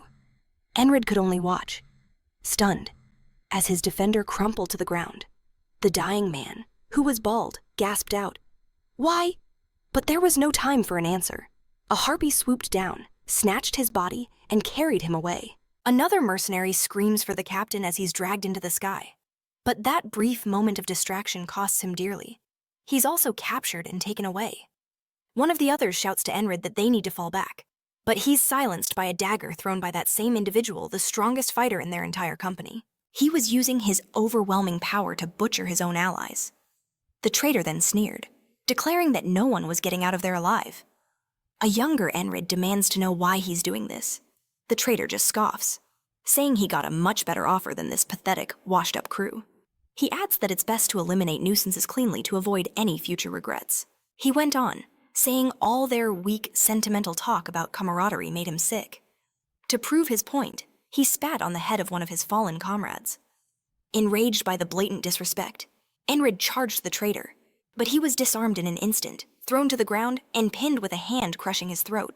"You can go," the traitor hissed, looking down at the weak boy with pity. "You're useless even if you live." He punctuated the insult with a punch to Enkrid's face. Enkrid knew the traitor was on another level. But no, the real issue was that he himself was weak. So weak he had to swallow that humiliation in silence. Watching his friends get slaughtered while he was powerless to help was agonizing. But the worst torture of all was knowing he only survived because of an unwanted favor from that monster. He knew that dedicating his life to revenge was exactly what the traitor would have wanted. So, he buried the pain deep in his chest and chose to move forward, chasing his own dream instead. Even so, he couldn't help but think that even if he'd possessed power back then, it wouldn't have made a single bit of difference. The traitor's phantom looms over him, taunting. "You want to die this time?"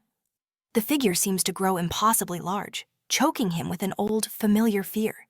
But then a voice cuts through the terror. "What a pointless nightmare. Stop wallowing in it." The entire scene shatters. It's Esther, somehow influencing his dream and changing his perception. He sees Esther leaning over him, sighing that he causes her far too much trouble. She remembers how she poured all her energy into healing his exhaustion before, only for him to be too drained to react when his life was on the line. She mutters that she won't make that same mistake again. The next morning, the soldiers are shaken awake, demanding to know what's going on. Rem delivers the news. Aspen's hidden forces have finally revealed themselves, and they're attacking. In an instant, every warrior is on their feet and ready for battle. As Enkrid heads out, Christ grumbles that fighting this early in the morning is going to ruin his skin. Enkrid glances back at the sleeping Esther. He realizes the voice that rescued him from his nightmare sounded, for some reason, just like hers. He walks back to her, gently stroking the panther and asking it to protect the camp as he leaves her to rest. Stepping outside, he readies himself for the fight. "Well, they sure made us wait," Rem says with a grin. "They must have something special planned. This should be fun." Enkrid, his eyes fixed on the enemy line, agrees he's wondering what kind of trick they have up their sleeve. Suddenly, the soldiers' eyes go wide with terror, and they start scrambling backward in a panic from the sight before them. "Fire, fire now!" an officer screams, pointing at a monstrous shape in the center of the battlefield. Every archer draws their bow and unleashes a volley of arrows. But the massive, blue-skinned beast barely feels them. It casually swats the arrows aside with one hand, a colossal club clutched in the other. Enkrid recognizes it instantly, a giant. The giant hefts its club high and brings it crashing down on the soldiers. The impact is devastating. Men are crushed, obliterated, and torn to pieces in a single blow, leaving the survivors frozen in horror. The monster continues its rampage, swinging wildly in every direction and mauling soldiers right in front of their comrades. Screams fill the air as men watch their friends get swatted like insects. With that, the army's morale shatters completely, and everyone begins to tremble, ready to flee. Then, more of them appear. Another giant emerges, and then another. A whole group of the colossal blue monsters stands there, laughing down at the tiny men as they savor the carnage. Enkrid's mind catalogs the main races of the continent, the frogfolk, driven by dreams and desires, the fairies, who worship nature, the dwarves, obsessed with metals, and the beastfolk, who prioritize reproduction above all else. There are also the draconians, known as the lone walkers, and of course the giants, who revel in massacre and love violence, earning them the name red blood beasts. As he thinks, the enemy begins to advance on both flanks. From the right, they're picking soldiers off with stealth attacks. From the left, they're simply tearing through the lines. Christ warns his captain that if they don't stop the frontal assault, they're going to be completely surrounded and annihilated. Just then, Enkrid shouts for them to hold the line. Christ can only stare, wondering how in the world Enkrid can be so calm. The fairy, Efto, chimes in. "Just as you said, the ones on the left are all mine. I'll take care of them." He just raises an eyebrow and asks, "Is that so? Aren't you going to give me a good luck kiss?" she asks playfully. Enkrid's response is a flat no. She pouts. "You're so cruel." Enkrid fires back, amazed she won't quit her games even in a crisis like this. With the company commander splitting off to the left and giants still ahead and to the right, Rem declares the situation is magnificent, a prime opportunity to make a spectacular show of his power. He urges Enkrid to watch carefully, calling this a taste of what he'll have to master later. Enkrid could only wonder why Rem was so ecstatic, and what on earth he was planning to do.